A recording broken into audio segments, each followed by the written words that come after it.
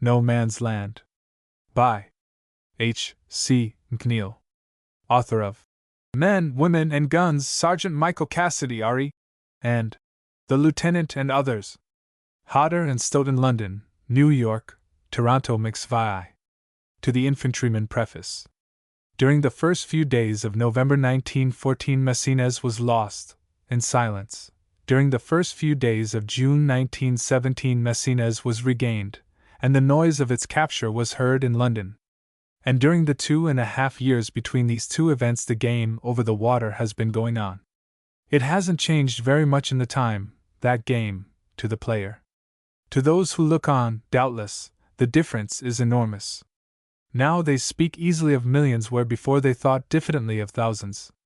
But to the individual, well, Messines is lost or Messines is won, and he is the performer.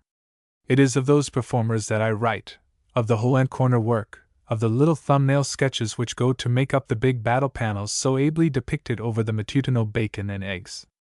And as one privileged to assist at times in that hole and corner work, I offer these pages as a small tribute to those who have done so far more than I, to the men who have borne the burden of the days, the months, the years, to the men who have saved the world, to the infantrymen. Part 1 The Way to the Land, Part 2 The Land, I. A Day of Peace 2. Over the Top 3. The Man Trap 4. A Point of Detail V. My Lady of the Jasmine 6. Morpheus 7. Bendigo Jones, His Tree 8. The Song of the Bayonet Part 3 Seed Time, I. The Seed 2. The First Lesson 3. An Impersonal Demonstration 4. Somewhat More Personal V. A Project and Some Side Issues 6. The Second Lesson and Some Further Side Issues 7. The Third Lesson and a Digression 8. The Third Lesson is Learned 9. And Other Fell on Good Ground. Part 4 Harvest. Part 1 The Way to the Land, I.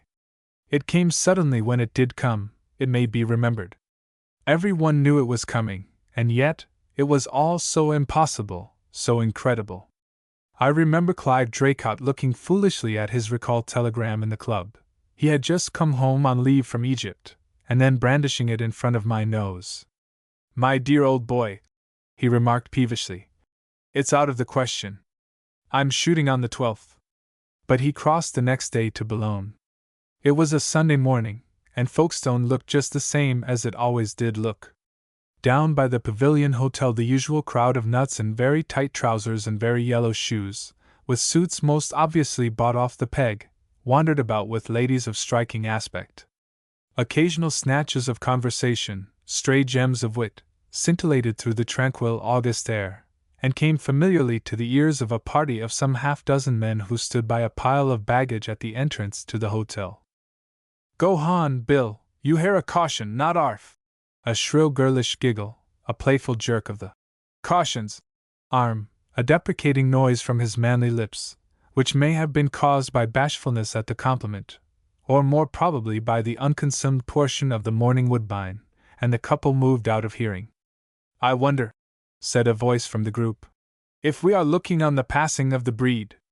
He was a tall, thin, spare fellow, the man who spoke, and amongst other labels on his baggage was one marked Khartoum.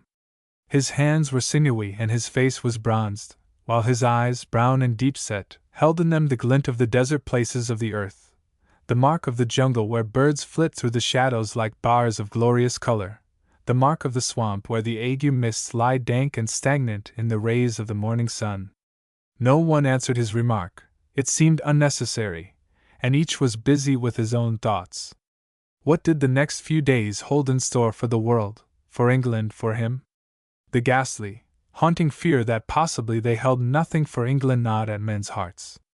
It would be incredible, inconceivable, but impossible things had happened before. Many must have felt that fear, but to none can it have been quite so personal, so hideously personal, as to the officers of the old army and the navy. To them it was as if their own honor were at stake, and I can see now a man opposite me almost sobbing with the fury and the shame of it when for a while we thought the worst. But that was later. Time to go on board, gentlemen. Almost as beings from another world, they passed through the noisy throng, so utterly inconsequent, so absolutely ignorant and careless. One cannot help wondering now just how that throng has answered the great call. How many lie in nameless graves, with the remnants of Ypres standing sentinel to their last sleep? How many have fought and cursed and killed in the mud-holes of the Somme? How many have chosen the other path, and even though they had no skill and aptitude to recommend them, are earning now their 3 and 4 pounds a week making munitions? But they have answered the call, that throng and others like them. They have learned out of the book of life and death. And perhaps the tall man with the bronze face might find the answer to his question could he see England today. Only he lies somewhere between Fleder and Metteren, and beside him are 20 men of his battalion. He took it in the fighting before the first battle of Ypres. I call it a bit steep. A man in the Indian cavalry broke the silence of the group who were leaning over the side watching the coast fade away. In England 2 days after 3 years of it, and now here we are again. But the sun being over the yardarm, what say you? With one last final look at the blue line astern, with one last involuntary thought, is it au revoir or is it goodbye? They went below. The sun was indeed over the yardarm, and the steward was a hospitable lad of cosmopolitan instincts. 2. It is impossible to guarantee a ticket to Marseilles. So the ticket vendor at Folkestone had informed them, and his pessimism was justified by future events. The fun began at the Gare du Nord. From what I have since learned, I have often wished since that my mission in life had been to drive a fiacre in Paris during the early days of August 14. A taxi conjures up visions too wonderful to contemplate. But even with the humble horse bus I feel that I should now be able to afford a piano, or whatever it is the multimillionaire munition man buys without a quiver. I might even get the missus a fur coat. Every living soul in Paris seemed obsessed with the idea of going somewhere else, and the chances of the stranger within their gates approached those of an icicle in Hades, as our friends across the water would say. Finally, in despair, Draycott rushed into the road and seized a venerable flea-bitten grey that was ambling along with Monsieur, Madame, and all the little olive branches sitting solemnly inside the cab. He embraced Madame, he embraced the olive branches. Finally, in despair, I believe he embraced Monsieur. He wept, he entreated, he implored them to take him to the Gare de Lyon. It was imperative. He would continue to kiss them without cessation and in turn, if only they would take him and his belongings to the Gare de Lyon. He murmured, Anglais, officier Anglais. He wailed the mystic word. Mobilization. Several people who were watching thought he was acting for the cinematograph, and applauded loudly. Others were convinced he was mad, and called for the police. But Monsieur, God bless him, and Madame, God bless her, and all the little olive branches, God bless them, decided in his favor, and having piled 2 suitcases and a portmanteau upon that creaking cab, he plunged into the family circle. It was very hot. He was very hot. They were very hot. And though Draycott confesses that he has done that familiar journey between the 2 stations in greater comfort, he affirms that never has he done it with a greater sense of elation and triumph. The boat train to Marseilles, he reflected complacently, if possible a bath first, anyway, a sleeper, a comfortable dinner, and Parlez, monsieur, la Gare de Lyon safe for me. Madame's voice cut into his reflections. As in a dream he extricated himself from tonight's supper and 3 sticky children, and gazed at the station. They were standing 6 deep around the steps, a gesticulating, excited mob, while at the top, by the iron railings, a cordon of soldiers kept them back. Inside, between the railings and the station, there was no one save an odd officer or 2 who strolled about, smoking and talking. Mechanically he removed his baggage and dumped it in the road. Mechanically he re-kissed the entire party. He says he even kissed the flea-bitten grey. Then he sat down on a suitcase and thought. It was perfectly true. The Gare de Lyon was shut to all civilians. The first shadow of war had come.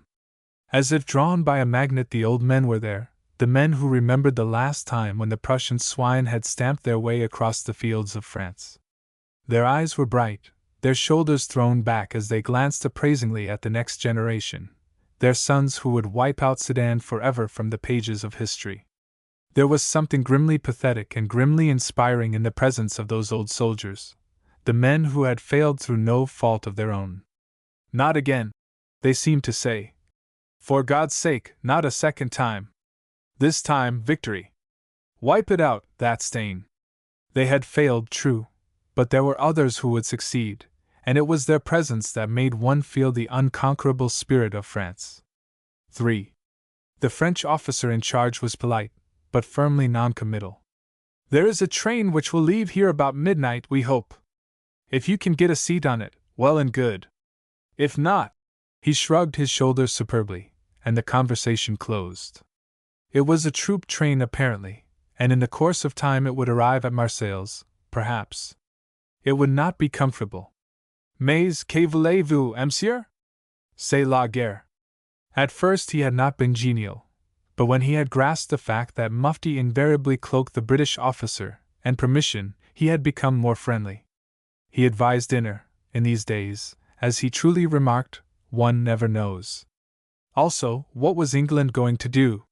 Fight, Draycott answered promptly, with an assurance he did not feel. Fight, mon colonel, c'est vie sans dire. C'est bien, he murmured and stood up. Vive l'Angleterre. Gravely he saluted, and Draycott took off his hat. Mon colonel, vive la France. They shook hands, and having once again solemnly saluted one another, he took the Frenchman's advice and went in search of dinner. In the restaurant itself, everything seemed normal. To the close observer there was possibly an undue proportion of women who did not eat, but who watched with hungry, loving eyes the men who were with them. Now and again one would look round, and in her face was the pitiful look of the hunted animal. Then he would speak, and with a smile on her lips and a jest on her tongue she would cover a heart that seemed like to burst with the agony of it. Inexorably the clock moved on, the finger of fate that was to take him from her. They had quarreled sans doute. Who has not? There had been days when they had not spoken.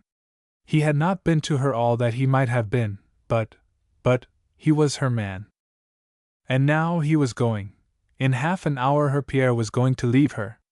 For him the bustle and glamour of the unknown, for her, the empty chair, the lonely house, and her thoughts.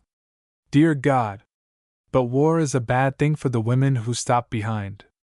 And on Draycott's brain a tableau is stamped indelibly, just a little tableau he saw that night in the restaurant of the Gare de Lyon. They came, the three of them, up the flight of steps from the seething station below, into the peace and quiet of the room, and a roar of sound swept in with them as the doors swung open. Threading their way between the tables, they stopped just opposite to where he sat, and instinctively he turned his head away. For her the half-hour was over, her Pierre had gone, and it is not given to a man to look on a woman's grief save with a catching in the throat and a pricking in the eyes. It is so utterly terrible in its overwhelming agony at the moment, so absolutely final, one feels so helpless. The little boy clambered onto a chair and sat watching his mother gravely. A gray-haired woman with anxious eyes held one of her hands clasped tight. And the girl, she was just a girl, that's all, sat dry-eyed and rigid, staring, while every now and then she seemed to whisper something through lips that hardly moved. Maman, a childish voice piped out. Maman. He solemnly extended a small and grubby hand towards her. Slowly her head came round, her eyes took him in, almost uncomprehendingly. She saw the childish face, the little dirty hand, and suddenly there came to her the great gift of the healer. Oh! Mon bébé, mon pauvre petit bébé! She picked him up off the chair and, clutching him in her arms, put her face on his head and sobbed out her heart.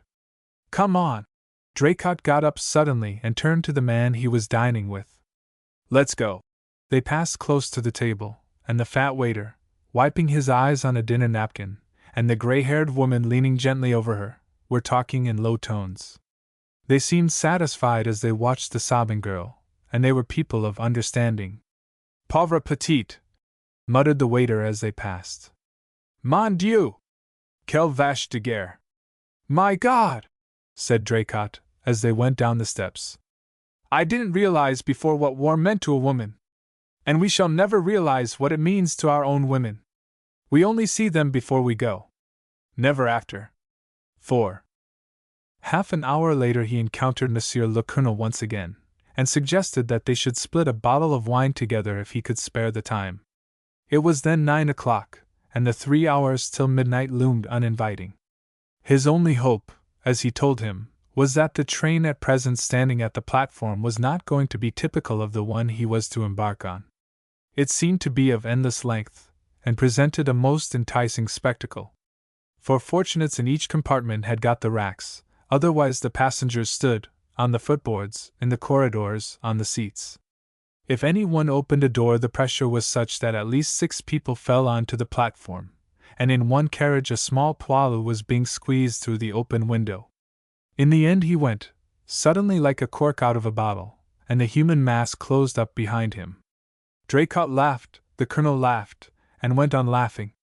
He laughed unrestrainedly, even as a man who enjoys a secret jest. At last, with some difficulty, he controlled his mirth. "Monsieur," he remarked gravely, but with twinkling eyes, "I fear your hopes are ill-founded. This is the midnight train." "Under those circumstances," Draycott murmured, with a ghastly attempt at mirth, "the wine is off. I must go and secure my sleeping berth. Have you ever seen a flypaper which has come to the end of a perfect day? Lumps of glutinous flies drop off on one's head, and still it seems as full as ever. It was the same with that train. Lumps of Frenchmen, permanently welded together, fell out periodically, unstuck themselves, and departed, only to return in a few moments with the long thin loaves of France and bottles of wine. Sometimes they got in again, sometimes they didn't, but they were happy, those poilus. What matter anything, bar killing the Boche? And that was the only thing in the air that night. In every carriage it was the same, until suddenly there came salvation. A horse-box, with 2 horses in it, and some grooms singing the Marseillaise, loomed out of the darkness, and into it the fed-up wanderer hurled his bag. Yet again did he embrace every one, including the horses, and then, overcome with his labors, he sank into a corner and laughed. And it was only when they had been under way for 2 hours that he remembered his 2 other bags, sitting alone and forlorn at the Gare de Lyon. It was a great journey that. The heat was sweltering, and they stopped at every station between Paris and Marseilles, generally twice, because the train was too long for the platform. And at every station the same program was repeated.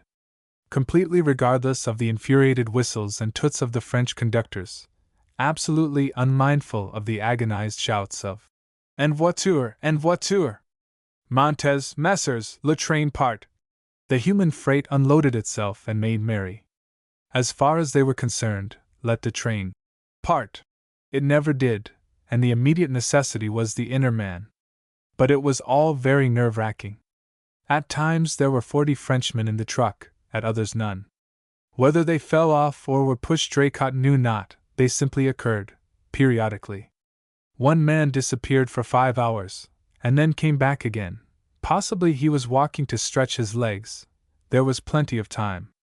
But to those who travel in trains de luxe, let me recommend a journey in a cattle truck, where, if one is lucky, one gets a front seat, and sits on the floor with legs dangling over the side, a bottle of wine in one hand, a loaf of bread in the other, and a song when the spirit is in one.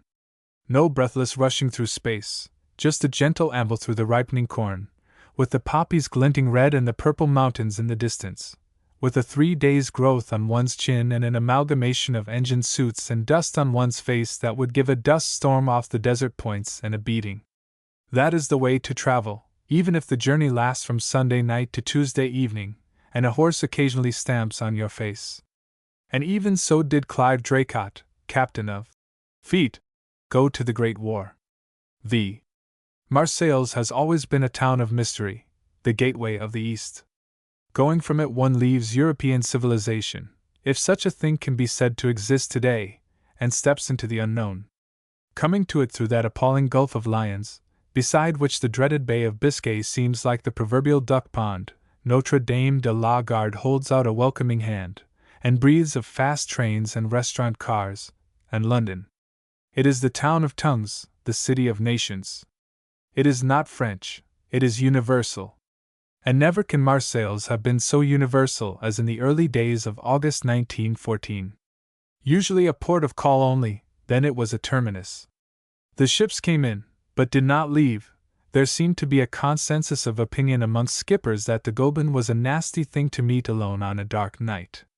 And so the overcrowded docks filled up with waiting vessels, while Lascars and Levantine Greeks, Singalese and Chinamen, jostled one another in the cafes.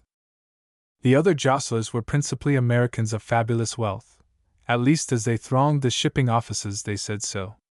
Also they were very angry, which is where they differed from the Singalese and Chinamen, who liked Marseilles and prayed to remain forever. But the Americans desired to return to God's own country, they and their wives and their sons and daughters. Moreover, they expressed their desire fluently and frequently. There is something stupendous about an American magnate insisting on his rights on a hot day, when he can't get them. It cheers a man up when he is waiting and wondering, and England is still silent. It was just as Draycott had made the unpleasant discovery that no longer did the weekly boat run from Marseilles to Tunis and thence to Malta, and was debating on the rival merits of a journey through Italy, and thence by Syracuse to the Island of Goats, or a journey through Spain to Gibraltar, and thence by sea, with luck, that a railway magnate entered and gave his celebrated rendering of a boiler explosion. It appeared, when every one had partially recovered, that he was the proud possessor of 10 francs and 3 sous. He also admitted to a wife suffering from something with a name that hurt, and various young railway magnates of both sexes. It transpired that the 10 francs and 3 sous had been laboriously collected from his ménage only that morning, that the youngest hopeful had wept copiously on losing her life's savings, and further, that it was the limit of his resources. He had letters of credit, or something dangerous of that sort, to the extent of a few million. He was prepared to buy the whole Wandonki country by a stroke of the pen, but, in hard cash, he had 10 francs and 3 sous. It was pathetic, it was dreadful. An American multimillionaire, one of those strange beings of whom one reads, who corner tintacks and things, and ruin or make thousands with a word, reduced to 10 francs and 3 sous. For not another cent piece did America's pride obtain, not another so to add to the 3. Politely, firmly, a harassed clerk shooed him away. No, he could not tell him when the next boat would sail, perhaps tomorrow, perhaps in a fortnight. He did not know, and he did not care how he proposed to live during that period, and he had no intention of furnishing him with any money to do it with. He had definite orders from his firm, no checks cashed under any circumstances whatever. He was sorry the gentleman didn't like Marseilles, or war, or France, or him personally. He regretted deeply that the gentleman's wife liked peaches with every meal, and hoped he managed all right on his 10 francs. And then came the interruption. They crowded to the door, and watched them coming. Occasionally a cheer rang out, but for the most part they came in silence, passing through the ranks of people that lined the road each side.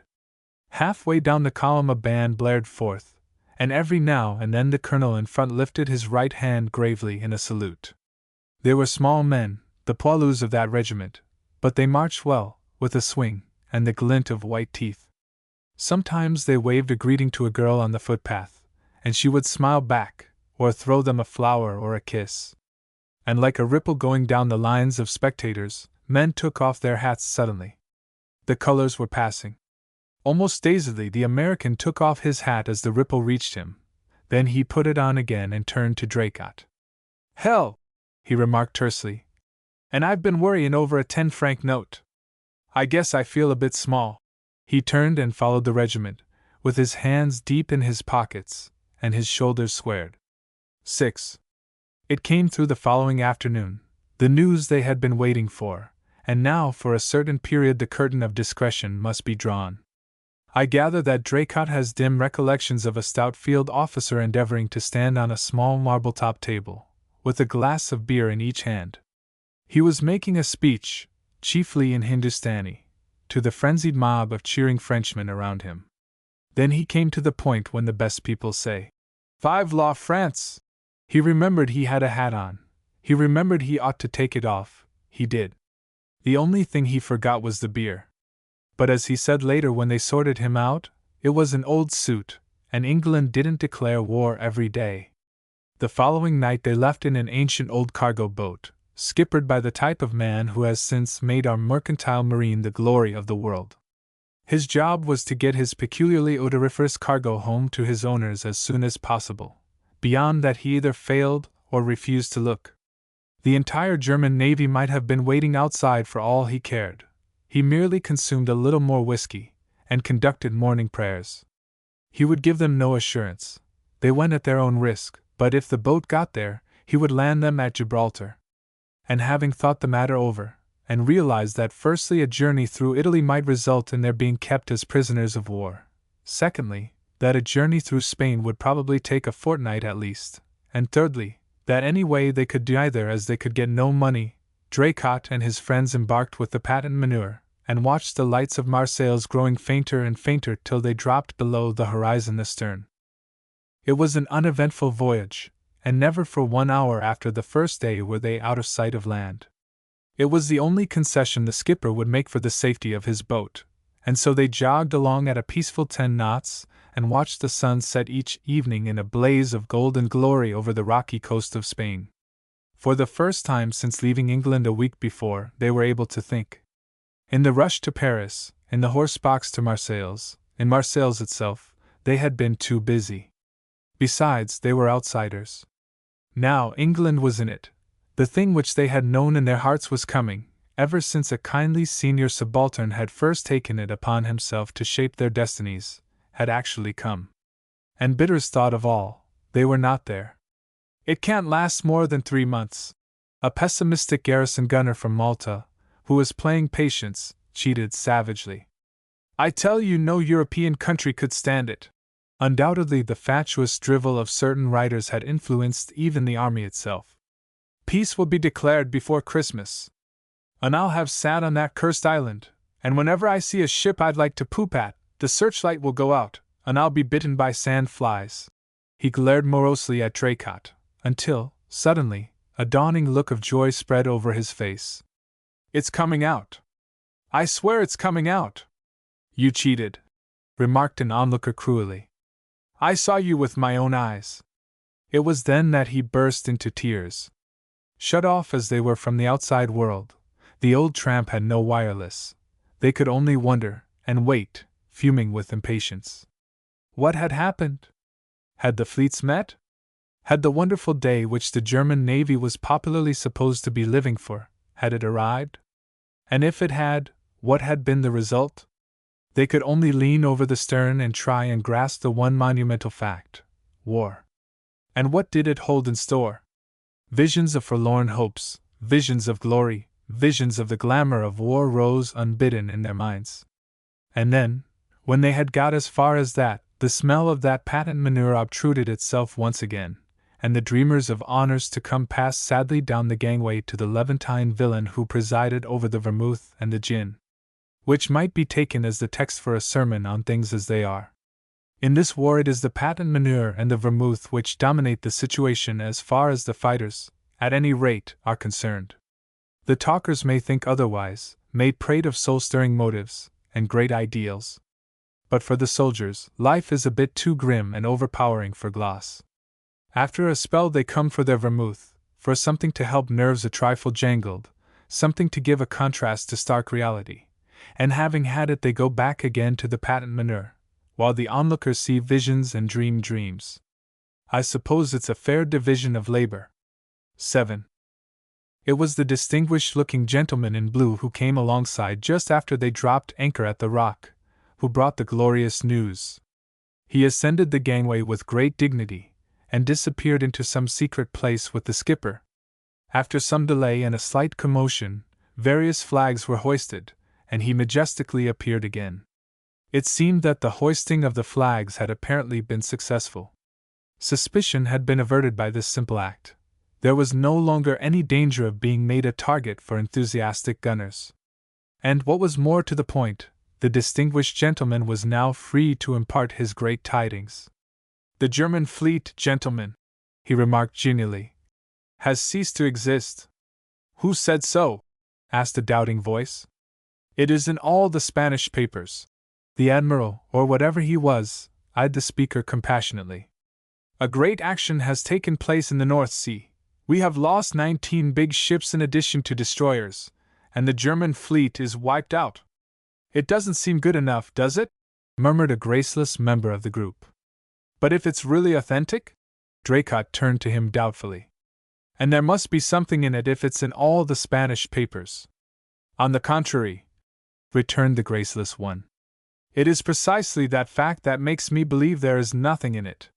The remark seemed conclusive, and yet so detailed was the information all over Gib, so definite the lists of vessels sunk on each side, that even intelligent scorps, as the inhabitants of the place are known, were impressed.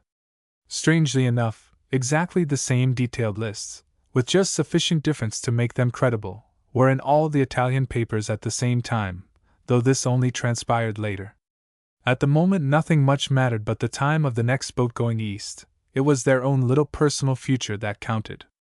A naval battle, yes, perhaps, 19 ships down, the German fleet as well, 50 or 60,000 men, gone, finished, wiped out. And yet it was the next boat they wanted to know about. Callous? I think not, merely a total incapability to realize a thing so stupendous. It has been the same all through the war. The tragedies have been too big for human minds to grasp. It is the little things that tell, the isolated thumbnail impressions that live in one's mind, and will go with us to the grave. The one huddled form lying motionless in the shell hole, with its staring, sightless eyes, the one small, but supreme sacrifice, that is the thing which hits harder than the Lusitania, or any other of the gigantic panels of the war. The pinpricks we feel, the sledge-hammer merely stuns. And the danger is that those who have felt the pinpricks may confuse them with the sledge-hammer, may lose the right road in the bypaths of personal emotion. War means so infinitely much to the individual means so infinitely little to war. Only it is sometimes hard to remember that simple fact. 8. It was from the top of the rock that they watched their evil-smelling boat depart, to plug on northward up the home trail, unperturbed by naval battles or rumors thereof. And it was from the top of the rock they first saw the smoke of the P&O, outward bound, on which they were destined to complete the journey. Below lay the bay, dotted with German and Austrian ships caught on the high seas at the outbreak of war. A destroyer was going half-speed towards the Atlantic. A cruiser lay in dock, her funnels smoking placidly. Out towards Algeciras an American battleship, with her peculiar steel trellis turrets, was weighing anchor, and in the distance, across the straits, Africa, rugged and inhospitable, shimmered in the heat haze of an August day. So long! The gunner subaltern waved a weary hand from his point of vantage, where he was inspecting life with a telescope. There's your barge, but she won't leave till tomorrow. If this goes on for much longer, my nerves will give way under the strain. The excitement is too great. It appears that Draycott had forebodings even before he got on board that P&O. Since then she has become almost historic amongst those of the regular army whose abode at the beginning of the war was overseas. Save for the fact that no one was playing the harmonium, or any other musical instrument, the appearance of her decks as they came alongside was reminiscent of one of those delightful pleasure steamers on which one may journey, at comparatively small cost, up and down the Thames. A seething mob of people, almost exclusively composed of the male sex, glared furiously at them and one another, but principally at them, as they came up the gangway, and departed in search of the purser. All the stairs down to the dining saloon were occupied by morose passengers, and an enlivening altercation was in progress between two elderly gentlemen of ferocious aspect anent the remnants of what had once been a cushion. A mild-looking being, closely clutching a tired deck-chair, was descending to the dining saloon, where infuriated men were loudly thumping the tables. "Good heavens, gentlemen! What do you want?" A haggard purser peered at them from his office. "Berths!" He broke into a shout of maniacal laughter, and then pulled himself together. "The 14th stair leading to the engine room is not taken, but there's an exhaust pipe passes under it, and it becomes too hot to sit on. There is room for 2 in a coal bunker which should be empty by tonight, otherwise the hold, if you can find room." "But what's all the trouble?" they queried peevishly. "Surely." "Trouble!" The purser swallowed hard. "We have on board 84 generals, 220 colonels, and 1,891 whatnots of junior rank. They have all been recalled from leave, they have all come by this boat. The 18th breakfast is now being served, perhaps." With a dreadful cry he seized the brandy bottle, while they faded slowly and sadly away. There are things too terrible for contemplation. It was a wonderful trip, that final stage to the halfway house of Malta. There was the dreadful incident of the short-sighted subaltern who got into a full colonel's bed by mistake, when that worthy officer had just gone down on 4 no trumps redoubled. In vain to point out the similarity of engine-room gratings, in vain to plead short sight. The subsequent scene lingered in the memory for days. There was the case of the sleepwalker, who got loose in the hold, and ambled heavily over 400 infuriated human sardines, till he finally fell prostrate into what was apparently the abode of spare china. Last but not least there was the dreadful case of the Major General's bath. Of this Draycott speaks first-hand. He, personally, was an awestruck spectator. Now the question of baths on that boat was not one to be trifled with. The queue for the pit of a popular play was as nothing to the procession that advanced to the bath in the morning. And the least penalty for sharp practice with regard to one's turn was death. Into the bathroom, then, prepared for him by a perspiring Lascar, the Major General stepped. At the time Draycott did not know he was a Major General. He was just a supreme being resplendent in a green silk dressing gown. The door closed, only to open again at once. "I have forgotten my sponge," he announced. "I shall not be a moment."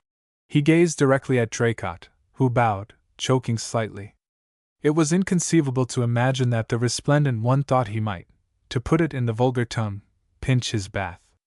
By nature he was a timorous individual, and that green dressing gown, ye gods! Perished the thought. It was while he waited humbly that the catastrophe occurred. Advancing magnificently came a second being, still more resplendent, in a purple dressing gown, and he was complete, with towel, sponge, and soap. His eye would have impaled a London taxi driver, and scenting trouble, the Lascar made himself scarce. "It is preposterous to keep people waiting in this manner," he boomed. "Perfectly monstrous." The next moment the door was shut and bolted, and Draycott followed the Lascar's example. Just in time, Green dressing gown was returning with his sponge. In official parlance, a general action seemed imminent. It opened with the crash of heavy artillery in the shape of strange and loud expletives of an Indian nature, to be followed immediately by an attack in force on the hostile position. This resulted in a sanguinary repulse, and the attacking party hopped round, apparently in pain, nursing a stubbed toe. The temporary setback, however, seemed only to raise the morale of the force, and after a further heavy bombardment of a similar nature to the one before, a succession of blows were delivered in rapid succession at all points along the front, which suddenly gave way and the victor was precipitated in some confusion, but triumphant, upon the floor of the captured position. How true it is, that great utterance of our handbooks on war! Every leader must bear in mind the necessity of immediately consolidating a newly won position, in order to resist the counterattack of the enemy, which sooner or later is bound to be launched. In this case it was distinctly sooner. With a loud shout the defending troops arose from a recumbent position, to wit, the bath, and with deadly accuracy launched the contents of a large bucket of hot water upon the still prostrate foe. "What is the meaning of this monstrous intrusion?" The battle cry of the purples rang through the quivering air. "You scoundrel! You impudent scoundrel!" With a loud spluttering noise the Greens got up and assumed a belligerent attitude. "You miserable villain! That is my bath. How dare you, throw water over me? Do you know what I am, sir? I am a Major General, sir, and I shall report your infamous sea conduct to the captain. And I, sir," howled his opponent, "will have you put in irons. I will have you chained to the crow's nest, if they have one on board. Keel-hauled, sir, amongst the barnacles and things. Aye, sir, I am a lieutenant general." Draycott was still slightly dazed when he landed in Malta. 9.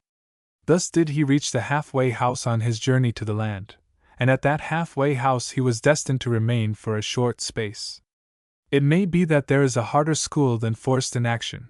If so, I have no desire to become a pupil. Those are your orders.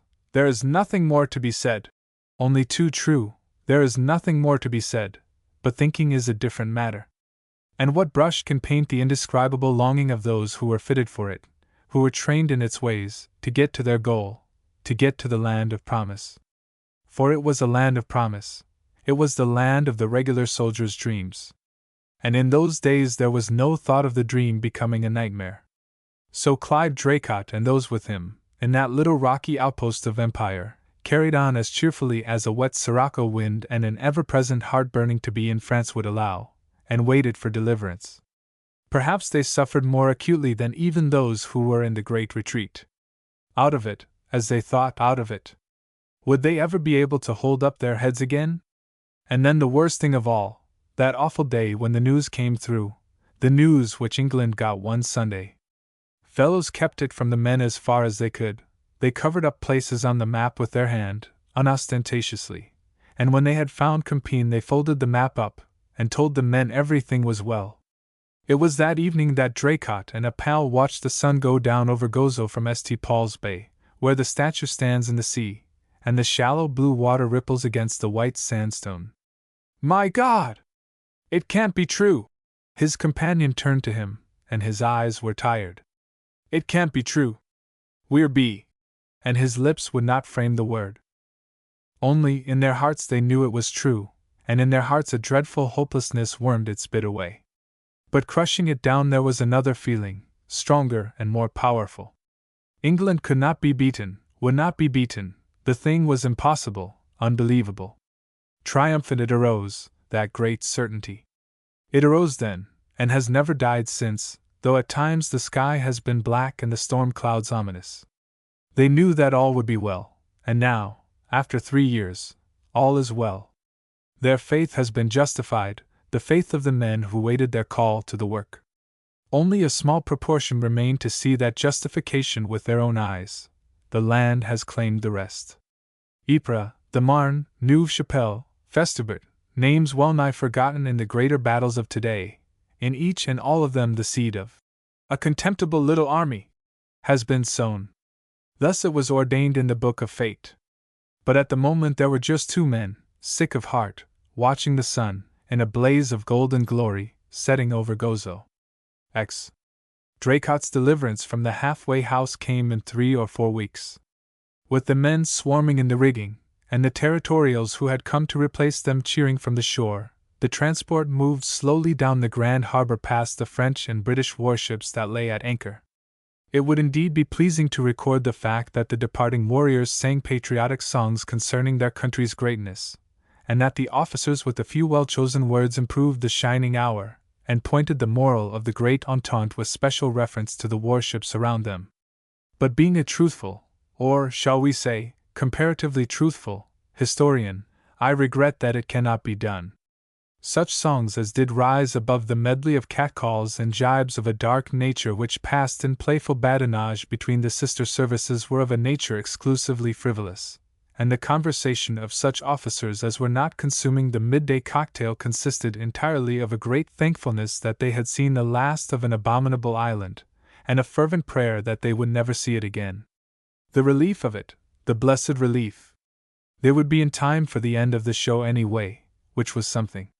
They were not going to miss it all. They would be able to look their pals in the face after it was over.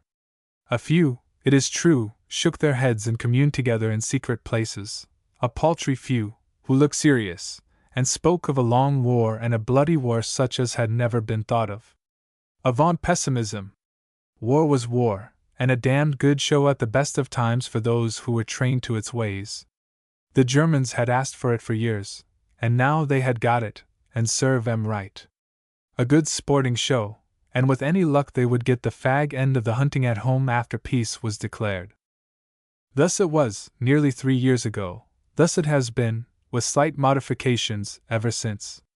A nation of sportsmen going merrily forth, with the ideal of sport as their guide, to fight a nation of swine, with the ideal of fowling as theirs. And so the world wags on in its funny old way, while the gods laugh, and laugh, and laugh. 11. On the boat Draycott hardly realized. For the first week of the 3 he spent in England he hardly realized. He was too excited. He was going out, that was all that mattered, until one morning his eyes were opened to his personal case. It is easy to see things where others are concerned, but in one's own case.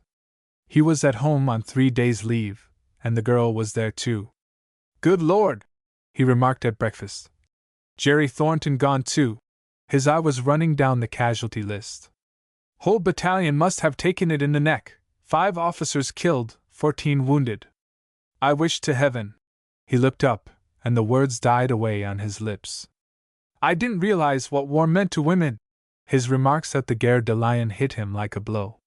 For he had seen the look in the girl's eyes. He had seen the look in his mother's.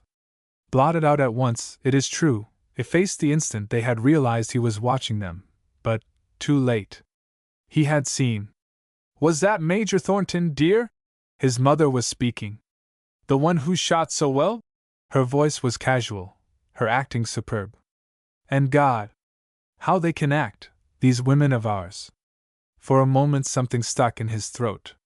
He saw just such another breakfast room, with a woman staring with dull eyes at the laconic name in the paper, a name which so baldly confirmed the wire she had had 3 days before. Stunned, still dazed by the shock, she sat silently, apathetically. As yet she could hardly feel the blow which fate had dealt her. In time perhaps, just now, well, it couldn't be. There must be some mistake.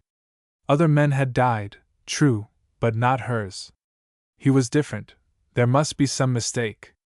For each and every name in that list Clive Draycott of a sudden realized the same thing was occurring. And then he saw it, personally. He felt it, personally. He realized that it concerned him, personally. Those other women had looked, just as had his mother and the girl, a few weeks ago. Those other women had laughed, and joked, and asked casual questions to cover their true feelings, just the same. Those other women had been through it all, and we only see them before we go, never after. In the theater, at the restaurant, playing the fool with us, dancing with us, then we see them. Afterwards, when the train has gone and we are looking out of the window or talking with the man opposite, then we do not see them. And it is just as well. Mon Dieu! Quelle vache de guerre! Something of all this did Draycott feel at that moment, something which caught him, and shook him and mocked him. Something which whispered, "You ass, you wretched ass! You think it's you who will suffer, you think it's you who will be acclaimed a hero! Fool! Your sufferings, your achievements, whether you live or die, are as nothing to those of these 2 women. You may wear the cross for a moment's heroism, they bear it all the time. And they get no praise, they just endure." Yes, something like that struck him for the first time as being personally applicable to himself. And having looked thoughtfully out of the window for a moment, he laughed gently, and then he spoke. "That's the fellow," he remarked quietly. "And if the tea ain't cold, I'll take another dish.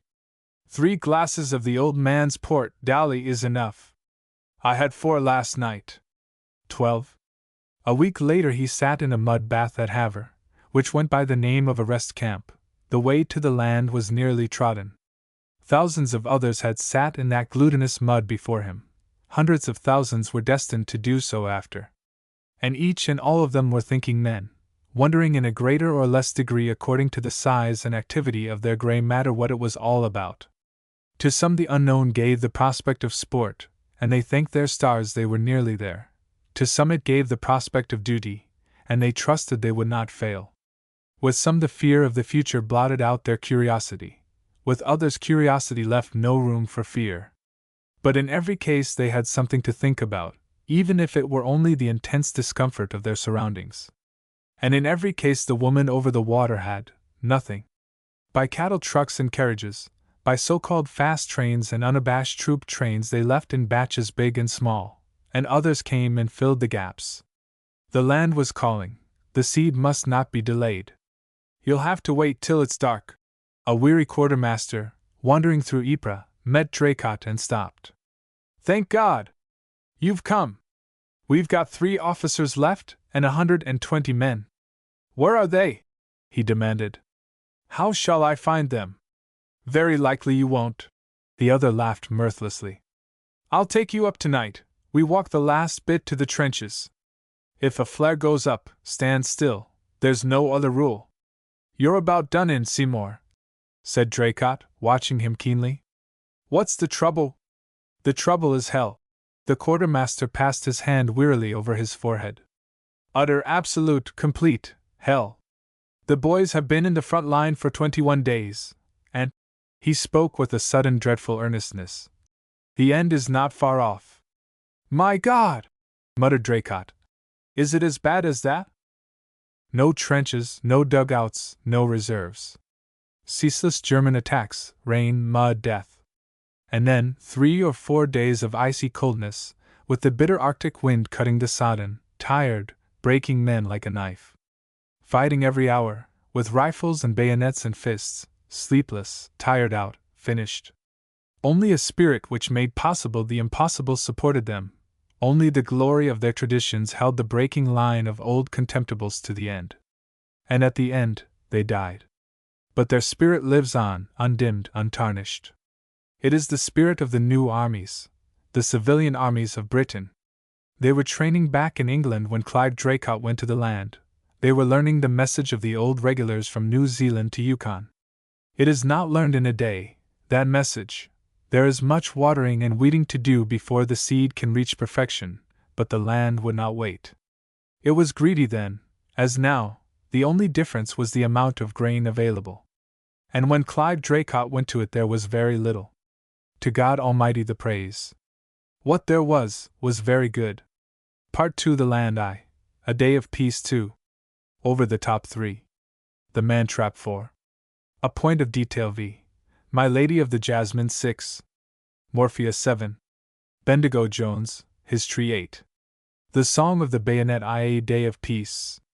For the 14th morning in succession I rise to a point of order. Why is there no marmalade? The doctor glared round the breakfast table. I perceive a pot of unhealthy-looking damson, and a tin of golden syrup, the greater part of which now adorns the infant's face. Why is there no marmalade? Could I remind you that there is a war on 2 miles up the road, my splay-footed bolus booster? With a grand rolling of his R's, the man who had driven a railway through the Rocky Mountains, and who now boasted the badges of a subaltern in His Majesty's Corps of Royal Engineers, let drive. Ye come to live with us much against our will, because you're a poor homeless wanderer. All dressed up and nowhere to go, broke in the doctor mournfully. You come to live with us, I say, went on the Scotchman, and then do nothing but criticize our food and our morals. Heaven knows they both need it. Pass me what's left of the syrup, little one. Scrape the rest of it off your chin, my cherub, and wrap it up in a handkerchief and take it up to the trenches with you. Your viewy woulda. The junior subaltern adjusted the balance in the matter of the letter R with the Scotchman. 2 months ago he had been at home. In peacetime he would still have been at school. But of such mixtures is the present British Army made. It's my face. As a statement of fact the remark left nothing to be desired. As a statement of expediency, when other infants were present, the same cannot be said. Words, in fact, were trembling on the tongue of a veteran of 6 months when the CO came suddenly into the room. Bring me an egg, he shouted to the mess waiter in the kitchen next door. Listen to this, my bonny boys. He produced a paper from his coat pocket and sat down at the table. Secret. A large object has fallen beside the sap leading out to Vesuvius crater.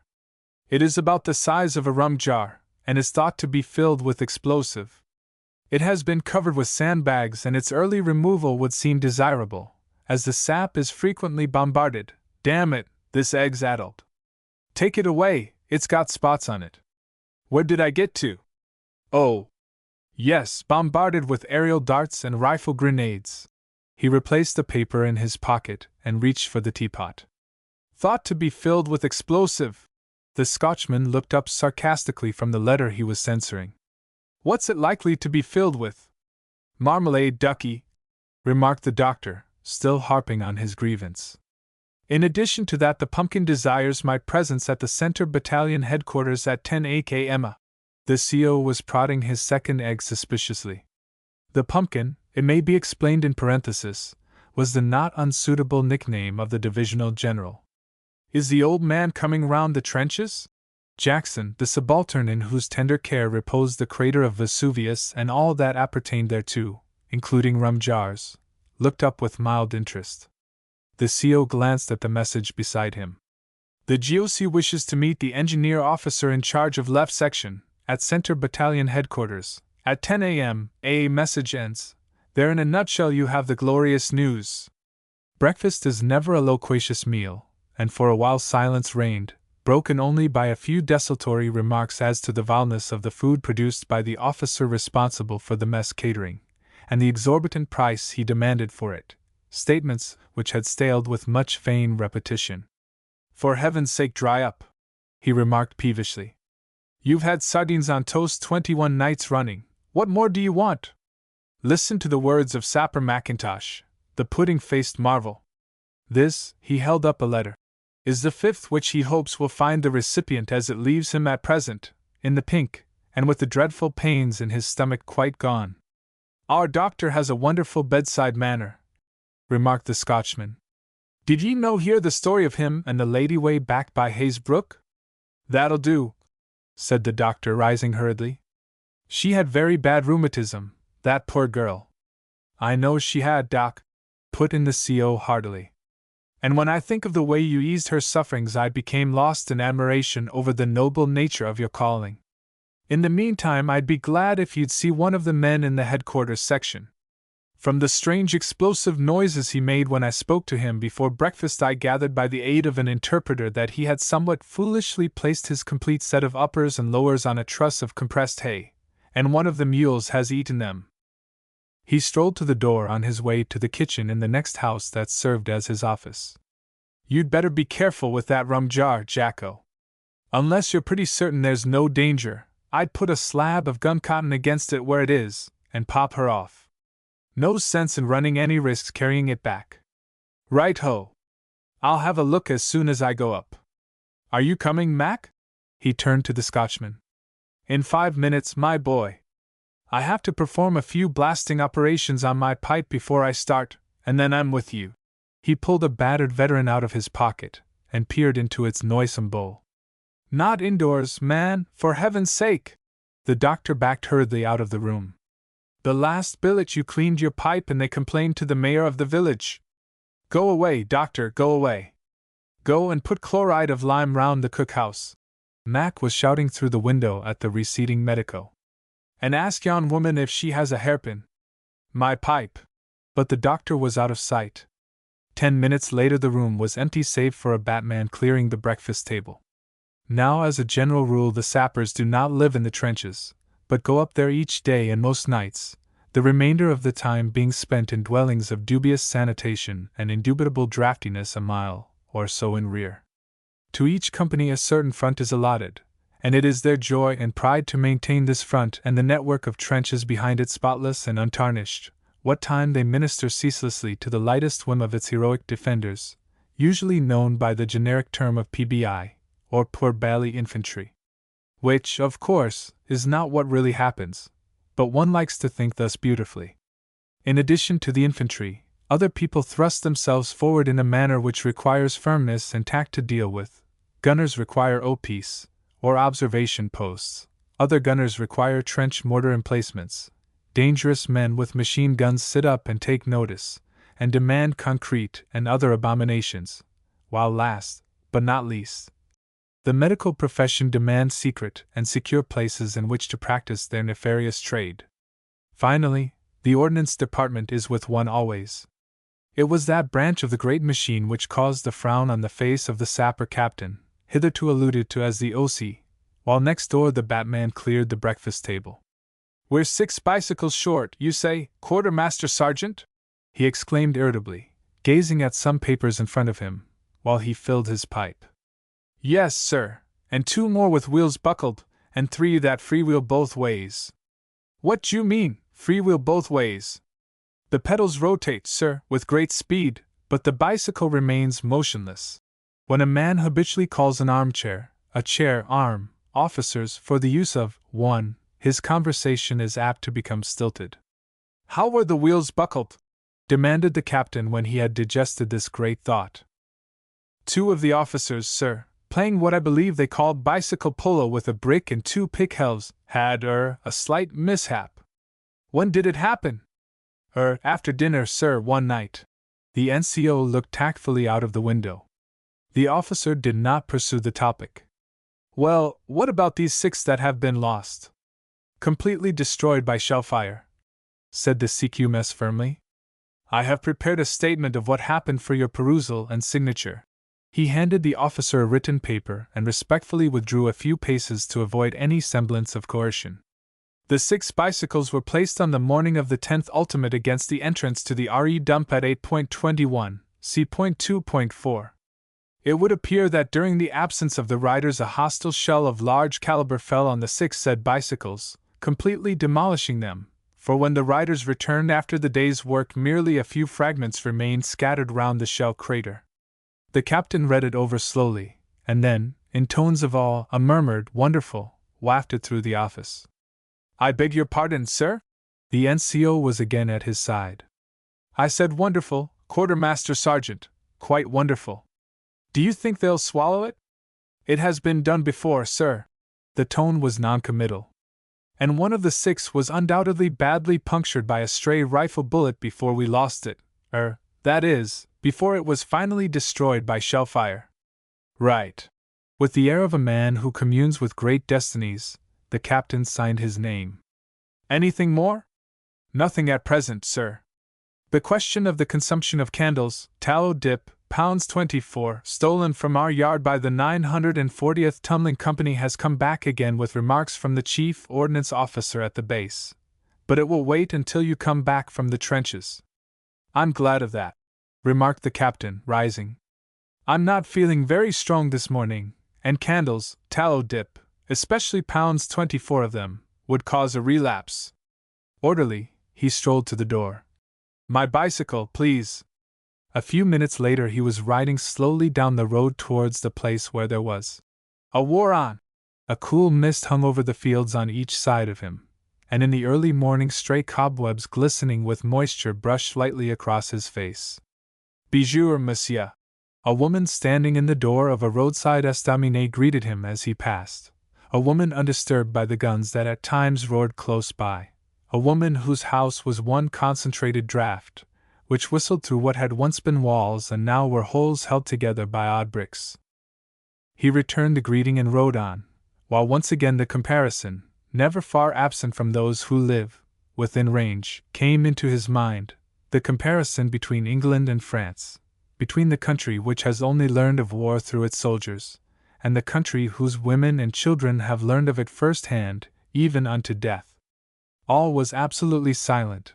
The peace and glory of a summer's morning hung over everything, while the smell of the wet clover came faintly to his nostrils.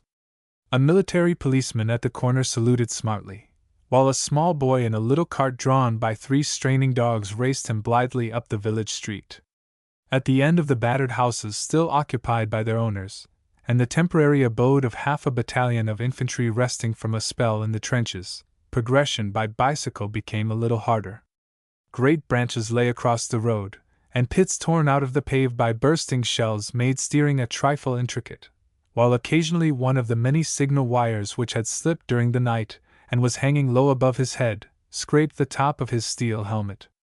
Once more the familiar "Bonjour, monsieur," this time from an old dame who sat day in day out in a corner, under a wall selling chocolate. Just above her head, so that by raising her arm she could have touched it, the nose of a dud German shell poked out from the brickwork. Ruin, desolation, and shrouding it all the cool damp mist of 7 o'clock in July. "The very man!" A voice hailed him from behind, and a gunner subaltern materialized. "Are you going up the line?" "I am at once." The sapper placed his bicycle against a heap of sandbags. "What does my dear one desire?" "The accursed Hun placed 2 large obuses into the Ritz yesterday afternoon. What do you propose to do about it?" They were strolling slowly through the sopping grass. "Nothing, if I can possibly avoid it," answered the sapper firmly. "You select for an OP the most prominent house in the locality, put a signal on the top of it with a large flag, wait till midday, when the sun is at its brightest, and then send a message back that the bully beef is bad." "You laddie," interrupted the gunner, "desist. All that you say is true and more, but we must stick to the Ritz if we can." It commands a soul-inspiring view of the trenches behind that new crater in a way we can't get from anywhere else. What I want you to do is to cover the cellar with boards. Yesterday the second shell knocked 2 men insensible, and they fell backwards into it. As they nearly drowned, it will be obvious, even to your intelligence, that it contains, amongst other things, water. Moreover, the water is deep and stinketh. If, therefore, my brainy confrere, you will authorize me to draw planks 12, I myself will cover yon hole with my own fair hands. The cadaverous gentleman at your store, whose face has been passed over by some heavy body, proved both unsympathetic and suspicious this morning when I asked him for them. Wherefore, if you will sign. He held out a book to the sapper. Please issue bearer with 12 planks 9 inch by 2 inch, length 6 feet. The sapper glanced at the page and signed. There you are, James. Tell him to get them cut for you. I was going to, dearie. How marvelously your brain grasps the importance of these trifling details. Are you passing the Ritz by any chance? If so, tell my warriors to come down to the store. Aren't you coming up? No, it's too light. I have to be careful whom I'm seen with. He turned back and was quickly lost in the white mist, though for some time afterwards the faint strains of musical items selected from the Bing Boys followed the sapper as he walked on. Occasional voices came mysteriously from apparently nowhere, as a party of men went up one of the deep communication trenches close by him, a trench invisible in summer until you actually stood over it, for the long rank grass hid everything, grass splashed with the red of great masses of poppies, and the white of the daisies, with odd little patches of blue cornflowers and borage, and buttercups glinting yellow. Just rank luxuriant vegetation, run wild, untouched for more than a year.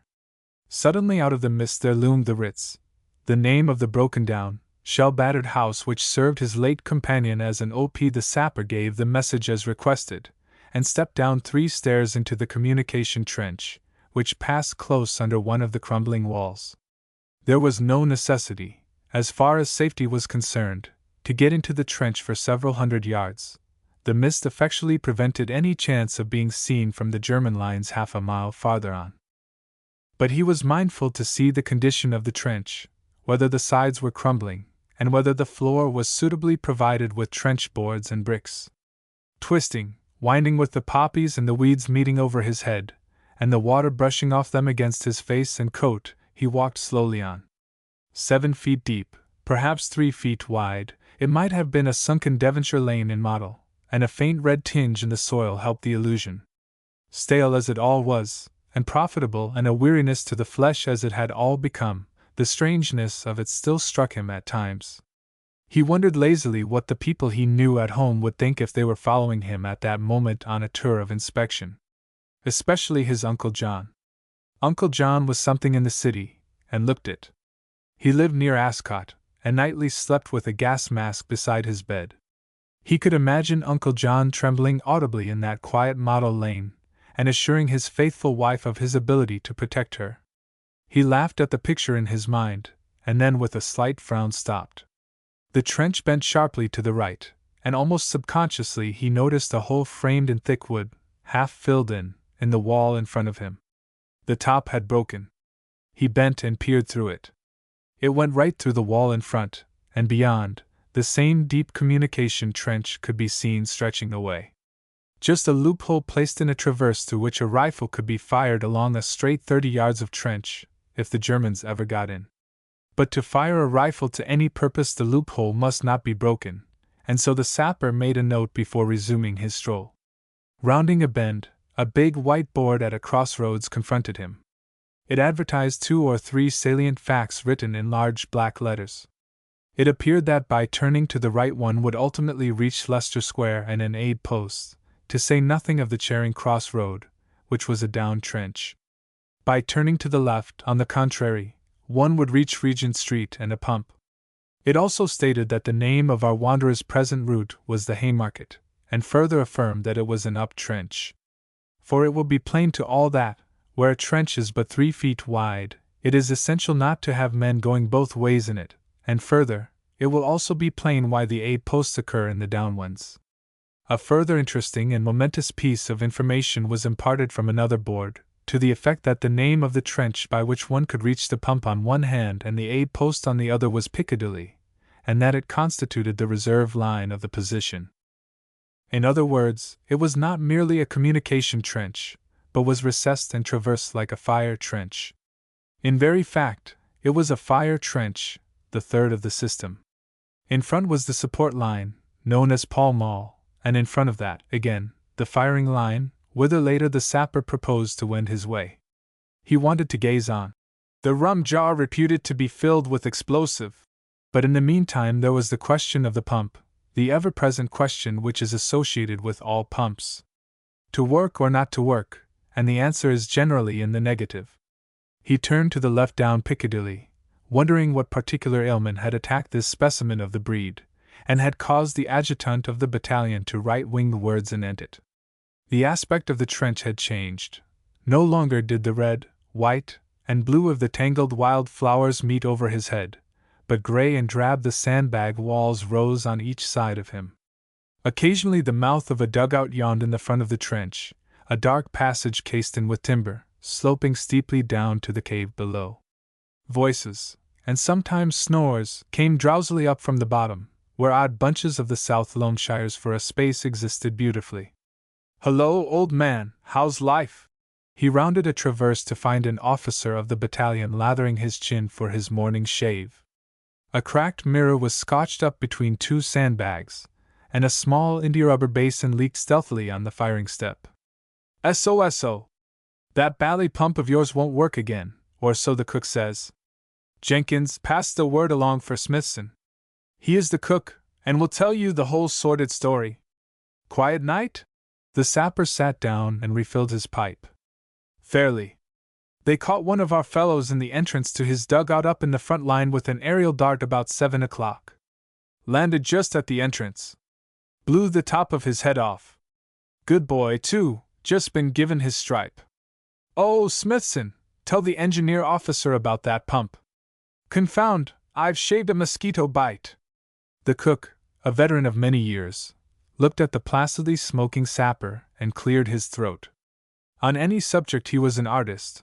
On pumps and the deficiencies of Ally Sloper's cavalry, as the ASC is vulgarly known, he was a genius.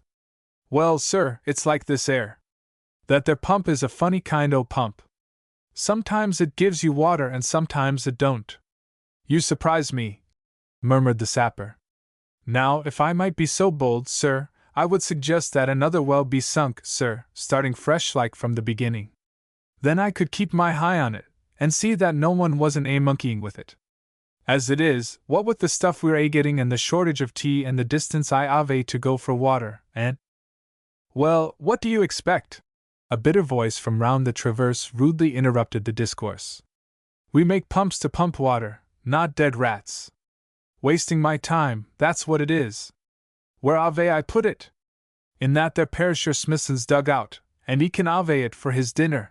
The plumber previously sent up on receipt of the adjutant's note came round the corner, and seeing his officer, stopped and saluted. "That there pump's all right, sir. There was a dead rat in it. They will leave the cover off the well." He perceived the horrified Smithson, and fixed him with the frozen eye. "Right. Then you can rejoin your section." The sapper rose, the plumber departed, the cook faded away, and for a space there was silence. "Damn that fellow Smithson, he's the limit!" The infantry officer laughed. "I'll rend him for this. Sometimes it gives you water, and sometimes it don't," remarked the sapper pensively. "Last time it was a sock. Bye. I hope he'll enjoy his dinner." He followed the plumber back along Piccadilly, composing in his mind a suitable answer to the message of despair from the adjutant. "With ref. to your min of yesterday, I would suggest that a larger flow of somewhat purer water would be available if the practice of inserting deceased rodents in the delivery pipe was discontinued forthwith. I am fully alive to the fact that what the eye does not see the heart does not grieve about, and I realize that, viewed from that standpoint only, the grave of the little animal in question could not well be improved on. I also realize that it adds that flavor to the tea which is so sought after by the true connoisseur. But desiring to view the matter from the clearer vantage point of an unbiased onlooker, I venture to suggest. His meditations were interrupted by a procession of gunners, each carrying on his shoulder an unpleasant-looking object which resembled a gigantic dumbbell with only one blob on the end, a huge spherical cannonball on a steel stalk. They were coming from Leicester Square, and he met them just as they turned up the Haymarket. Waiting until they had all gone by, he followed on in the rear of the party, which suddenly turned sharp to the left and disappeared into the bowels of the earth. "Number 7," murmured the sapper to himself. "I wonder if the officer is new?" He turned to a bombardier standing at the entrance to the passage. "Is your officer here?" "He's down below, sir." The man drew to one side, and the sapper passed up a narrow, deep trench and went, down below, to the trench mortar emplacement, a cave hewn out of the ground much on the principle of an ordinary dugout. But there were certain great differences, for half the roof had been removed, and through the hole thus formed streamed in the early morning Sunday a screen of rabbit wire covered with bits of grass, lying horizontally over the open hole when the gun was not firing, helped to conceal it from the prying eyes of Hun aeroplanes. Let into the ground and mounted and clamped to a stand was the mortar itself, while beside it sat a very young gunner officer, much in the attitude of a mother beside her firstborn. He was obviously new to the game, and the sapper surveyed him with indulgent eye. "Good morning." The gunner looked up quickly. "I'm the sapper officer on this bit of line. You've just come in, haven't you?" "Yes, early this morning. Everything seems very quiet here. From 4 till 8 or 9 it's always peaceful. But I don't know that you'll find this spot very quiet once you start pooping off. This particular emplacement was spotted some 2 months ago by the wily Hun, and he got some direct hits on it with small stuff. Since then it hasn't been used. There are lots of others, you know." "I was ordered to come to this one," answered the boy doubtfully. "Right-o! My dear fellow, it's your funeral. I thought I'd just let you know. Are you letting drive this morning?" "Yes, as soon as I get the order to fire." The boy was keen as mustard, and, as I have said, very young, just another infant. He had not long to wait, for hardly were the words out of his mouth when a sergeant came in. "Captain's compliments, sir, and will you fire 2 rounds at G10C 54?" Rapidly and without confusion the men did their appointed jobs. The great stock slithered down the gun, the bomb, big as a football, filled with high explosive, was fixed with a detonator, the lanyard to fire the charge was adjusted. Then every one cleared out of the emplacement, while the sapper took his stand in the trench outside. "Let her rip." The lanyard was pulled, and with a muffled crack the huge cannonball rose into the air, its steel stalk swaying behind it. Plainly visible, it reached its highest point, and still wobbling drunkenly went swishing down onto G10C 54, or thereabouts. A roar and a great column of black smoke rose from the German lines. Almost before the report had died away, the gun was sponged out, and another inebriated monster departed on its mission. But the sapper was already some way up the Haymarket. It was not his first view of a trench mortar firing. A vicious crack from a rifle now and then broke the stillness, and proclaimed that the sun was clearing away the morning mist, and that rest time was nearly over, while the sudden rattle of a machine gun close by him, indulging in a little indirect fire at a well-known Hun gathering place 1,000 yards or so behind their lines, disturbed a covey of partridges, which rose with an angry whirring of wings. Then came 4 of those unmistakable faint muffled bursts from high above his head, which betokened an aeroplane's morning gallop, and even as he automatically jerked his head skywards, with a swishing noise something buried itself in the earth not far away. It is well to remember that even Archibald's offspring obey the laws of gravity, and shells from an anti-aircraft gun, burst they never so high, descend sooner or later in the shape of jagged fragments, somewhere. And if the somewhere is your face, upturned to see the fun. The sapper, with the remembrance fresh in his mind of a pal looking up in just such a way a week before, quickly presented the top of his tin hat to the skies, and all that might descend from them. There had been that same swishing all round them as they stood watching some close shooting at one of our own planes. He recalled the moment when he cried suddenly, "Jove! They've got him!" He had turned as he spoke to see the officer with him, slipping sideways, knees crumpling, body sagging. "Good God! Old man, what is it? The question was involuntary, for as he caught the limp figure, he knew. The plane was all right, the German shells had not got it, but a piece of shrapnel, the size of a matchbox, had passed through that officer's eye and entered his brain. He had laid him on the firing step and covered his head, or what was left of it. He reached Pall Mall, to be once again confronted with a large white notice board. To the right were Boyo 93 and 94, to the left, 91 and 90. Straight on to the front, 92 led to the firing line. With his ultimate destination Vesuvius crater and the rum jar in view, he turned to the right and walked along the support trench. It was much the same as Piccadilly, only being 1 degree nearer the front, it was 1 degree more warlike. Boxes of bombs everywhere, stands for rifles on the firing step, which held them rigidly when they fired rifle grenades, and every now and then a row of gray-painted rockets with a red top, which in case of emergency send up the colored flares that give the SOS signals to those behind. Also men who slept and ate and shaved and wrote and got bored. A poor show is trench warfare. Look out, sir! They've knocked it in just round the corner last night with trench mortars. A sergeant of the South Loamshires was speaking. Having a go at Laburnum Cottage, I'm thinking. What, that sniper's post? Have you been using it? One of our men in there now, sir. He saw an Alman go to ground in his dugout half an hour ago through the mist, and he reckons he ought to finish breakfast soon and come out again. The sapper crawled on his stomach over the debris that blocked the trench and stopped at the entrance to Laburnum Cottage, officially known as Sniper's Post No. 4. In a little recess pushed out to the front of the trench, covered in with corrugated iron and surrounded by sandbags, sprawled the motionless figure of a lance corporal. With his eye glued to his telescopic sight and his finger on the trigger of his rifle, he seemed hardly to be breathing. Suddenly he gave a slight grunt, and the next instant, with a sharp crack, the rifle fired. Get him? Asked the sapper. Dunno, sir, answered the sniper, his eyes still fixed to the telescope. 300 yards, and he ducked like L. It wasn't far off his nibs, but one can't tell for sure. He got down and stretched himself. I've waited half an hour for the perisher, too, without no breakfast. He grinned and scrambled over the broken-down trench to remedy the latter deficiency, while once more the sapper walked on. No need with this particular regiment to suggest rebuilding the broken-in trench. It would be done automatically, which cannot be said of them all. At last he reached Boyo 94, and turned up towards the firing line. 20 yards from the turn a mass of barbed wire crossed the trench above his head, the barbed wire which ran in front of the support line.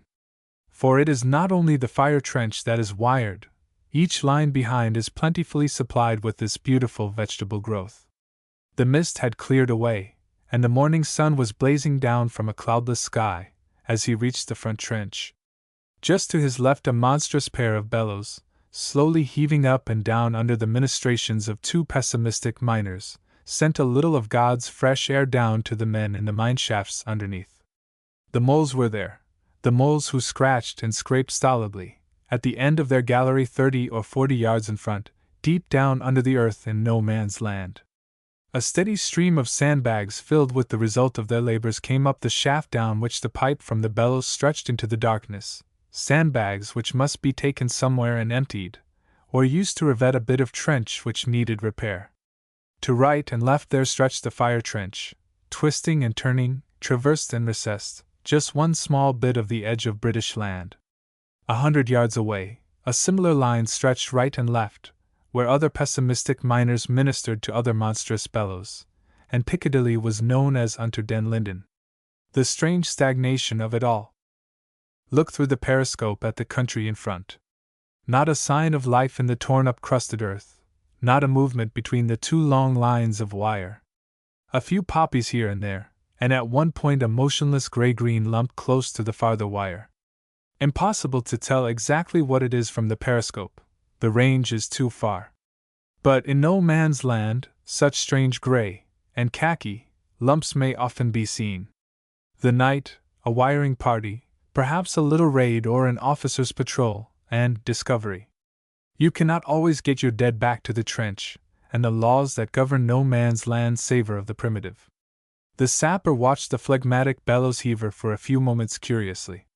His stoical indifference to any one or anything save the job in hand, the wonderful accuracy with which he spat from time to time, the appalling fumes from his short clay pipe, all tended to make of him an interesting study. Supremely apathetic to friend or foe, generals or Huns, he did his shift without comment and, as far as could be seen, without thought. "Where are you putting the earth?" asked the sapper after watching for a while. "Round corner, in a hole." The speaker pointed with his pipe, and the subject dropped. The officer turned away smiling slightly, and decided on the inspection of the rum jar. The answer was clear and succinct, even if not couched in the language of the old army discipline. He inspected the hole, and finding it was at the back of the trench, in a crater that was formed nightly by German Minenwerfer, and that more earth there not only would not block the trench but, mirabile dicta, would be an actual advantage, he passed on and shortly came to a passage leading out of the front of the trench. The passage was labeled Sap No. 130, and presented exactly the same appearance as the boyau which ran out of the support line to the front trench. Only when one got into it did the difference become apparent, for whereas the boyau had continued until finally opening into a new trench, the sap was a cul-de-sac, and finished abruptly in a little covered-in recess built into a miniature mountain of newly thrown-up earth. And this great, tumbled mass of soil was the near lip of Vesuvius crater, blown up halfway between the two front lines. Over the top of the mountain there was no passage.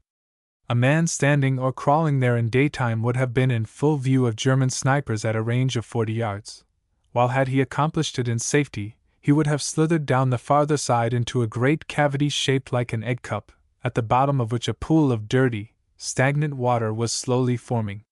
Moreover, if we imagine the man continuing his journey and climbing up the other side, he would run the gauntlet of the English snipers as he topped the farther lip, before reaching the German sap which ran out in just such a similar cul-de-sac to the one already described.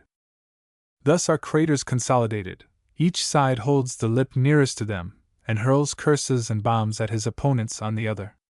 The distance between the sap heads is perhaps 20 or 25 yards, instead of the 100-odd of the parent fire trenches, and any closer acquaintanceship is barred by the egg cup crater, which stretches between them.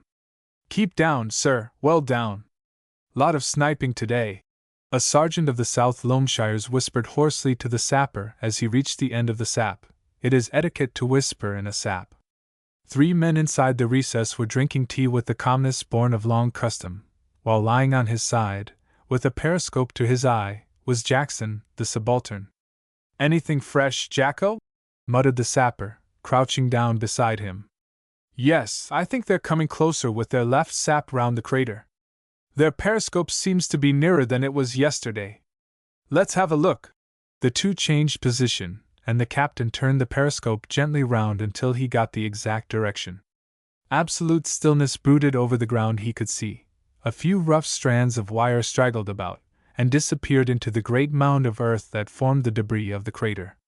There were the enemy's trenches, a railway embankment behind them with a derelict row of trucks, a great chimney, gaunt and desolate, with the buildings at its foot in ruins. But it was not on these old friends that he was concentrating. His target was the bit of ground just in front of him that lay close to the thrown-up earth of Vesuvius, along which the German sap was reputed to be creeping nearer.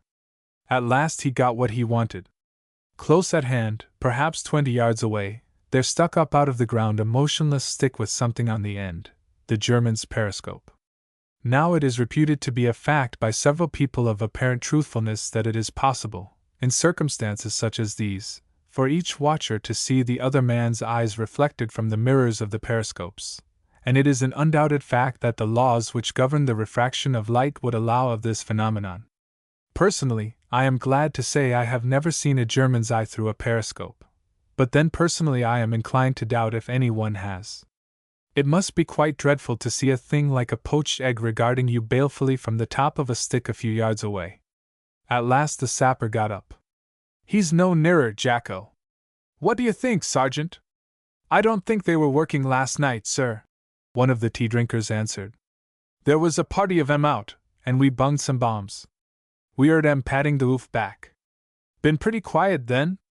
Except for that there rum jar, sir, answered the sergeant. We thought we was Napo 1 when we heard that little bundle of fun a coming. Have you seen it, Jacko? Yes, it rolled into the sap, and I've had it put into the fire trench. I'm taking it back to blow it up. I think it's a percussion fuse, but it seems fairly safe. I've sent for a stretcher to carry it on. Let's go and have a look at it. The two officers walked down the sap and back into the trench, and started to investigate with a professional eye the object lying on the fire step. Apparently of steel, and painted a dull gray, it looked harmless enough, but all those little love offerings of the Hun are treated with respect. About the size of an ordinary rum jar, with a fuse of sorts in place of a neck, it was at the time an unknown brand of abomination, to them at any rate. It differs only in appearance, I fear, remarked the captain, after inspecting it gingerly, from other presents they give us. Its object is undoubtedly nefarious. Where do you propose to blow it up?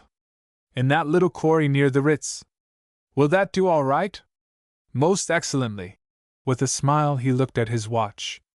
Just set your watch by mine, Jacko, and poop it off at 10.5 akm. Do you take me? The other looked puzzled for a moment, then his face cleared. I'd forgotten for the moment that Center Battalion headquarters was not far from the quarry. He grinned. Sir, I take you. My dear boy, the day is hot, and the pumpkin is fat, and the flies are glutinous. He doesn't want to see the trenches any more than I do, and one's mission in life is to anticipate the wishes of the great. It was just as he finished speaking that from up the line in the direction of the Haymarket there came 4 dull, vicious cracks in succession, and some clouds of black smoke drifted slowly over his head. Just about number 7 TM emplacement, he muttered to himself. I hope to heavens. Put it on the stretcher carefully, boys. His subaltern was speaking to the 2 men who had arrived with the stretcher. Have you got the slab of gun cotton? Corporal Amick has gone to get it at the store, sir. He's going to meet us at the quarry. Right-ho. Walk march.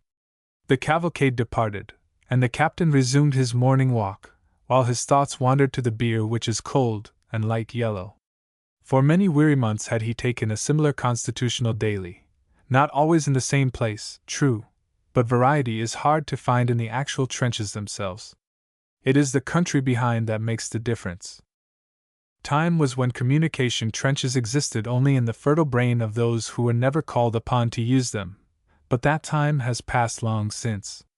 Time was when the thin, tired breaking line of men who fought the Prussian Guard at Ypres in 1914, and beat them, had hard work to find the fire trenches, let alone the communication ones, when a daily supervision was a nerve-shattering nightly crawl, and dugouts were shell holes covered with a leaking Macintosh. It was then that men stood for 3 weeks on end in an icy composition of water and slime, and if by chance they did get a relief for a night, merely clambered out over the back, and squelched wearily over the open ground with bullets pinging past them from the Germans a few score yards away. But now there are trenches in canal banks where dead things drift slowly by, and trenches in railway embankments where the rails are red with rust and the sleepers green with rot. There are trenches in the chalk, good and deep, which stand well, and trenches in the slush and slime which never stand at all. There are trenches where the smell of the long grass comes sweetly on the west wind, and trenches where the stench of death comes nauseous on the east. And one and all are they damnable, forever accursed. But the country behind, there's where the difference comes. You may have the dead flat of pastoral Flanders, the little woods, the plough, the dikes of Ypres and Bozing. You may have the slag heaps and smoking chimneys of La Bassée and Luce. You may have the gently undulating country of Albert and the Somme. Each bears the marks of the German beast, and like their inhabitants, they show those marks differently. Ypres and the north, apathetic, seemingly lifeless. The mining districts, grim and dour. The rolling plains still, in spite of all, cheerful and smiling. But underlying them all, deep implacable determination, a grand national hatred of the power who has done this thing. He turned out of the Old Kent Road into a siding which harbored the dugouts of the Center Battalion. Is the general here yet, Murdoch? A tall sergeant of the regiment, an old friend of his, flattened himself against the side of the trench to let him pass. Yes, sir. The sergeant's face was expressionless, though his eyes twinkled. I think, sir, as how the general is feeling the heat. He seems worried. He's been trying to telephone. The sapper, with a suppressed chuckle, went down some steps into a spacious dugout. The darkness made him temporarily blind, so he saluted and stood still just inside the doorway. Damn you, don't blow at me! What's that fool blowing down the thing for? I have pressed a button, confound you, and rung the bell twice. No, I didn't ring off. Somebody blew at me, and the machine fell on the floor. The general is trying to get through to his chateau. A voice full of unholy joy whispered in the sapper's ear, and that worthy, whose eyes had got accustomed to the gloom, recognized the adjutant. I gathered that something of the sort was occurring, he whispered back. But the general was at it again. Who are you, the RTO? Well, ring off. Exchange. Exchange. It is the divisional general speaking. I want my headquarters. I say, I want my, oh, don't twitter, and the bally thing's singing now. First it blows and then it sings. Good God! What's that? A deafening explosion shook the dugout, and a shower of earth and stones rained down in the trench outside. They're very active this morning, sir, said the sapper, stepping forward. Lot of rum jars and things coming over. Are you the sapper officer? Good morning. I wish you'd get this accursed instrument to work. There may be a line broken, he remarked tactfully. Well, I shall have to go back. I can't hear a word. The thing does nothing but squeak. Now it's purring like a cat. I hate cats. Most annoying. I wanted to come round the front line this morning. In very good condition, sir. I've just been all round it. Mighty hot up there, General, and swarms of flies. And they're putting over some stuff, you say? Yes, sir, quite a lot. Hum!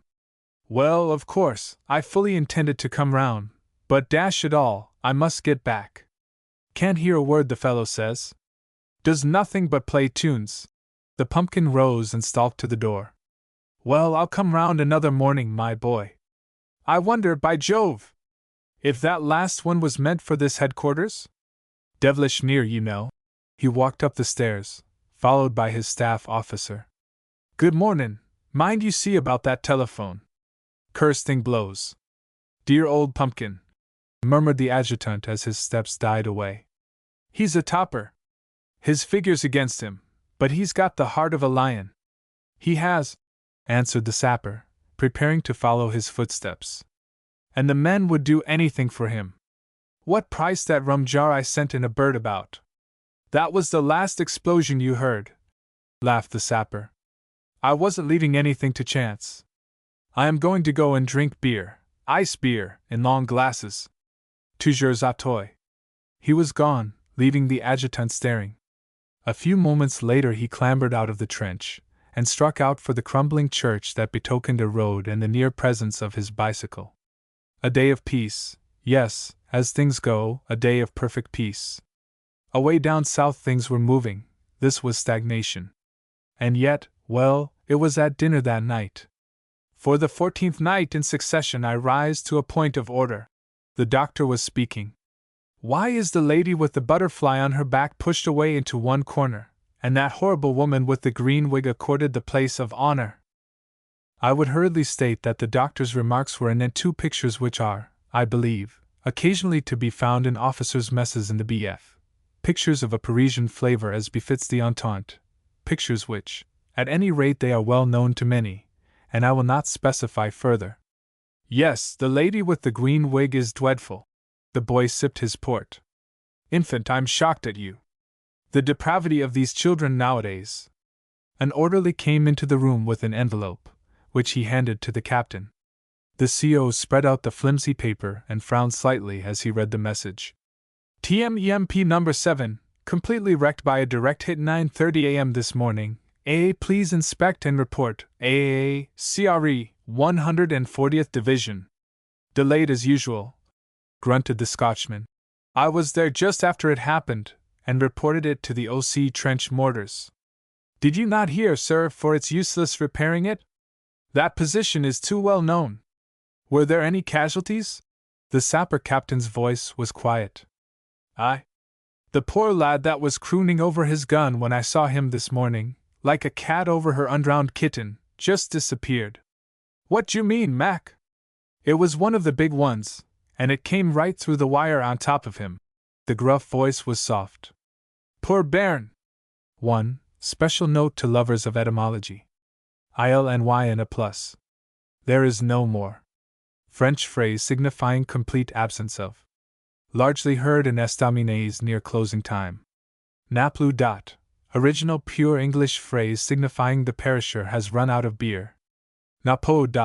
Vulgar and bastardized shortening of original pure English phrase. Has now been added to BF Dictionary, and is used to imply that a man, thing, person, animal, or what not, is finished. 2. Over the top. On the afternoon of the 21st we gained a small local success. Our line was advanced on a front of 600 yards, over an average depth of a quarter of a mile. All the ground gained was successfully consolidated.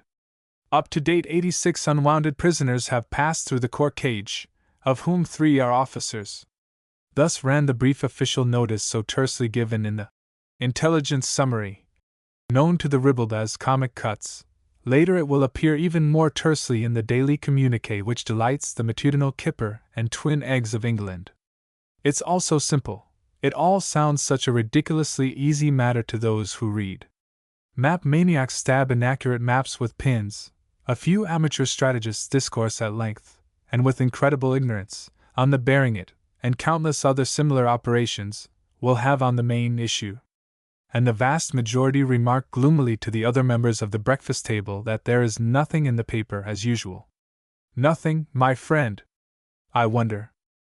This is not a story, there is no plot, it is just what happens every day somewhere or other in the land of glutinous, stinking mud, where the soles are pulled off a man's boots when he walks and horses go in up to their bellies, where one steers a precarious and slippery course on the narrow necks of earth that separate shell holes, and huddled things stare up at the sky with unseeing eyes.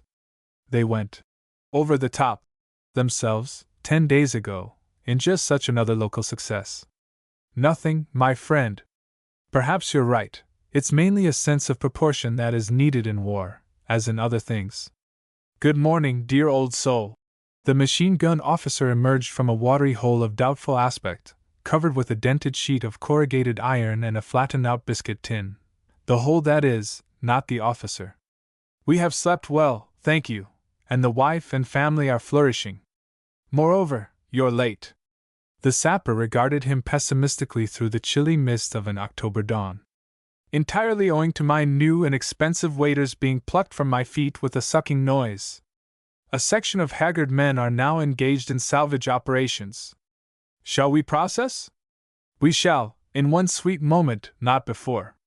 Sweet, brave heart, because he put his head round the corner. Jones, the raspberry wine, tout sweet. Just a hollow tooth full, and we will gambol like young lambs the whole long weary way. It is well, remarked the sapper, returning the empty mug to the soldier servant. Personally, I like it burned at night, with a noggin of port. You put it in a mug, add 3 spoonfuls of sugar, set light to it, and let it burn for 7 minutes. Then add some port, and drink hot. Man, you can lead an army corps. His voice died away as the 2 officers departed on their 3-mile squelch to the front line, and the unshaven Jones gazed after them admiringly. A hardist, he murmured admiringly. A plurry hardist. Personally, the raspberry juice, any old owl for me. He disappeared from view, and further disclosures would be tactless. And so we lift the curtain on the dawn of the 21st. Doubtless the setting is frivolous, but it has served to introduce 2 of the supers who go to make up the final scene. In the portion of the front line for which they were bound there lay the battalion which was cast for the principal part, and it is the prerogative of stars to have their entrance led up to. The mist hung thick over the shell-torn ground as the 2 officers walked on. In places stretches of half-demolished wire and blown-in trenches showed where the Germans had put up a fight. Stray graves, ours and theirs, were dotted about promiscuously, and little heaps of dirty and caked equipment showed that salvage work was in progress. Away to the left, a few crumbling walls and shattered trees marked a one-time prosperous agricultural village, from which with great regularity there came the sighing drone of a German crump, followed by a column of black smoke and a shower of bricks and debris. But the place was dead, its inhabitants gone, God knows where. And soldiers, well, soldiers have a rooted dislike to dead villages near the trenches. A strange squat object loomed suddenly into sight, a well-known landmark to those who wandered daily behind the lines. Derelict, motionless, it lay on a sunken road, completely blocking it, and the sunken road was heavy with the stench of death. It is not good for the Hun to take liberties with a tank, even if it is temporarily hors de combat. A man limping wearily, his head bandaged, his face unshaved, his khaki coated with half-dry mud, plodded heavily towards them. "Can you tell me the way to the dressing station, sir?" He had stopped, and swaying slightly, stood in front of the two officers. "Straight on, lad. You'll find it somewhere back there." The machine gun officer pointed vaguely into the mist. "About half a mile." "You ain't got a drop of water, have you, sir?" "The water party got lost last night, and we've only had about a teacupful this last 24 hours. But when going up to visit the trenches, water bottles are a useless encumbrance." And with a tired sigh, the wounded Tommy resumed his thirsty way in the direction of the dressing station. "Cooked, poor devil," remarked the sapper, as he disappeared. "Pretty nearly finished. But he'll be his mother's own bright boy again when he gets his nose inside that 8-post. We go left here, I think." They paused for a moment to get their bearings, a matter of some importance and no little difficulty. It may seem an easy thing to walk up to the trenches. One goes on, and ultimately one arrives, the casual reader will surmise. And with luck the casual reader will be right. But there are certain small points which may have escaped his ken and which render the task of reaching the front line a trifle harder than walking to the club for lunch. In the first place, the aspect of the ground is not of that cheerful and varied type which has inspired so many gifted landscape painters. No trees and little rivers, no cottages and flowering paths delight one's eye. It is impossible to say, "Take the turn to the left after passing the cactus bush, and keep straight on till you come to the asparagus bed, and then you'll see the front trench on your right." The local cactus bush, or its equivalent, is hurled into space twice daily, thereby largely interfering with its use as a landmark. The local asparagus bed, or its equivalent, differs only from the remainder of the ground in the fact that a mule passed peacefully away on it some weeks previously. And one day even that difference vanished. The mule passed away again, in small fragments. Even the front trenches where they exist have a variegated career. At certain periods quite a large proportion of them are in the air at the same time, in company with the village just behind, and when they come down again it is more than likely their position will change to the next row of damp and unpleasant holes. That is the trouble, the whole ground is one huge hole. Holes are the only features of the landscape. Big holes, little holes, damp ones, smelly ones, holes occupied and holes to let, holes you fall into and holes you don't, but holes. Everywhere holes. The cactus bush is a hole, the asparagus bed is a hole, the trenches are holes. The whole country looks like a disease. A large amount of the wandering must perforce be done at night, and should the casual reader still doubt the difficulty of finding one's way, let him imagine 3 voluntary descents, and as many compulsory ones, into the wet brand of hole. Let him further imagine a steady downpour of rain, no sign of a star, and a shrewd suspicion that if he's walked as far as he thinks he has in the right direction he ought to be in the front line. And then let him imagine holes. Whenever he moves he either negotiates or fails to negotiate holes. Having, in scrambling out of holes, turned round twice, he doesn't know which way he's facing. He only knows there are holes. Tock, tock, tock. The slow tapping of a German machine gun sounds from the direction he had fondly imagined battalion headquarters to be. The swish of bullets come nearer as the Hun sweeps the ground. A flare goes up, showing holes. Another compulsory descent, a thud. As a bullet passes over his head, and the swishing passes on. Shortly that swishing will come back, and in the meantime are there not holes? But as for the front trench, whither he is bound, the contest is unequal. No man can fight holes. A further point which is worthy of remark in passant may possibly escape the notice of the uninitiated. It is a well-known fact, and will be vouched for by all who have experienced the psalm, that that part of the ground which is not whole is carried, like the unexpended portion of the day's rations, on the person. Acres of soil have been removed from their original abode and have been carried laboriously to other acres. They have then been brought back again, not by boot only, but by hand and face, by hair and teeth. It is reported, though I will not vouch for the accuracy of the statement, that on one occasion a relieving battalion completely defeated a small German counterattack by standing on the parapet and kicking viciously towards the advancing Huns. The enormous mass of soil thus propelled not only crushed the hated foe but effectually buried him. However, that is by the way. We are digressing far from the sapper and the machine-gun officer who stood by a derelict tank in the damp mist of an October dawn and cogitated on the direction of their particular piece of front line. "It is amazing," said a voice behind them. "That man can have descended to such a state of congenital idiocy as to do all this to an inoffensive carrot field." The brigade major, followed by the brigadier, joined the two officers.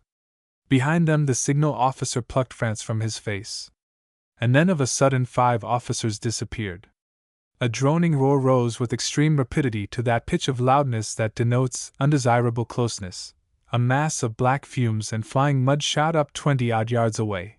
A flight of cockchafers seemed to pass into the distance as the jagged fragments whizzed overhead, and 5 faces appeared as suddenly from the ground. Holes have their uses at times. "This sunken road is always hairy," remarked the signal officer, known to his intimates as Siggs, giving the general a hand up from his particular lair. "It were unwise to linger, sir." "Another quarter-mile and we hit Essex Trench," remarked the brigade major. "Sally's headquarters are there." The 5 officers passed on, squelching loudly, and once again peace and silence reigned in the sunken road. And now we come to the principal actors in the drama. Crowded in Essex Trench, damp with mist, were the men of the South Loamshires. A few were scribbling notes, and an all-pervading smell of frying bacon permeated the air. 1 or 2, wrapped in greatcoats, with a mackintosh sheet over them, still slept peacefully, but the whole regiment was stirring into life. The morning of the day had come. To many it was a new experience, to others it was stale, going over the top. But new or old, not a man but realized that by evening the roll of the regiment would have many gaps. New or old, not a man but realized that his name might be one of those gaps.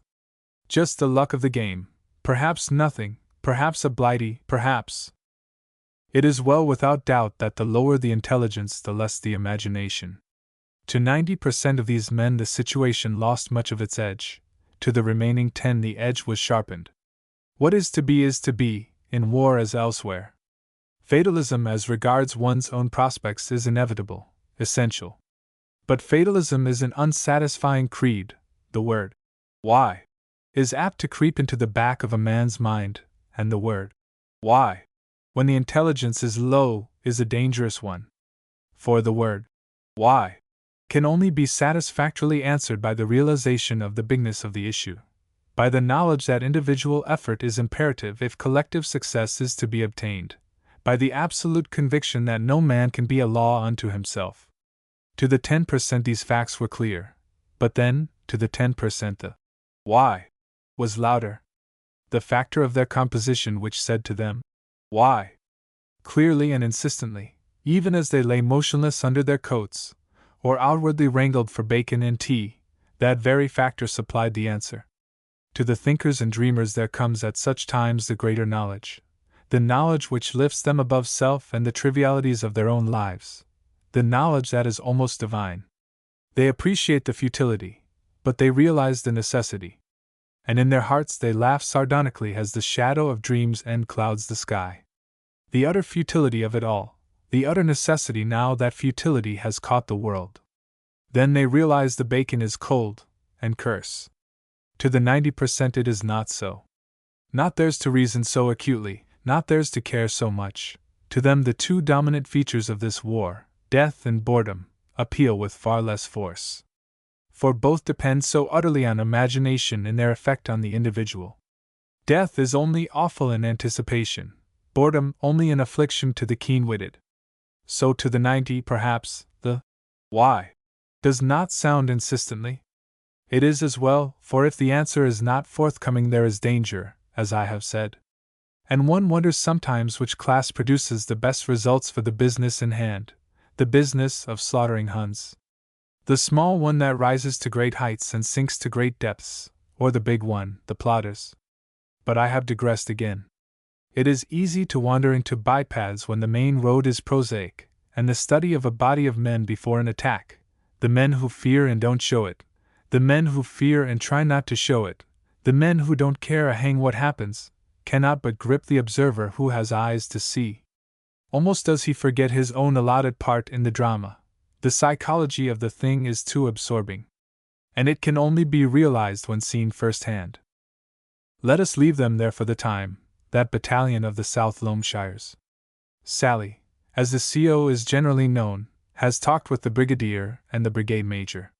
He knows that 0 hour is 11:30 a.m. He knows his objective, Suffolk Trench. He knows the strong point at its northern end which the sappers are going to consolidate. The sapper has found his section subaltern and his section nursing coils of barbed wire and shovels, and has been informed with much blasphemy that the guide had lost his way, and the party had been wandering all night. The machine gun officer has delivered words of wisdom to various guns' crews, both Lewis and otherwise, who came under his eagle eye at intervals along the trench. Just the prosaic main road, the details are tedious, the actual orders uninteresting. The attack would either succeed or it would fail, the strong point would either be consolidated or it would not. The orders, the details, are necessary adjuncts to the operation, of no more interest than the arrangements for pulling up the fire curtain. Only if the fire curtain sticks, the play is robbed of much of its natural charm to the onlooker. Bring me some more breakfast. That walk gives one the devil of a hunger. The brigadier was back once more in his dugout, while, outside, the mist had lifted and the autumn sun shone down on a world of mud. The brigade major was shaving. The staff captain, a non-starter in the morning's walk, was demanding corrugated iron from the unmoved sapper.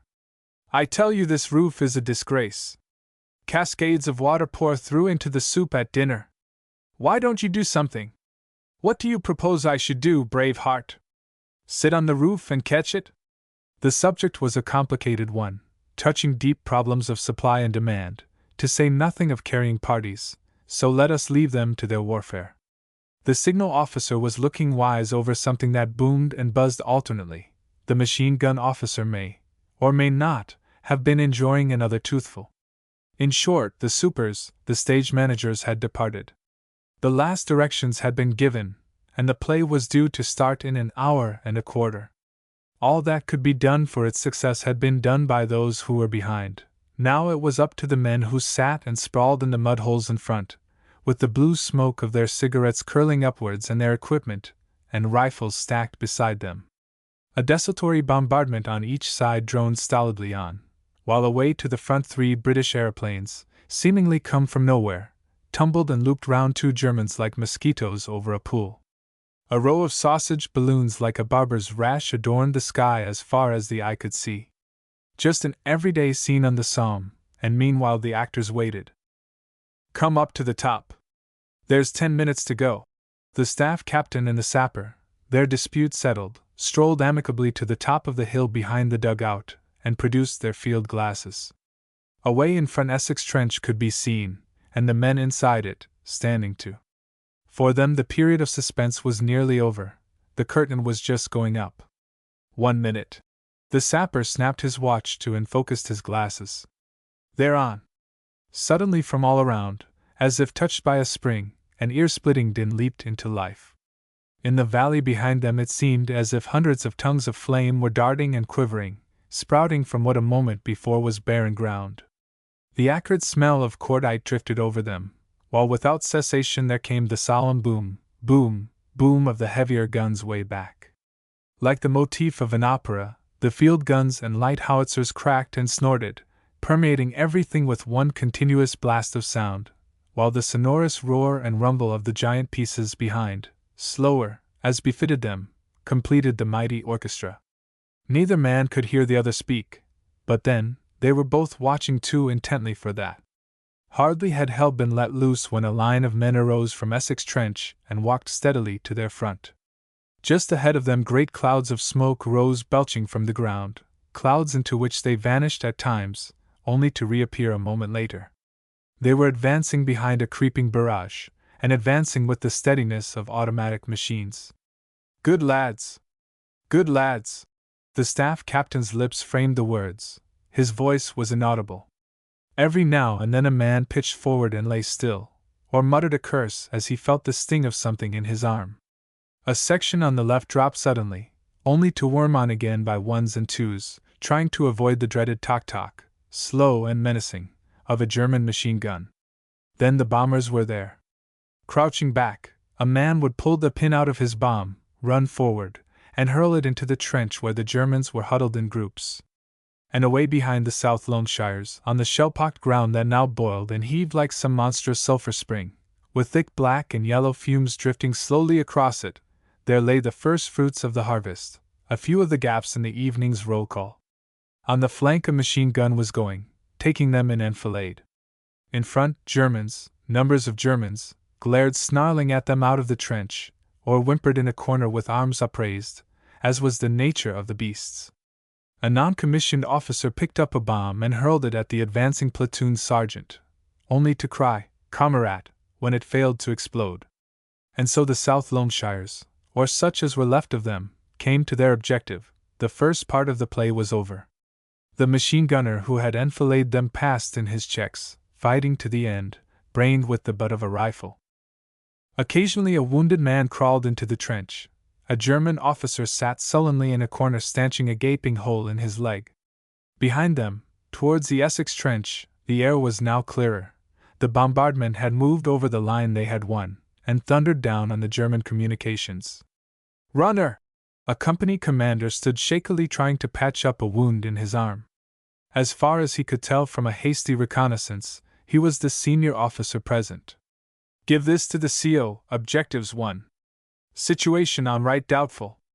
Estimated casualties 200. He handed the man a slip of paper. At a steady lope the runner went over the back of the trench, into the barrage of German shrapnel and high explosive. They saw him reach it, stop suddenly, twist round, and slither slowly forward. "Runner down, sir," a sergeant standing by spoke almost casually. "Runner!" Once again the officer called. Once again a man went off at a jog trot. They saw him reach his predecessor, stop a moment and bend down. He looked round and shook his head and went steadily on. The luck of the game, that's all. And it's only when one's sitting still, waiting, that one asks, "Why?" 10 minutes later he was with the CO, waiting for the answer to take back. And so the drama is over. The play has been a success. From the wings the staff captain and the sapper have returned to brigade headquarters. "Saw 'em getting over the top, sir. Then they got into the smoke and we lost 'em. Like a witch's cauldron. We shan't hear anything for 2 hours. The general thoughtfully knocked the ashes out of his pipe. They were his men who had gone into that witch's cauldron. With them daily he lived and daily died. Their dream's end was his too. But, a sense of proportion, always. "We might as well have lunch," he remarked casually. Gradually the bombardment died away, though from time to time the guns burst into sullen mutterings, as though hungry at being balked of their food. The same old airplanes, or different ones, buzzed busily about. The same old stoical balloons looked more rash-like than ever. And then suddenly outside the brigade office there was a stir. A runner had hove in sight, and the signal officer emerged to get his tidings. "Good," he muttered to himself. "The old man will be pleased." He went into the general's dugout. "Message just through, sir, from CO South Loamshires, objectives obtained. A situation on right somewhere obscure. A estimated casualties 200 all ranks. A will be consolidated tonight. A." The old man was pleased. And so, on the afternoon of the 21st, we gained a small local success. We advanced our line on a front of 600 yards over an average depth of 1/4 of a mile, etc., etc. It wasn't much, my friends at home. But that runner will run no more, and some 80 odd of that odd 200 have cooked their last ration of bacon. There. Why? Is answered. No, it wasn't much, but it wasn't nothing. 3. The Man Trap. Should you, in the course of your wanderings, ever run across Brigadier General Herbert Firebrace, do not ask him if he knows Percy Fitzpercy. The warning is probably quite unnecessary, not knowing Fitz. Yourself, the question is hardly likely to occur to you. But I mention it in case. One never knows, and Herbert will not be prejudiced in your favor if you do. As far as I know, the story of their first, and last, meeting has never yet been told to the world at large. It is a harrowing tale, and it found no place in official communiques. Just one of those regrettable incidents that fade into the limbo of forgotten things. It served as a topic of conversation to certain ribald subalterns, and then it gradually disappeared into obscurity along with Percy Fitzpercy. Only it took several months for the topic to fade. Percy beat it in about 10 seconds. Before the war, Percy had been, amongst other things, an actor of indifferent caliber. He had helped a barman in Canada, carried a chain for a railroad survey, done a bit of rubber planting, and written poetry. He was, in fact, a man of many parts, and cultivated a frivolous demeanor and an eyeglass. Unkind acquaintances described him as the most monumental ass that has yet been produced by a painstaking world. Personally, I think the picture a trifle harsh. Percy meant well, and it wasn't really his fault that the events I am about to chronicle ended so disastrously. Unfortunately, however, he was unable to get the general to see eye to eye with him in this trifling matter, and so, as I have already said, Percy beat it in about 10 seconds. The whole trouble started over the question of man-traps. If, remarked a sapper subaltern one night after the port had been round more than once, if one could construct a large conical hole like an inverted funnel in the front-line trench, so that the small opening was in the trench itself, and the bottom of the funnel 15 or 20 feet below in the ground, and if the Huns came over and raided us one night, one might catch one or two. He dreamily emptied and refilled his glass. By Jove, dear old boy! Percy fixed his eyeglass and gazed admiringly at the speaker. That's a splendid idea! Sort of glorified man-trap, what, dear old thing? That's it, Percy, old lad. Why don't you make one next time you're in the trenches? The speaker winked at the remainder of the party. 'Pon my soul, dear old man, I think I will. Percy was clearly struck with the idea. Cover the hole, don't you know, with trench boards by day, and have it open at night.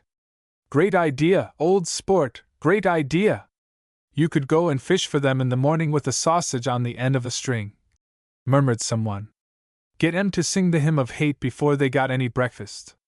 Or even place large spikes at the bottom on which they would fall and become impaled. The first speaker was becoming bloodthirsty. Oh no, dear old chap! I don't think an impaled Hun would look very nice. It would be quite horrible in the morning, when one started to count up the bag, to find them all impaled.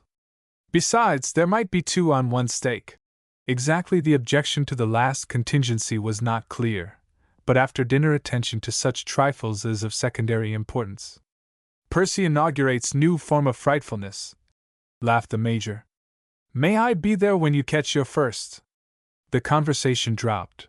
Other and more intimate topics anent the fair ones at home took its place. But in the mind of Percy Fitzpercy the germ of invention was sown. When he went back to his battalion that night, in their so-called rest billets, he was thinking. Which was always a perilous proceeding for Percy. Now it so happened that his part of the line at the moment had originally belonged to the Hun. It was a confused bit of trench, in which miners carried on extensively their reprehensible trade. And where there are miners there is also spoil. Spoil, for the benefit of the uninitiated, is the technical name given to the material they remove from the center of the earth during the process of driving their galleries. It is brought up to the surface in sandbags, and is then carried away and dumped somewhere out of harm's way. In reality it is generally stacked carefully in the trenches themselves, thereby completely blocking all traffic, which is by the way. But after mining has been in progress for some time, and various craters have been blown and sapped out too, and after trench mortars have strafed, consistently for many months and torn the original surface of the ground to pieces, the actual position of the trenches themselves becomes haphazard. They cease in many cases to bear the slightest likeness to the ordinary trenches of commerce. They become deep gorges and mountains of sandbags. I have sometimes wished that those officers who apparently write home to devoted bands of female workers asking for more sandbags would get in touch with me instead. I shall be delighted to let them have anything up to 5 million, all filled, by return, which is again by the way. To return to Percy. In his part of the front sandbags grew like pebbles on a shingly beach, and from time to time fresh cuts off the trenches were opened to allow for further expansion in the sandbag family. The existing front line in one place had started life as a cut off the old trench, and had gradually been taken into use as a permanency, and it was at this point that he stumbled on the great discovery which was destined to cause all the trouble. How he first stumbled is not recorded, but early one morning Percy Fitzpercy could have been seen like a terrier with his nose down a rabbit hole, lying flat at the bottom of the trench, peering into a noisome and foul-smelling cavity underneath him. "My dear old boy," he remarked, enthusiastically, to a brother subaltern, who was watching the proceeding coldly. "It's an old German dugout. I'm certain it's an old German dugout."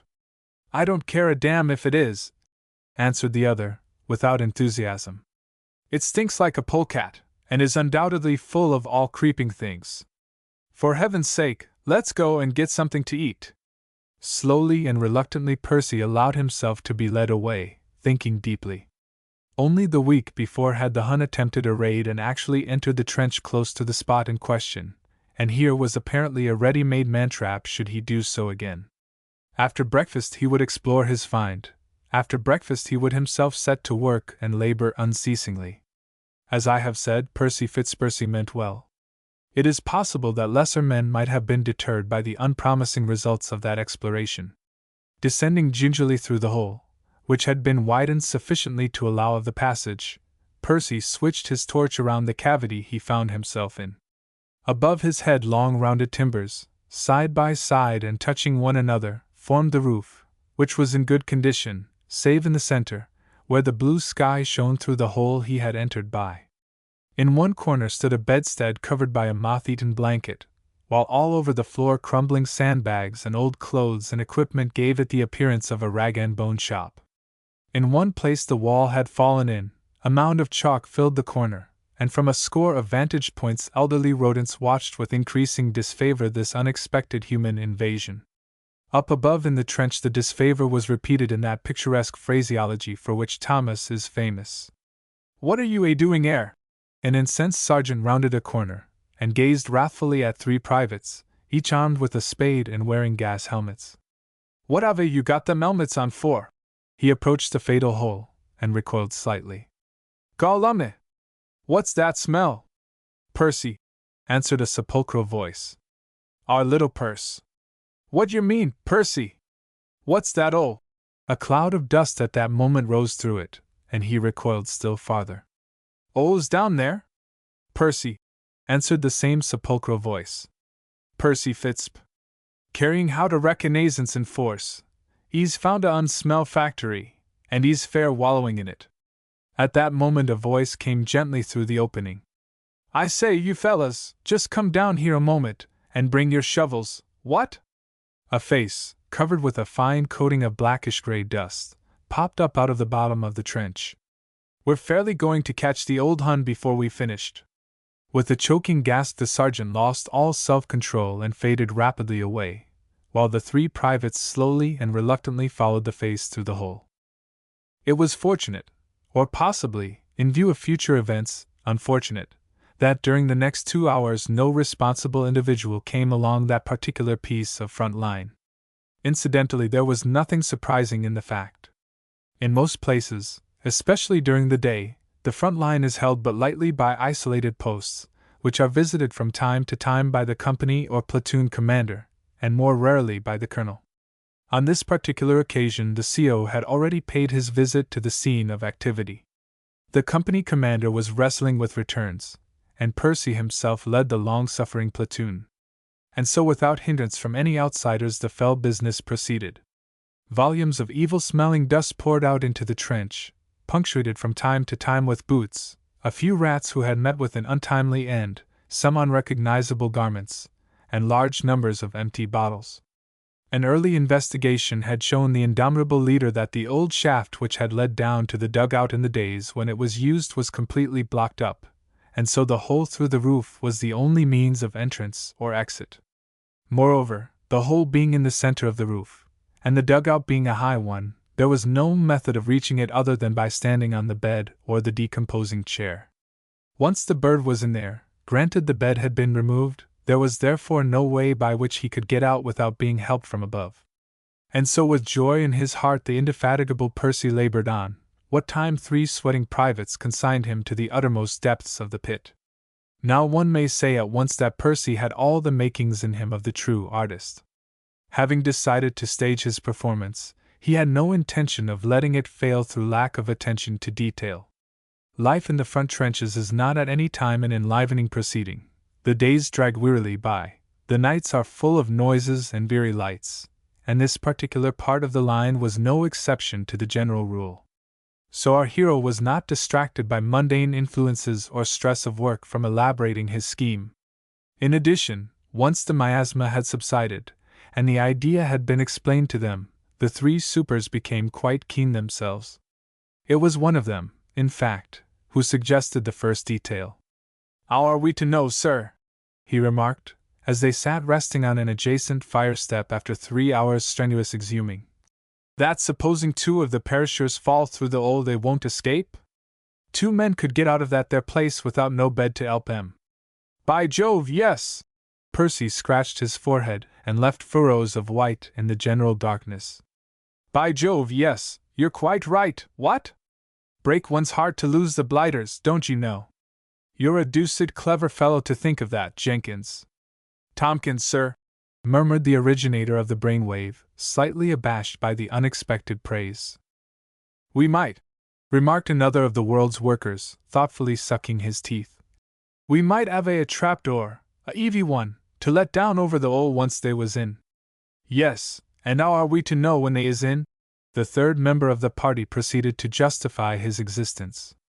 "They won't come over air and fall into the hole and then shout to us to let down the trap." He thoughtfully lit a woodbine. "The un will be strafing if there's a raid on, and there'll be the hell of a beano going on, and no one won't never hear nothing." With which sage aphorism he relapsed into silence, and a gloom settled on the meeting. "By Jove, you fellows, we must think of something! We must pull up our socks and think, what? After we've spent all this time clearing the bally place out, we must really think of something, by Jove!" Percy gazed hopefully at his 3 supers, but it seemed that their contributions to the conversation were at an end, and for a space silence reigned, broken only by the gentle lullaby of the tooth-sucker. "We might," remarked Tompkins at length, after a period of profound thought, "have a trip wire, what would ring a gong." That's it, 'pon my word, you're a deuced clever fellow, Thompson, deuced clever fellow, what?" Percy became enthusiastic. "Ring the gong where the fella is who lets down the door. He lets down the door, and we bag the Hun. Damn good idea!" "I don't believe in no gongs," remarked the musical one scornfully. "No, nor tripwires neither." He eyed his audience pugnaciously. "But my good fella, what do you believe in?" Percy's spirits were sinking. "Tins, china, cups and saucers, plates, old saucepans, anything and everything what will make a noise when the un falls on it. That's the ticket, sir," he continued, with gathering emphasis as he noted the impression he was causing. "Lumme, a tripwire, it might break, or the gong mightn't ring, or the blighter mightn't hear it. With china, every step he took ed smash another pot. Drawn a rum jar he would. But, a tripwire!" He spat impartially and resumed his tune. "By Jove, that's a splendid idea!" The mercurial Percy's face shone again. "Splendid idea! Fill it full of old tins and china, what? And when we hear the second fella hit the floor and start breaking up the home, we can pull the string and let down the trapdoor. Splendid idea! Deuced clever of you, 'pon my soul it is! And where do you think of getting the china from?" Tompkins, fearing that his mantle of deuced cleverness was descending upon the tooth-sucker, eyed him unconvinced. I wasn't aware as how there was a penny bazaar in the neighborhood, nor yet a William Whiteley's. Yes, by Jove, chirped Percy. Where do we get it all from? We shall want lots of it too, don't you know, what? Get it? The suggester of the idea looked scornful and addressed himself to Tompkins. There ain't no bully tins in the perishing trenches, are there? Ho no! And there hain't no china and bits of glass and old cups and things in that there village about 1/2 a mile down the road? Ho no! I reckon there's enough to fill 20 oles like that there. Once again the oracle resumed his hobby. Splendid! Percy jumped to his feet. The very thing! We'll do it this next company relief, by Jove! Now, boys, 2 more hours. We just want to get the bedstead out and straighten things up, and we'll be all ready for the dinner service. What? Now there was another thing in which Percy Fitzpercy showed that he had the makings of a true artist. He fully appreciated the value of secrecy in presenting his performances to the public at large. True, all his platoon were bound to find out, and the remainder of the company had a shrewd idea that something was afoot. But one does not walk along trenches, especially in the front line, for pleasure, and beyond a casual inquiry as to what new form of insanity he was up to now, the company commander was not interested in Percy's doings. Now that the place had been cleared out, the opening was covered during the day by a trench board carefully stolen from the nearest RE dump, while the members of the platoon assiduously collected old tin and china utensils, both great and small, which were thrown into the cavity and arranged tastefully by the stage manager. At night the trench board was removed, and after careful weighting with 2 dud shells, a piece of rail, and the stock of a 60-pound trench mortar bomb, it was placed on edge beside the hole. It was so arranged that it leaned slightly inwards, and was only kept from falling by a cord which passed in front of it, and which was attached to 2 screw pickets, one on each side. The hole itself was covered with a sack. So much for the scenery. The stage directions were equally simple. The curtain rises on a German raid. Noises off, etc., the flashes of guns, the bursting of rum jars, the dazzling brilliance of flares lighting up the lowering night. On the entrance of the Hun into the trench, if he did, a watch would be kept on the hole, if any one was there to watch. On the sound of the first crash of breaking china, no action. On the sound of the second crash of breaking china, Percy himself, if alive, or a substitute, if not, would dash forward and cut the string. The trapdoor would fall, and then, having repelled the Hun, they could return and examine the bag at their leisure. So much for the plot. Now for the action. It has always been my contention that Brigadier General Herbert Firebrace rather brought it on himself. There are things which generals may do, and there are things which they may not, or shall we say, lest I be deemed guilty of lèse-majesté, things it were better they did not? All things to them are lawful, but all things most undoubtedly are not expedient. And no one, not even his most fervent admirer, could say that the general's action was a wise one. Let it be understood that when the more exalted ones of the earth desire to make a tour of trenches, there is a recognized procedure for doing it. First comes the sergeant of the platoon occupying the portion of the line under inspection. Experience has shown the wisdom of having the only trustworthy guide in front. Then comes the company commander, followed by the colonel, the staff officer, and the great one. Immediately behind, the adjutant, taking notes, the platoon commander, partially dazed, the machine gun officer, not essential, and the sapper, if he's been caught by the human avalanche, advance in echelon. At intervals the procession halts, and the same religious rite takes place. Sergeant, peering round the next traverse, in voice of fury. Don't drink tea out of your tin at your perisher, erst the general a coming. Colonel, prompted by company commander. Now from here, sir, we get a most magnificent field of fire behind. Ah, those craters there. I thought that, where was it we decided? Oh yes, by putting a Lewis gun here. Well, perhaps you'd like to look yourself, sir. Great one. Yes, very much. Have you got my periscope? Staff officer produces, and great one peers through it. I quite agree with you. After long inspection, you might make a note of it. Staff officer. Just make a note of that, will you? Adjutant makes note. Make a note of it, Bill, will you? Platoon commander, recovering slightly from stupor. Make a note of what? Machine gun officer. All right, old boy. It's my pigeon. Sotto voce to sapper. I've had a gun there for the last 2 nights. Aloud to Omnes. An excellent place, sir. I'll see to it. Sapper to MGO, with seeming irrelevance. Well, when he got to the house, he was told she was having a bath, and procession moves on, while infuriated sentry on sap duty misses the point of the story. And that is the right way of touring the trenches. Unfortunately, General Firebrace was a new broom.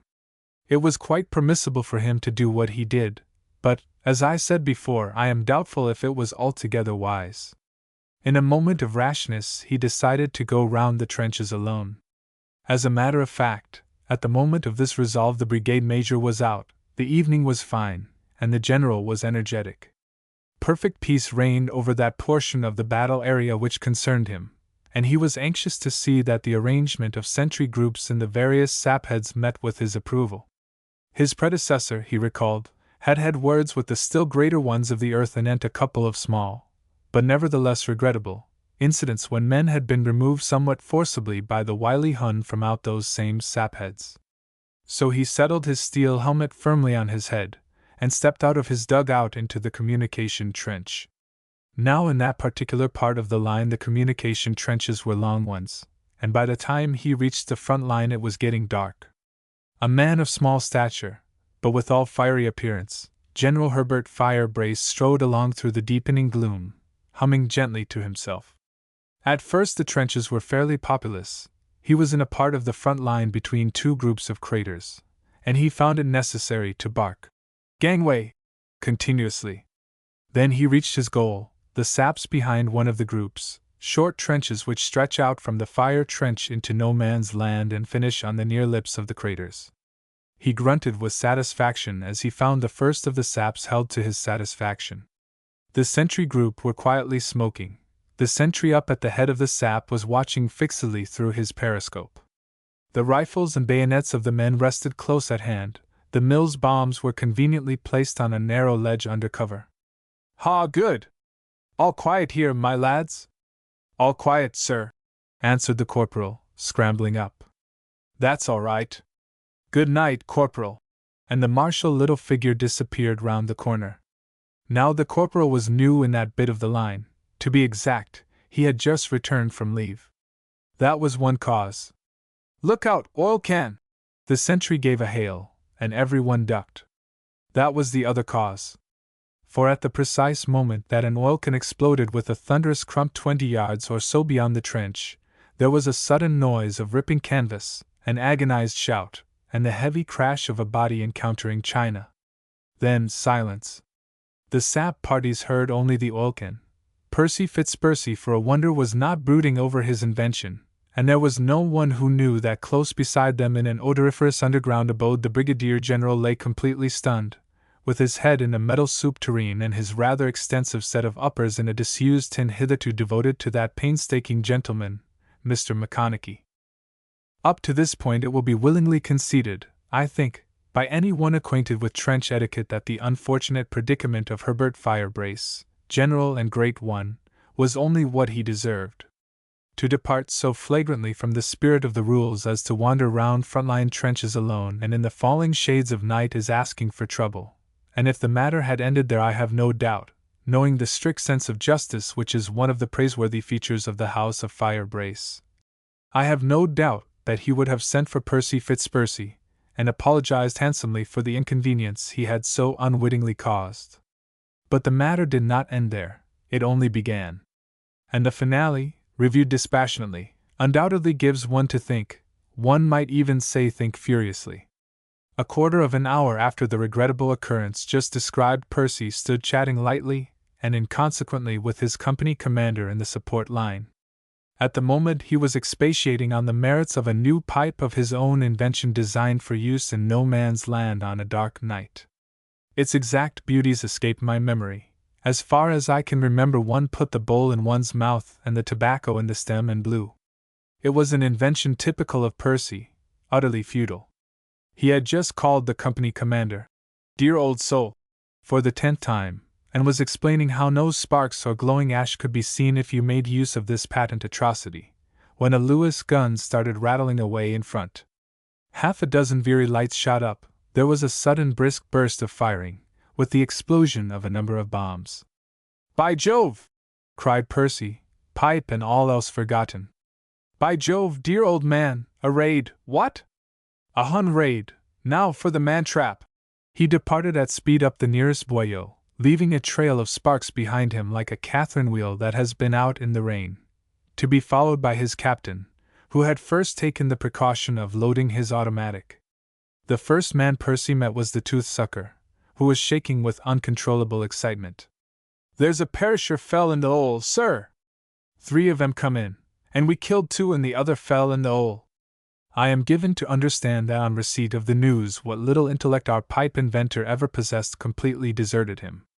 Uttering hoarse cries, he dashed down the trench, and unmindful of his own orders to wait on the chance of catching a second, he feverishly slashed at the string, and with an ominous clang and a squelch of mud the trapdoor descended into its appointed position. Certain it is, when the company commander came in sight, he was standing upon it, in an attitude strongly reminiscent of the heavy tragedian, out of a shop, holding forth in his favorite bodega. "What the blazes are you doing there?" howled his infuriated captain. "Why aren't you in number 8 sap, instead of doing a dumb Crambo show?" "The raid is over, sir," answered Percy, majestically. "The raider is below." "What the—" began the frenzied senior. And then he paused. "Great Scott! What's that infernal shindig?" From below their feet there rose a perfect orgy of breaking china and rattling tins, with ever and anon a loud musical note as of a bucket being belabored with a stick. Grunts and guttural curses, followed by strange hollow noises indicative of pain, for a while drowned all attempts at conversation. Finally there was a grand finale of crashing cups and tinkling tins, the sound of a heavy blow, a grunt of muffled agony, and silence. The lights still hissed up into the night, stray rifles still cracked at intervals, but otherwise silence. At last Percy spoke. "Do you know, dear old boy, I believe there are 2 of them down there, 'pon my soul I do. What?" He spoke with deliberation, as befits an inventor. "It seemed to me that the one who swore and the one who grunted were different people." The tooth-sucker opined likewise, also Tompkins, who had arrived on the scene. "What is this damn foolishness?" said the captain irritably. "Am I to understand there are 2 Germans inside there, under the trench?" "1 for certain, 2 possibly, or even 3, dear old boy." At the thought of 3, he of the teeth played a tune in his excitement. "Then for heaven's sake get the top off and let's get them out." It was then that the last cruel blow of fate was dealt to the hapless Herbert. For after a brief period of feverish pulling, during which the company commander broke his nails and Percy fell over backwards, the trapdoor remained in statu quo. "What the devil's the matter with the beastly thing?" muttered the captain, savagely. "It's your fool trick, Fitzpercy. Can't you open it?" "My dear old boy," remarked the proud inventor vaguely. "It generally opens, 'pon my soul, it does."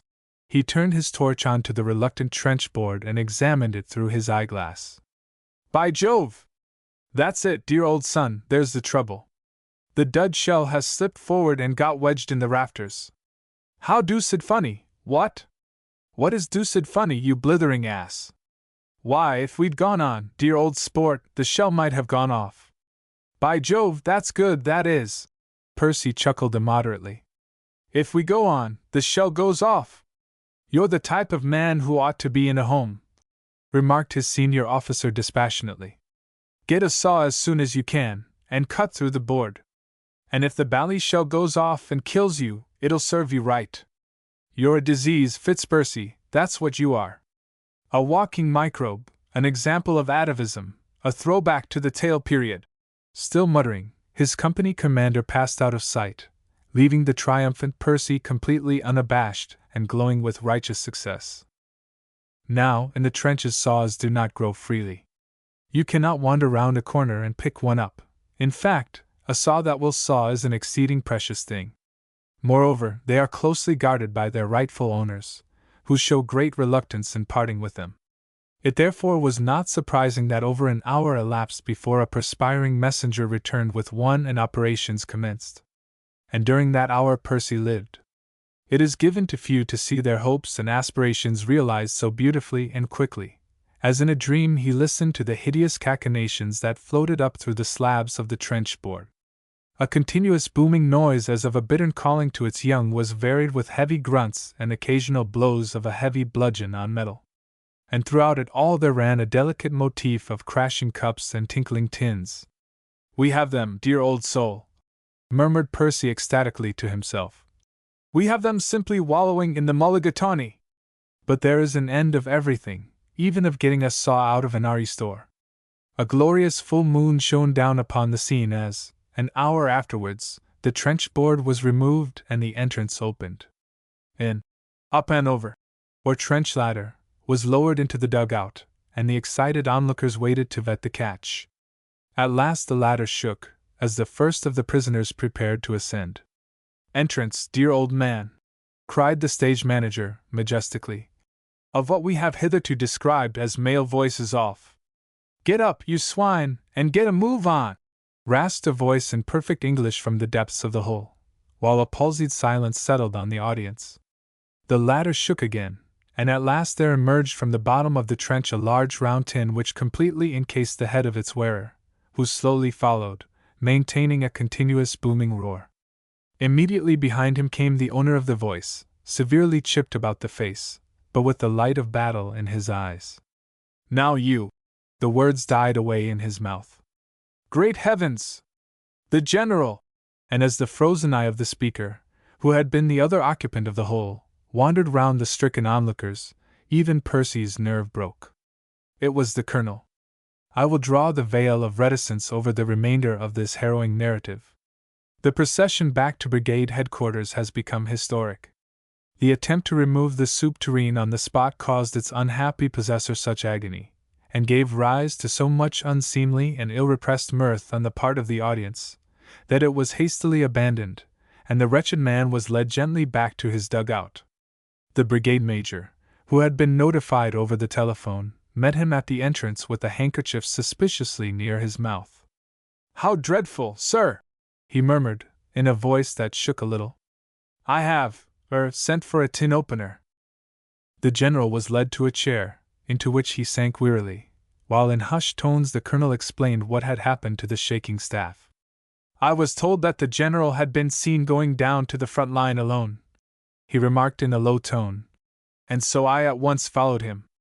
Just as I got to the craters there was a small Hun raid. I let drive at one of them with my revolver, and the next instant I fell through a hole, full on top of someone's back. He let out a roar of pain and scrambled up. Of course I thought it was a Hun, and proceeded to beat him over the head with my stick. Great Scott, what a show!" The colonel mopped his brow, and the staff shook still more.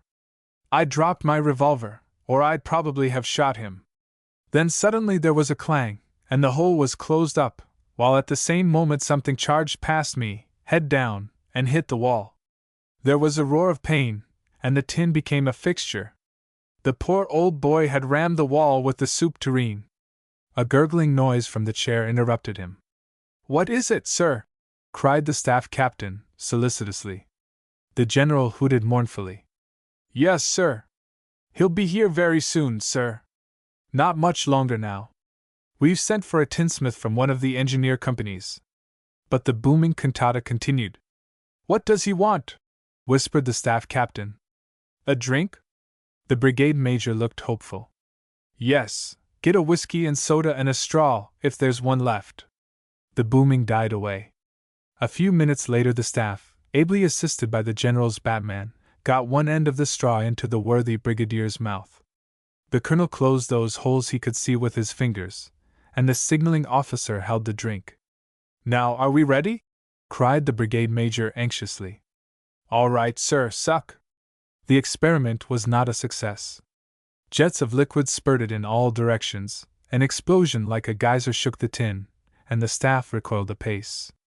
In fact, I am given to understand that the chief clerk, an intensely interested spectator, so far forgot himself as to counsel the staff captain to sit on his EAD. Do you think we could do anything with one of those instruments for opening tongues? Hazarded the staff captain, when the silence had become oppressive and the outbursts of fire extinguished. We might try. The signaling officer was doubtful, but sallied forth, and after some delay returned with one. Where shall we start? Any old place.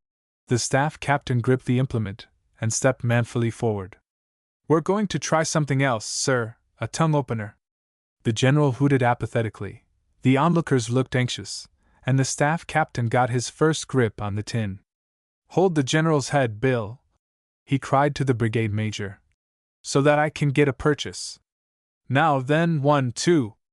A howl of agony rent the air, and even the chief clerk looked pensive. It's his ear, you fool! The colonel dodged rapidly out of the door to evade the human tornado within, and the situation became crucial. Even the tinsmith, who arrived at that moment, a man of phlegmatic disposition, was moved out of his habitual calm and applauded loudly. Thank heavens you've come! Gasped the brigade major, keeping a wary eye fixed on his frenzied senior, who, surrounded with debris and red ink, was now endeavoring to pull the tin off with his hands. The general has had a slight mishap. Can you remove that tin from his head? The expert contemplated his victim in silence for a few moments. Yes, he remarked at length. I can, sir, if he keeps quite still. But I won't be answerable for the consequences if he don't. No more will I. The brigade major mopped his brow. For heaven's sake, get on with it. Thus ended the episode of Percy Fitzpercy, his man-trap. It might have happened to anyone, but only Fitzpercy would have searched carefully amongst the crockery, and having found what he was looking for made a point of bringing it to headquarters just as the tin was finally removed. To emerge into the light of 2 candles and an electric torch with a bit of 1 ear and half a face deficient, and realize that the man responsible for it is offering you your uppers in 3 parts and some fragments, is a situation too dreadful to contemplate. As I said before, Percy gave up trying after about 10 seconds. For a point of detail. Hist! The officer gripped the sergeant's arm just above the elbow, bringing his mouth close up to his ear. Don't move! The words were hardly breathed, so low was the tense, sudden whisper, and the 2 men crouched motionless, peering into the darkness which enveloped them. Where, sir? The sergeant slowly twisted his head till it was almost touching that of the man beside him, and he too, whose normal voice resembled a human fog-horn, scarcely did more than frame the words with his lips. Behind that mound of chalk. Several of them. The sergeant's eyes followed the line of the outstretched hand until they picked up the dark, menacing lump in the ground 20 feet away. Somber, grim, apparently lifeless, outlined against the night sky, it appeared almost monstrous in size to the men who lay on the edge of a shell hole, with every nerve alert. A bullet spat over them viciously, but they did not alter their position. They knew they were not the target, and from their own lines came the sudden clang of a shovel. All around them the night was full of vague, indefinable noises. Instinctively a man, brought suddenly into such a place and ignorant of his whereabouts, would have known that there were men all around him, men whom he could not see, men who flitted through the shadows bent on mysterious tasks, men who moved silently, with eyes strained to pierce the darkness. Behind the German lines a trench tramway was in use. The metallic rumble of the trolleys on the iron rails came continuously from the distance. And suddenly from close at hand a man laughed. Do you see them?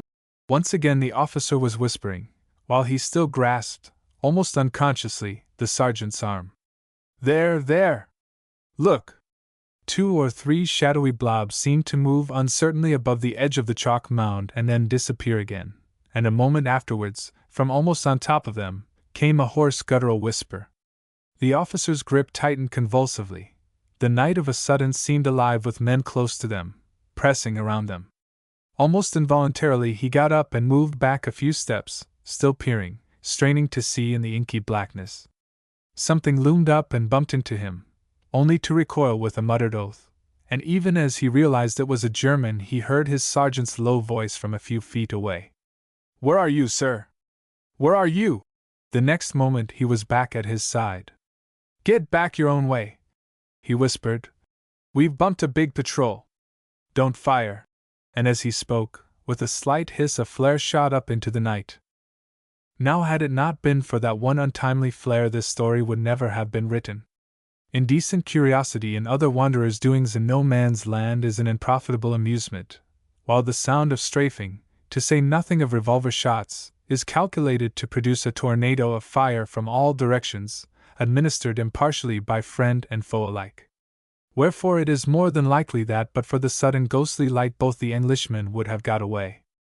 As it was, John Brinton, M.C., Lieutenant in His Majesty's Regiment of the Royal Loamshires, found himself crouching in a slight dip in the ground and contemplating from a range of 4 feet no less than 6 Huns similarly engaged.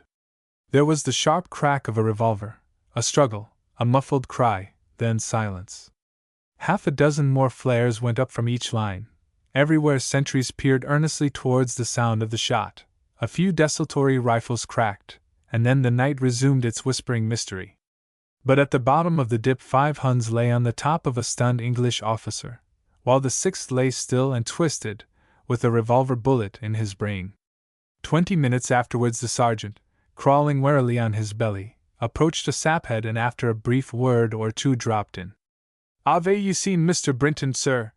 he asked anxiously of an officer whom he found in the sap, pessimistically smoking a cigarette. Saps are pessimistic places. "No." The officer looked up quickly. "He was out with you, wasn't he, Sergeant Dawson?" "Yes, sir, on patrol. We just got to that there Choccomic, when we ran into some of them. He said to me, 'Get back,' he said, 'your own way,' and then they put up a flare. I couldn't see him as I was lying doggo in a hole, but I heard a revolver shot about 10 yards away. I looked round when the flare was out, but couldn't see him, nor hear him. So I thought he might have got back. Pass the word along from Mr. Brinton." The officer went out of the sap into the fire trench. "And get a move on with it." He stood for a few moments, looking thoughtful. "I hope," he muttered to himself, "I hope the old boy hasn't been scuppered." But the old boy had been scuppered. A runner failed to discover him in the trench. 2 strong patrols scoured the ground around the Choccomic and drew blank. And so, in the fullness of time there appeared in the roll of honor the name of Lieutenant John Brinton, of the Royal Loamshires, under the laconic heading of missing, believed prisoner of war, which is the prologue of this tale of the coalfields of France. The part of the line in which the Royal Loamshires found themselves at the time of the unfortunate matter of John Brinton, M.C., was somewhere south of La Bassée and somewhere north of Luce. Closer identification is undesirable. It is not a pleasant part of the line, though there are many worse. The principal bugbears of one's existence are the tunneling companies, who without cessation practice their nefarious trade, thereby causing alarm and despondency to all concerned. Doubtless they mean well, but their habit of exploding large quantities of ammonal at uncertain hours and places does not endear them to the frenzied onlookers, who spend the next hour plucking boulders from their eyes. In addition, there is the matter of sandbags. The proximity of a mine shaft is invariably indicated by a young mountain of these useful and hygienic articles, which tower and spread and expand in every direction where they are most inconvenient. I admit that, having placed half the interior of France in bags, the disposal of the same on arriving in the light of day presents difficulties. I admit that the fault lies entirely with the harassed and long-suffering gentleman who boasts the proud title of Spoils Officer. I admit, but I grow warm, in addition to digressing unpardonably. The trouble is that I always do grow warm, and digress at the mention of sandbags. In part of the Loamshire's front line, mining activity was great. A continuous group of craters stretched along no man's land, separating them from the wily Hun, for half the battalion front, a group which we will call outpost. The name is wrong, but it will serve. To the near lips of each crater a sap ran out from the front line, so that merely the great yawning hole lay between the saphead and the corresponding abode of the Germans on the other lip. Each night these sapheads were held by a small group of men armed with Very lights, bombs, bowie knives, and other impedimenta of destruction, while between the saps the trench was held but lightly, in some cases, not at all. The idea of concentrating men in the front line has long been given up by both sides.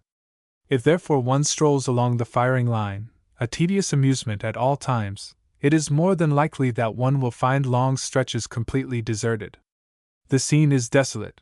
The walk is strangely eerie.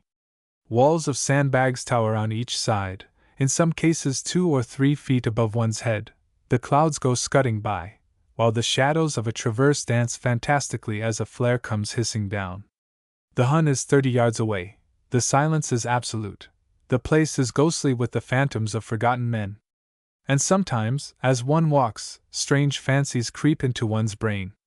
Relics of childish fears, memories of the bogeyman who waited round the end of the dark passage at home, come faintly from the past. And foolish though it be, one wonders sometimes with a sharp, clutching pang of nervous fear, what is round the next corner? Nothing, of course not. What should there be? The night is quiet, the trench is English. The next party is 40 yards farther on.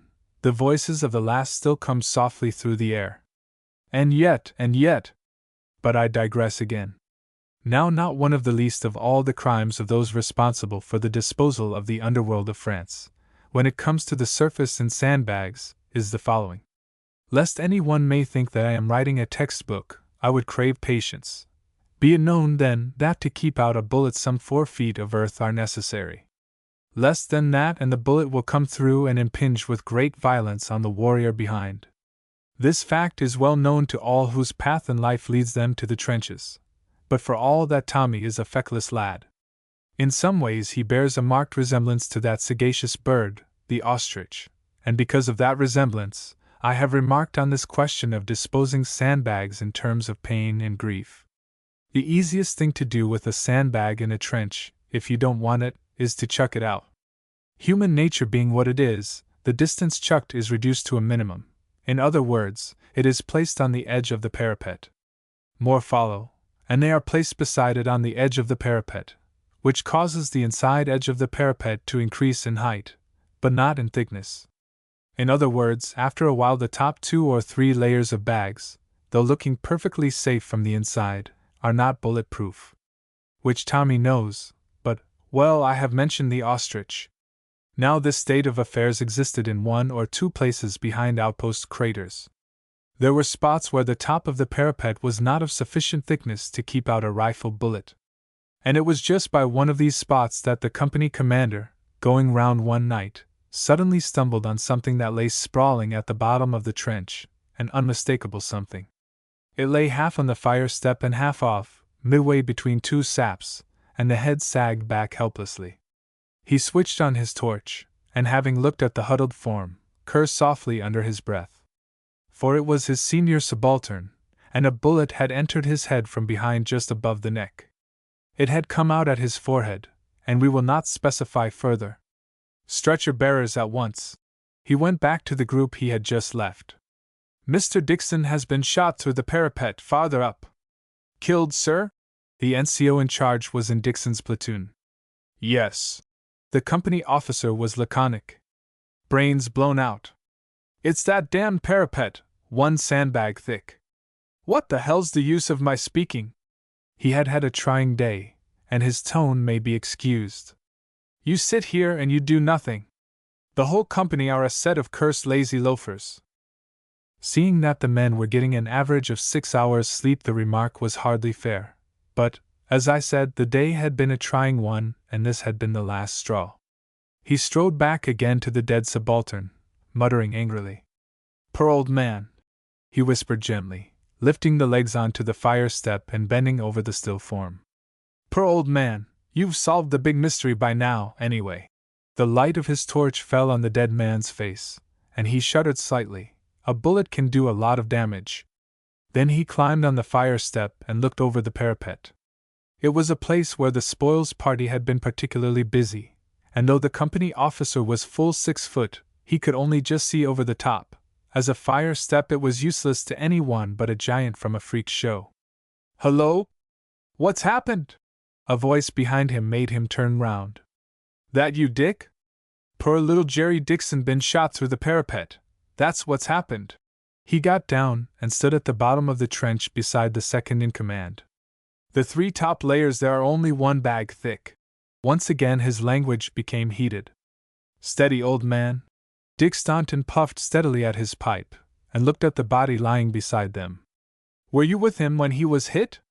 No, came round visiting the sentries and found him lying there dead. Oh. He switched on his torch and continued smoking in silence. Suddenly he bent forward and peered closely at the shattered head. Give me a hand for a minute. I want to turn the boy over. Faintly surprised, he did as he was bid. In silence they turned the body over, and again there was silence while Staunton carefully examined the spot where the bullet had entered. Strange, he muttered to himself after a few moments. Very strange. Tell me, Joe. His voice was normal again. Exactly how did you find him? What position was he in? He was half sitting on the fire step, with his head in the corner and his legs sprawling in the bottom of the trench. Sitting? Then his face was towards you. Why, yes. Is there anything peculiar in the fact? He'd probably just been having a look over the top, and as he turned away to get down he was hit through the sandbags in the back of the neck. His head was a bit forward as he was getting down, so the bullet passed through his head and out of his forehead. In silence they turned the boy over again and covered his face with a pocket handkerchief.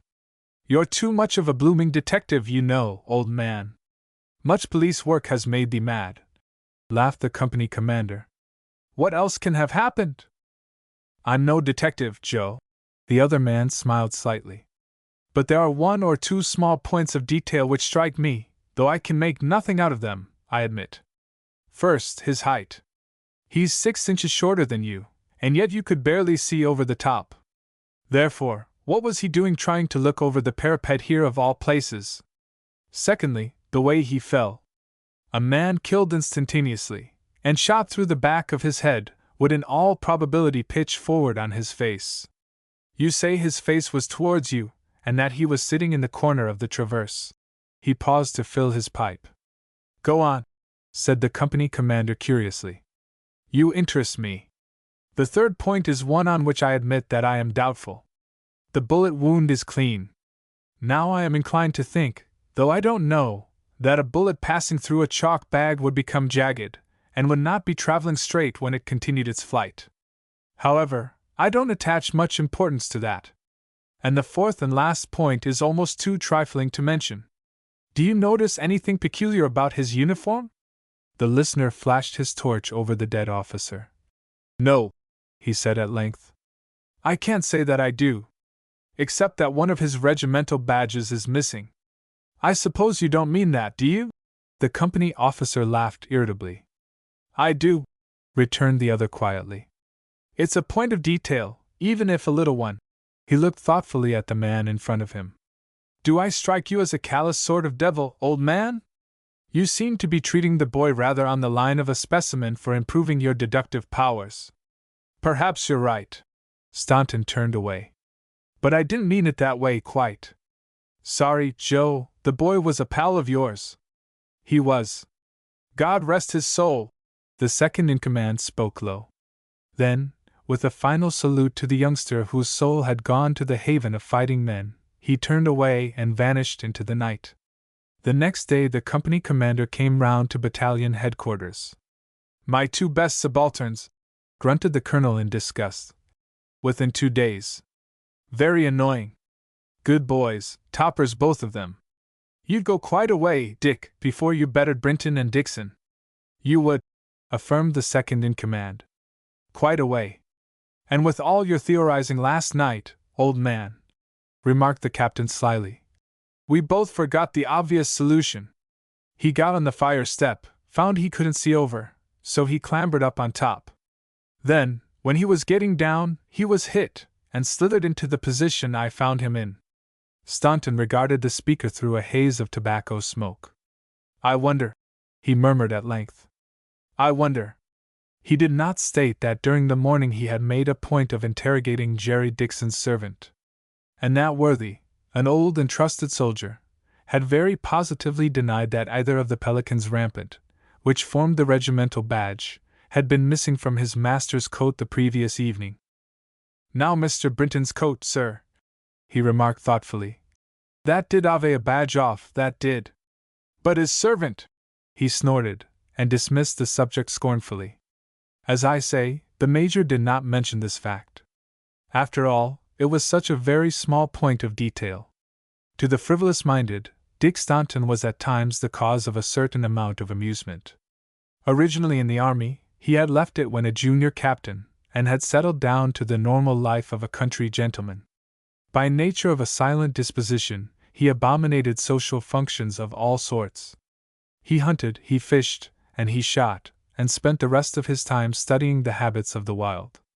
And as always happens to a man who lives much with nature, his mind gradually got skilled in the noticing of little things. Small signs, invisible to the casual observer, he noticed automatically, and without being in any sense a Sherlock Holmes, he had acquired the habit of putting two and two together in a manner that was, at times, disconcertingly correct. Points of detail, he remarked one evening in the dugout after dinner, are very easy to see if you have eyes to see them with. 1 is nothing, 2 are a coincidence, 3 are a moral certainty. A really trained man can see a molehill. I can see a mountain. Most of you fellows couldn't see the Himalayas. With which sage remark he thoughtfully lit his pipe and relapsed into silence. And silence being his usual characteristic, he came into the battalion headquarters dugout one evening and dropped quietly into a seat, almost unnoticed by the somewhat noisy group around the table. "Afternoon, Dickie." The sapper officer looked up and saw him. "D'you hear we're pinching your last recruit? Jesson, this is Major Staunton." He turned to a second lieutenant in the Royal Loamshires beside him as he made the introduction. "How d'you do, sir?" Jesson got up and saluted. "I've only just got over from England, and now apparently they're attaching me to the RE, as I'm a minor." He sat down again, and once more turned his attention to that excellent French illustrated weekly without which no officer's mess in France is complete. Lest I be run in for libel, I will refrain from further information as to its title and general effect on officers concerned. For a few moments Staunton sat watching the group and listening with some amusement to the criticisms on those lovely members of the fair sex so ably portrayed in its pages, and then his attention centered on the revolver he was cleaning. Jesson, a good-looking, clean-cut man of about 29 or 30, was holding forth on an experience he had had in Alaska, which concerned a woman, a team of dogs, and a gentleman known as One-Eyed Pete, and as he spoke Staunton watched him idly. It struck him that he seemed a promising type, and that it was a pity the Tunnelists were getting him. "Haven't you got enough disturbers of the peace already?" he remarked to the tunneling officer. "Without snatching our ewe lamb?" "We are at full strength as a matter of fact, Major," answered an officer covered with chalk. "But they do some funny things in the palaces of the great. We often get odd birds blowing in. I've been initiating him all this morning into the joys of outpost." "And how is jolly old Blighty?" remarked the adjutant. "Thank heaven! Leave approaches." "About the same." Jesson helped himself to a whiskey and soda. "Darker than ever, and taxi's an impossibility.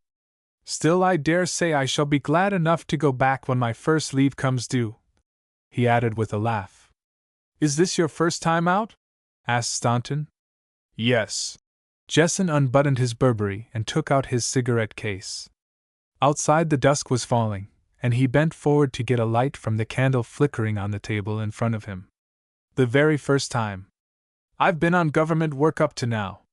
It was at that moment that a very close observer might have noticed that Dick Staunton's pipes ceased to draw with monotonous regularity. He might even have heard a quick intake of breath. But he would have had to be a very close one, very close indeed, for the next instant he was again speaking and his voice was normal. "I suppose you've been at the depot?" he hazarded. "Who are there now?" "Oh, the usual old crowd," answered Jesson. "I don't expect you know many of them, though, do you, Major? Ginger Stretton in the 14th Battalion, do you know him by any chance?" "No, I don't think I do." His face was in the shadow, but had it been visible a slightly puzzled frown might have been seen on his forehead. "I suppose they still make all you fellows on joining go to the regimental tailor, don't they?" Jesson looked a trifle surprised at the question. "I don't think they are as particular as they were," he returned after a moment. "Personally, I went to Jones and Jones." He casually buttoned up his mackintosh and turned to the tunneler. If you're ready, I think we might be going. I want to see about my kit. He got up as he spoke and turned towards the entrance, while at the same moment the sapper rose too. I'd like to drop in again, sir, sometimes if I may. He spoke to the shadow where Staunton had been sitting. Do. Jesson gave a violent start, for the voice came from just behind his shoulder. Like the hunter he was, Dick Staunton had moved without a sound, and now stood directly between Jesson and the door. But don't go yet. I want to tell you a story that may amuse you. Have some tea. Won't it keep till some other time, Major? I'm rather anxious to see about my kit. Let the kit keep. Sit down and have some tea. What the devil has come over you, Dickie? The adjutant was looking frankly amazed. You aren't generally so loquacious. That's why tonight my little one must be humored, answered Staunton with a slight smile. Sit down, please, Jesson. It's quite an amusing little yarn, and I would like your opinion on it. No hope for you, old boy. Dickie has turned into a social success. The adjutant laughed and lit a cigarette, and once again became immersed in his paper. To the casual observer the scene was a very normal one. 4 men in a dugout, yarning and reading, while outside the occasional whine of a shell, the dirty deeds of a Stokes gun, the noises of the trenches filled the air. Nothing unusual, nothing out of the way except something, an indefinable something. As the sapper said afterwards, there must have been something tangible in the atmosphere, else why did his pulses quicken? He glanced at the adjutant sitting opposite him engrossed in his book. He looked at Staunton across the table. Staunton, with a slight smile on his lips, and his eyes fixed on Jesson. He looked at Jesson beside him, Jesson, whom he had met that morning for the first time. And all he noticed about Jesson was that his left knee twitched ceaselessly. He ran over in his mind the day's work. He had met him at about 11 that morning, wandering along the support line with an officer in the Loamshires whom he knew well, who had hailed him and introduced Jesson. A recruit, a new recruit, he had said, for your atrocious trade. He's just left old Pimple-Faced Charlie, who was writing returns in triplicate as usual. Now Pimple-Faced Charlie was his own major, who habitually did write returns in triplicate, wherefore, after a few remarks of a casual nature in which he elicited the fact that Jesson was a mining engineer and had suddenly been ordered while waiting at the base to join the 940th Tunneling Company, he took him in tow and showed him round the mine galleries. Mining work was very active in the sector. 4 or 5 small mines and 1 big one were going up in the near future, so the tour of inspection had been a long one. That his companion was not new to the game was obvious from the outset, and his pertinent inquiries anent crosscuts, listening galleries, and the whole of the work in hand had shown that he was keen as well. Altogether a promising recruit, he had mused, quite a find, keen and able, 2 qualities which unfortunately do not go hand in hand quite as often as one would like. And now Staunton and this find of his were facing one another in silence across the plank table of the dugout. Jesson, with an expression of polite indifference as befitted a subaltern compelled to listen to a senior officer's story which he didn't want to hear. Staunton, with an enigmatic smile. Then of a sudden Staunton spoke. Have you ever studied the question of the importance of matters of detail, Jesson? He remarked quietly to the impassive figure facing him across the table. I can't say that I have, sir, answered the other, politely stifling a yawn. You should. A most interesting study. My story concerns points of detail. The imperative thing is to be able to sort out the vital points from all the others, then piece them together, and arrive at the right answer. It must be very easy to be led astray, I should imagine, and arrive at the wrong one. Jesson concealed a smile, and waited for the Major to continue. Yes and no. It's all a matter of practice. Staunton's imperturbable voice was as quiet as ever. And anyway, it's only in peacetime that it matters very much whether one is right or wrong. Nowadays! Well, à la guerre comme à la guerre. He smiled gently. But my story? I want you, as an impartial observer, just arrived, with an unbiased mind, to tell me if you think my joining up of 2 or 3 points of detail is a sound one. Both these officers know the points of detail, so your opinion will be more valuable than theirs. A few nights ago our battalion had one of those unfortunate little contretemps that so often happen in war. A subaltern of ours, John Brinton by name, went out on patrol and never returned. An exhaustive search in no man's land failed to discover his body, so we were reluctantly compelled to conclude that he was in German hands. Whether alive or dead we don't know. There we have the first fact in my case. Now for the second. 2 nights after that another of our subalterns was killed in a way which struck me as peculiar. I will not weary you with all the various little points that led me to believe that the bullet which killed him did not come from the trenches opposite. I will merely say that his position, his height, and the depth of the trench were the most obvious. And granted that my conclusions were correct, strange as it might appear at first sight, his death must have been caused at close quarters, possibly in the trench itself. Good Lord! Muttered the adjutant, who was now listening with interest. What do you mean? 2 facts, you see, went on Staunton quietly. And they would have remained unconnected in my mind, Brinton's capture and Dixon's death, but for a small point of detail. Dixon's jacket was without the left regimental badge when his body was found. His servant knows he had them both earlier in the day. On the contrary, Brinton had lost his left regimental badge for some time. Am I interesting you? Profoundly, thank you, sir. The man opposite smiled amiably. I'm glad of that. It's an interesting problem. You see the significance of that small point about the badge, the way in which it connects very intimately Brinton's capture and Dixon's death. So intimately, in fact, does it connect them, that one is almost tempted to assume that the man who killed Dixon was the man in possession of Brinton's uniform. Are you with me so far? The evidence seems a trifle slight, remarked Jesson. Quite true, the evidence is very slight. But then, it often is. Everything up to date turns on the question of the badge. Let me reconstruct a possible, only possible, mark you, story, based on the supposition that my badge theory is correct. A German who speaks English perfectly is given a nice warm uniform taken from a captured British officer. Then he is told to go over to the British lines and see what he can find out. He comes one night, perfectly easy, no trouble, until walking along the front line he meets another officer, alone, an officer of the same regiment as that whose uniform he is wearing. Unavoidable, in fact, less likely to raise suspicion with the frequent changes that occur if he goes to the same regiment than if he went to another. But something happens, either the other officer's suspicions are aroused, or the German does not wish to be recognized again by him. The trench is quiet, an occasional rifle is going off, so he does the bold thing. He shoots him from point-blank range, probably with a Colt. As he stands there with the dead officer in front of him, waiting, listening hard, wondering if he has been heard, he sees the 2 badges on the officer's coat. So, being a cool hand, he takes off the left one, puts it on his own coat, and disappears for a time. Quite easy, especially when the trenches are old German ones. Really, Major, you seem to have made a speciality of detective fiction. As you said, I suppose your theory is possible. Jesson spoke casually, but his eyes for the first time left the face of the man opposite him and roved towards the door.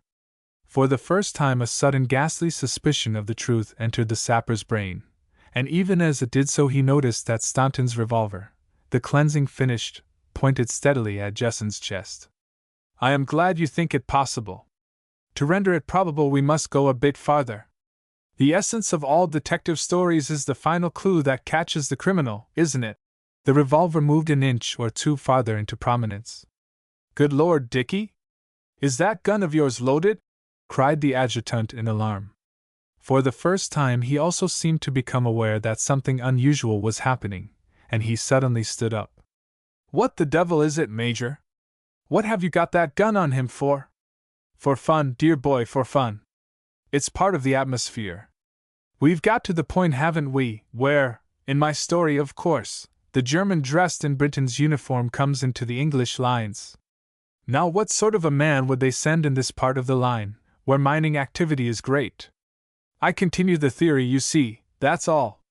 He looked at Jesson, who made no reply, though without cessation he moistened his lips with his tongue. A miner, the adjutant's voice cut in. Go on, for God's sake. Precisely, a minor. The second point of detail, and 2 points of detail are a strange coincidence, nothing more. Only, there is a third. And 3 are a moral certainty, as you've often said.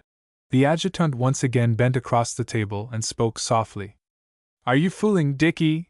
Are you fooling? If so, the joke has gone far enough. But the sapper's eyes were fixed on a leg that twitched, and they wandered now and then to a neck where, even in the dim light of a candle, he could see a pulse throbbing. It's not a joke, he said, and his mouth was dry. What is the third point of detail, Dickie? Yes, what is the third point of detail, sir? Jesson's voice was steady as a rock. I am very interested in your problem. He raised his hands from the table and stretched them in front of him. Not a finger quivered, and with a sublime insolence he examined his nails. To the sapper there occurred suddenly those lines of Kipling. For there is neither east nor west, border nor breed nor birth, when 2 strong men come face to face though they come from the ends of the earth. He knew now. He realized the man beside him was a German. He knew that the sentence of death was very near. What the clue was that had given the man away he hardly thought about. In fact, he hardly cared. All he knew was that death was waiting for the man beside him, and that his hands were steady as a rock. Quietly Staunton leant forward and undid Jesson's mackintosh. Then he sat back and with his finger he pointed at a spot above his left breast pocket.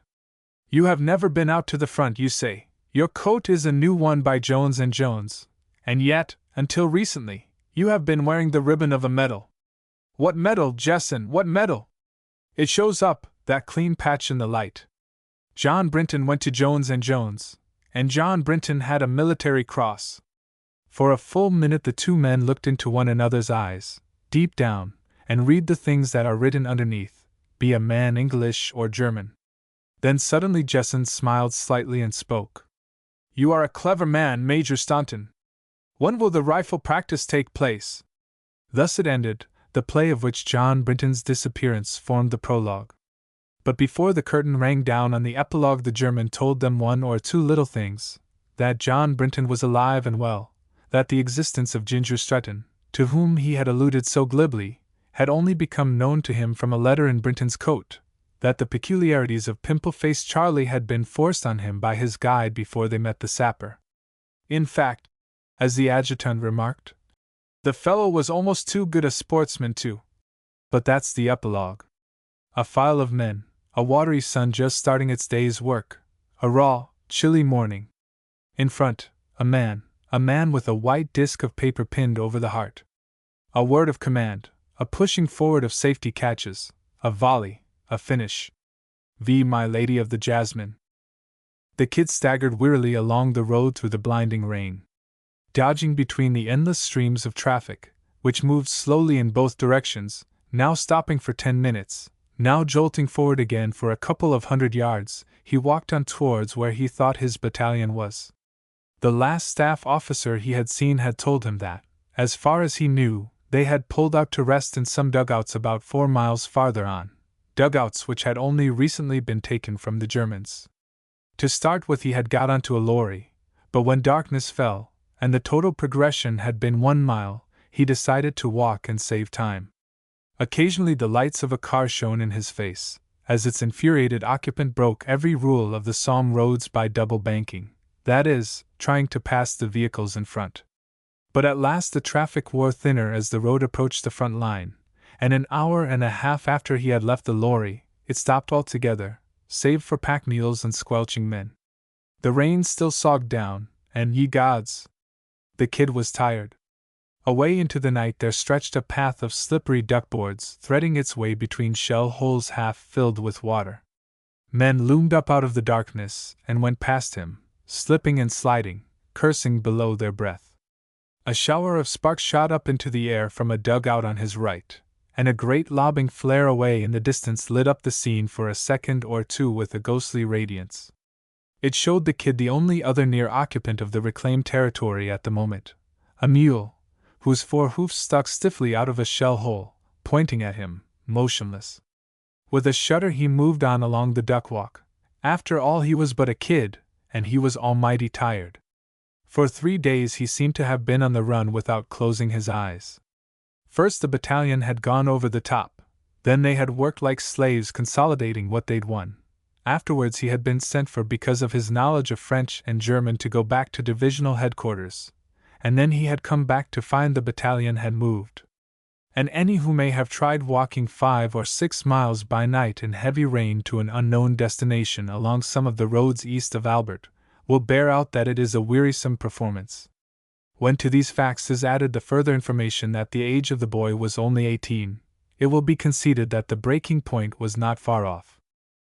Now I have emphasized the physical condition of the kid, as he was known to all and sundry, because I think it may have a bearing on the story I am going to relate. I am no expert in ologies and other things dealing with so-called spiritualistic revelations. I might even say, in fact, that I am profoundly skeptical of them all, though to say so may reveal my abysmal ignorance. So be it, my thumbs are crossed. This is not a controversial treatise on spiritualism, and all that appertains thereto. One thing, however, I will say, in my ignorance, of course. Until some of the great thinkers of the world have beaten down the jungle of facts beyond our ken, and made a track, be it never so narrow, free from knaves and charlatans, it is ill-advised for Mrs. Smith or Lady de Smythe to believe that Signer Macaroni, N.E. Jones, will reveal to them the secrets of the infinite for £2. He may, on the other hand, he may not. That the secrets are there, who but a fool can doubt? It is only Signer Macaroni's power of disinterested revelation that causes my unworthy skepticism. And so let us come back to the kid, and the strange thing that happened in a recently captured German dugout on the night of which I have been writing.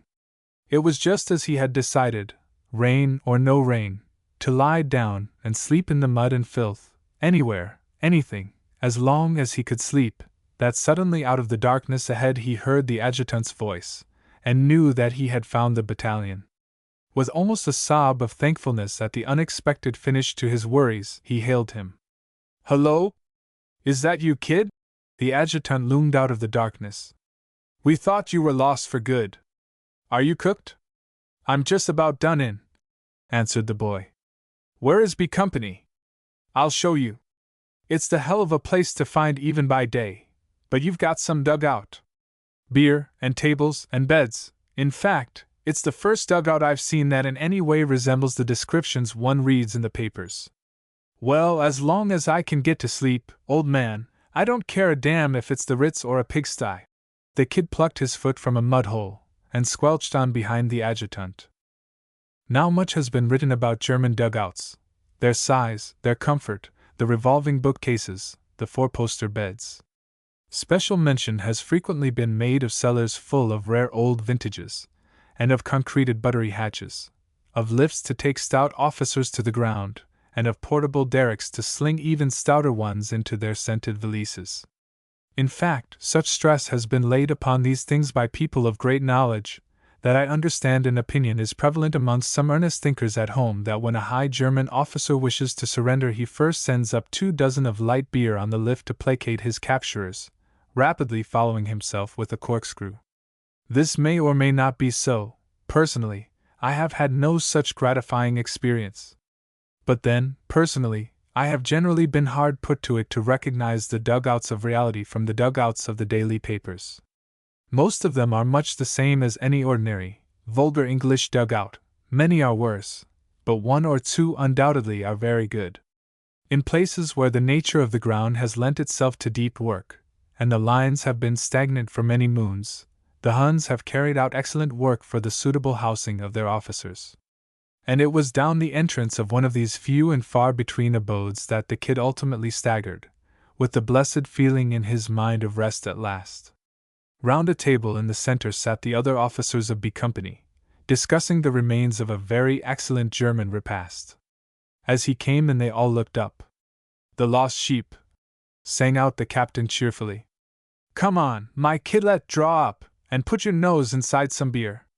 "Not a bad place, is it?" chimed in the doctor, puffing at a large and fat cigar of Hun extraction. "Excellent cellar of rare old ale, cigars of great potency, real genuine fleur de Boche, a picture gallery of, a pleasing description, and a bed, What more can man desire? Private McPherson does not approve, I fear me, of the pictures, chuckled the senior subaltern. I heard him muttering dark things about painted Jezebels, and yon scarlet women of Babylon. It must be very dreadful for all concerned to go through life with a mind like McPherson's.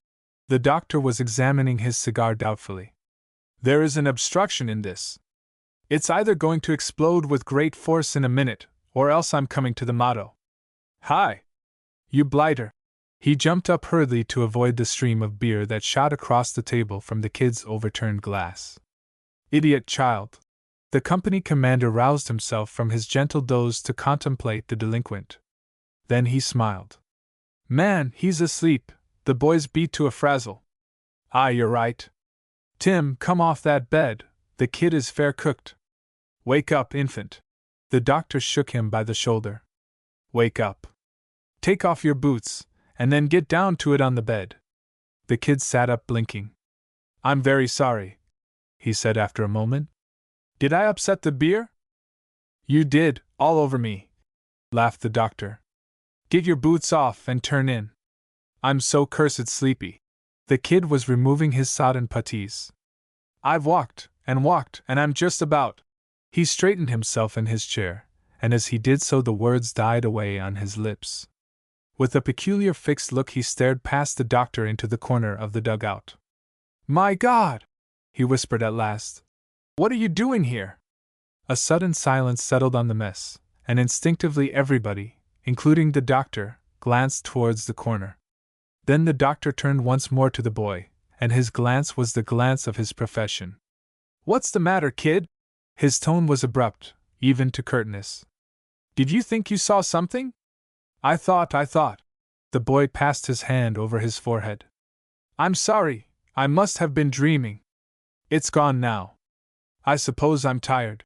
But his eyes still searched the dugout fearfully. What did you think you saw? Asked the doctor shortly. I thought I saw. Once again he stopped, then he laughed a little shakily. Oh! It doesn't matter what I thought I saw. Damn it! I'm tired, let me turn in. The doctor's eye met the company commander's over the table, and he shrugged his shoulders slightly. Dead beat. His lips framed the words, and he returned to the contemplation of his cigar, which was not doing all that a well-trained cigar should. The kid stood up and glanced round the mess at his brother officers a little shamefacedly, only to find them engrossed, a trifle ostentatiously, in their own business. I'm sorry, you fellows, he blurted out suddenly. Forgive me being such a fool, I suppose I'm a bit tired. The doctor took him firmly by the arm, and led him towards the bed. Look here, old soul, he remarked. If you wish to avoid the wrath of my displeasure, you will cease talking and go to bed. Everyone knows what it is to be weary, and there's only one cure, sleep. The kid laughed, and threw himself on the bed. Jove! He muttered sleepily. Then it's a pleasant medicine, doctor dear. He pulled a blanket over his shoulders, his head touched the pillow, his eyes closed, and before the doctor had resumed his seat the kid was asleep. It seemed only a minute afterwards that he was awake again, staring into the dim-lit dugout with every sense alert. He was conscious first of a faint elusive scent, a scent which was new to him. His mind wandered to the scents he knew, chaminade, mysteries, trefoil incarnate, but this was different. Delicate, sensuous, with the slightest suggestion of jasmine about it, it seemed to permeate every part of him. Vaguely expectant, he waited for something that he knew must happen. What it would be, he had no idea. He felt like a man waiting for the curtain to rise on a first night, when the music of the overture is dying away to a finish. He experienced no fear, merely an overwhelming curiosity to witness the drama, and to confirm his certainty about the owner of the scent. In his mind there was no doubt as to who she was. It was the girl he had seen in the corner as he was taking off his puttees, the girl who had looked at him with eyes that held the sadness of the world and its despair in them, the girl who had vanished so quickly. Her disappearance did not strike him as peculiar, she would explain when she came. And so the kid waited for the drop scene to lift. It struck him as he glanced round the dugout that the furniture had been moved. The table seemed nearer the wall, the chairs were differently arranged. Instead of the remnants of a finished meal, papers arranged in neat piles met his eye. The place looked more like an office than a mess. Suddenly he stiffened into attention. Steps were coming down the entrance to the dugout. A man came in, and with a gasp the kid recognized a German soldier. He strove to shout, to warn his brother officers who he knew were peacefully sleeping in valises on the floor, but no sound came. His tongue stuck to the roof of his mouth. He could only watch, rigid and motionless. The German moved to the hanging lamp, and turned it up till a bright light flooded the dugout. No! The kid's brain was racing. He must see them. My God! They must have got back during the night. But no. The German servant moved towards the cupboard which contained the food, brushing so close to the bed that the kid could have touched him with ease as he passed. Very cautiously he raised his head as he saw the man, his back turned, fumbling on the shelves, and looked round the room. Then with the icy hand of terror clutching at his heart he lay back again. The room was empty.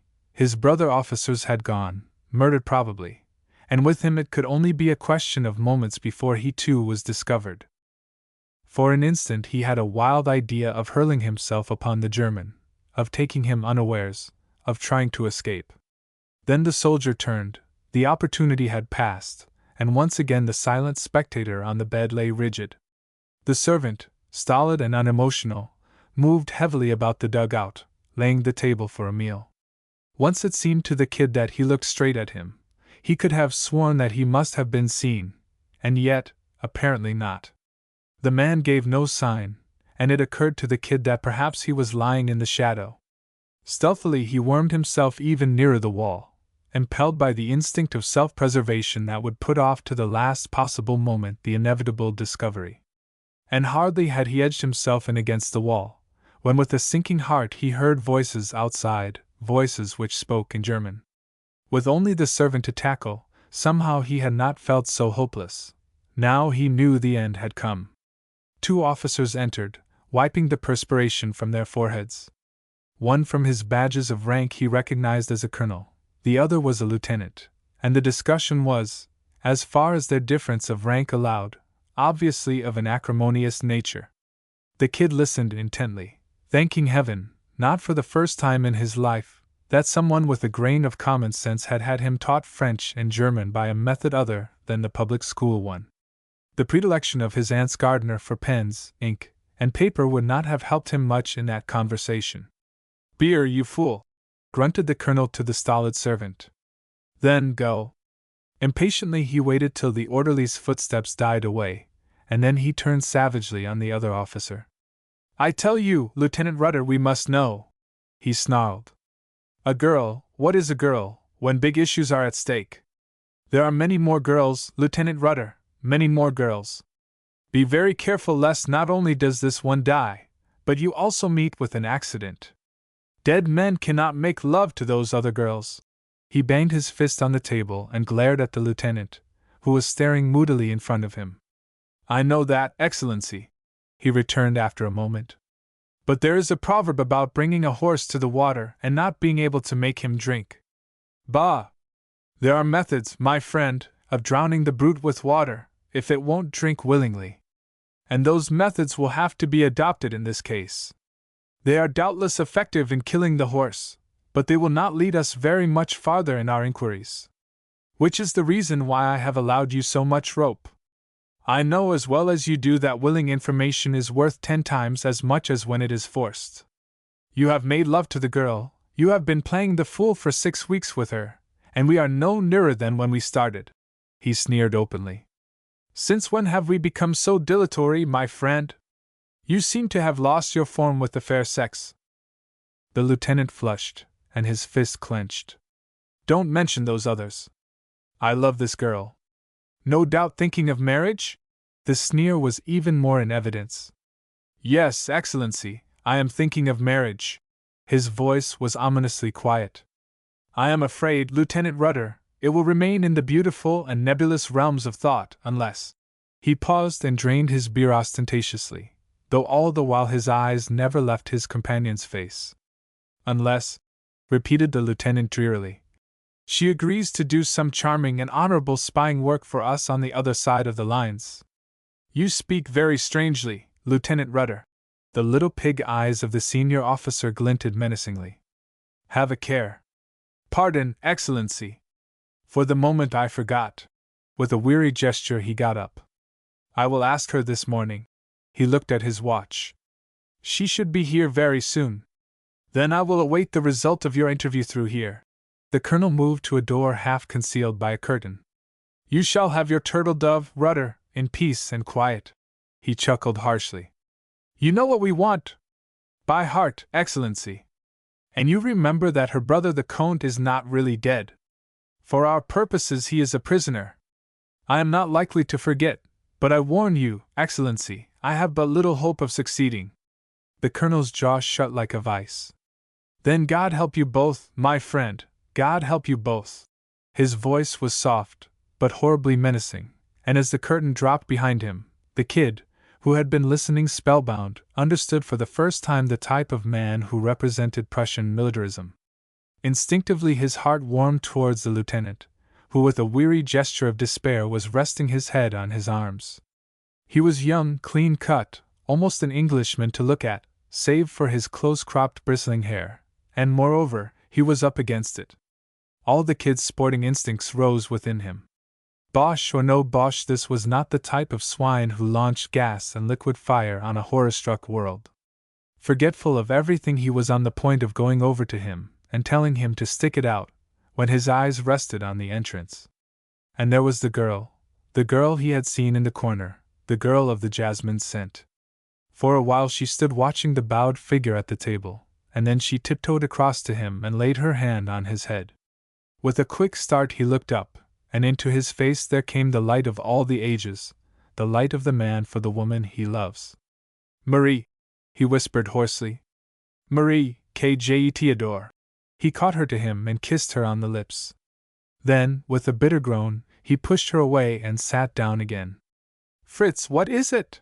She cried in wondering tones. You sent for me, my dear. Why? I came, but it is not right for me to come to you here, in your dugout. I was ordered to send for you, my Marie. His French was pure if guttural. Ordered? An adorable look of amazement came on her face. And you like not this order, my Fritz? But why? It is not right for me to be here, I know, but now that I have come, it is very nice, mon ami. Why do you look so glum? For a while he did not reply, but paced the dugout with long, uneven steps. And the kid, watching his lady of the jasmine, saw her bite her lips, as a look of puzzled fear came into her great round eyes. At last the man paused in front of her and took her roughly by the arms, so that she cried out. You love me, Marie? He demanded hoarsely. You love me enough to marry me when this accursed war is over? His voice sank over the last few words, and he glanced, half fearfully, at the curtained door. But of course, my Fritz, she answered softly.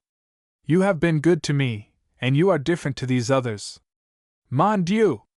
They frighten me, those harsh, brutal men, but they have been good to me and the little mother for your sake.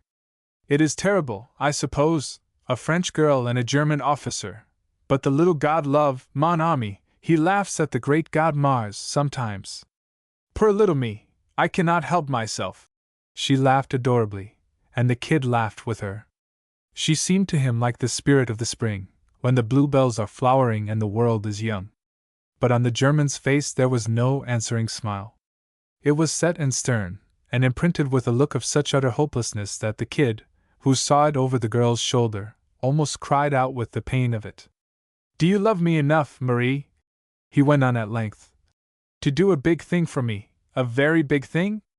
That depends on what it is. She spoke gaily, but the kid could see her body stiffen slightly. I'm no good at big things. Will you go to Paris for me? His voice was dull and jerky. Paris! She gazed at him in amazement. But how and why? It will be easy to get you there. He seized on the part of her question which postponed for a few seconds the hideous thing he was to ask her. We can arrange all that quite easily. You see. He rambled on with the method of making plans for the journey, until he caught her eyes, and the look in them made his faltering words die away to a dreadful silence. "And why do you want me to go to Paris, Fritz?" Her voice was hardly above a whisper. Twice he essayed to speak, twice he failed to do more than falter her name. Then with a gasping cry he took her in his arms and kissed her passionately. "They shan't," he muttered. "By God! They shan't." And it was as the kid watched the scene, with parted lips and quickened breath, that the curtain moved aside, and he saw the colonel, like an evil spirit, regarding the pair with cold malevolence. "Delightful!"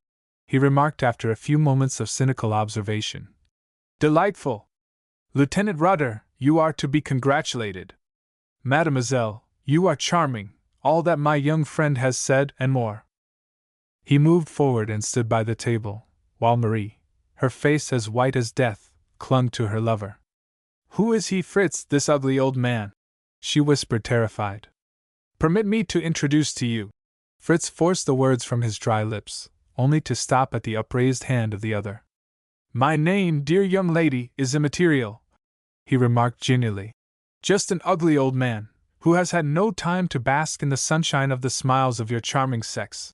He sat down and lit a cigar. "So you are going to become a German's wife? Ah, Fritz, my boy, you're a lucky dog. You'll have to guard your Marie carefully from the rest of the garrison, when we have finally won and the war is over." He gave a grating laugh, and blew out a cloud of smoke. "What do you want of me?" asked Marie, in a terrified whisper, looking at him like a bird at a snake. "A little service, my dear young Fräulein-to-be, a little service to the fatherland. You must not forget that Germany is now your country in spirit, if not in actual truth. You are pledged to her just as you are pledged to your Fritz. In fact, he being an officer, the two are one and the same thing." He smiled again, and waved his cigar gently in the air. "And not only will your service benefit the country that you have chosen as your own, but it will benefit you, because it will bring the end of the war, and with it your marriage, closer." He paused to let the words sink in, but she still watched him fascinated. "One thing more." His eyes gleamed dully through the haze of smoke as he fixed them on her. "Unless this little service is fulfilled, though it won't make any difference to the ultimate result as far as Germany is concerned, it will make a very considerable difference as far as you and, Fritz are concerned." "What do you mean?" The girl hardly breathed the words. "I mean that there will be no marriage." Painful, but true. The kid watched the young officer's arm tighten convulsively round her waist, and began to see red. Then the harsh guttural voice continued. "Well, now, without wasting any more time, let us come to the point. I had proposed to let Lieutenant Rudder explain things to you, but from one or two things I overheard, it struck me he might not make them clear." The beady eyes came slowly round to the lieutenant. "That is why I interrupted." Once again he stared at the trembling girl. "To be brief, Mademoiselle Marie, we anticipate an attack, a big attack, by the English. We have good information that it is coming in this neighborhood." The kid pricked up his ears. What the devil was the man talking about? "We have every reason to hope that Ovalus, Freicourt, Thiepval are impregnable. At the same time, in war, one never leaves things to chance." The kid's astonishment turned to stupefaction. He himself had been in the storming of Ovalus. "And the chance?" continued the imperturbable voice. "In this matter is the probable action of the French, your charming compatriots, that were, Fräulein. We anticipate this offensive in about a month or 6 weeks, and the matter on which we require all the confirmation we can is whether the French, after their hideous losses at Verdun, can play any important part in this operation of the enemy. That is where you can help us." For a moment there was dead silence, and then the girl turned her stricken face to the man beside her. "Dear God!" she muttered. "Is this why you made love to me? To make me a spy? Marie, no, on my honor, I swear it." Forgetful of the man sitting at the table, Fritz stretched out his hand in an agony of supplication. "Lieutenant Rudder." With a snarl the colonel stood up. "You forget yourself. I am speaking. A truce to this fooling. Mademoiselle," he turned again on the girl. "We have other things to do beside babble of love. Call it spying if you will, but we want information, and you can help us to get it, must help us to get it." And what if I refuse? Superbly she confronted him. Her voice had come back. Her head was thrown up. In the first place, you will not marry Lieutenant Rudder, and in the second place, have you heard that the Comte de St. Jean was taken prisoner at Verdun? Philippe. Oh, monsieur, where is he? The girl threw herself on her knees before him. I implore you, he is my only brother. Indeed. Well, if you ever desire to see him again, you will carry out my suggestion. Otherwise, he paused significantly. Oh, you could not! You could not be so cruel, so vile as to harm him if he is a prisoner. It would break my mother's heart. Mademoiselle, there is nothing which I would scruple to do, nothing, if by so doing I advance the glorious cause of our fatherland. The man's small eyes gleamed with the fire of a fanatic. Revolting though he was, yet was there an element of grandeur about him.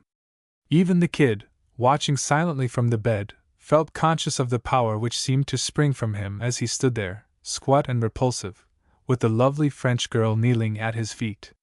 He saw her throw her arms around his knees, and turn up her face to his in an agony of pleading, and then of a sudden came the tragedy. Discipline or no discipline, a man is a man, and Fritz Rudder had reached the breaking point.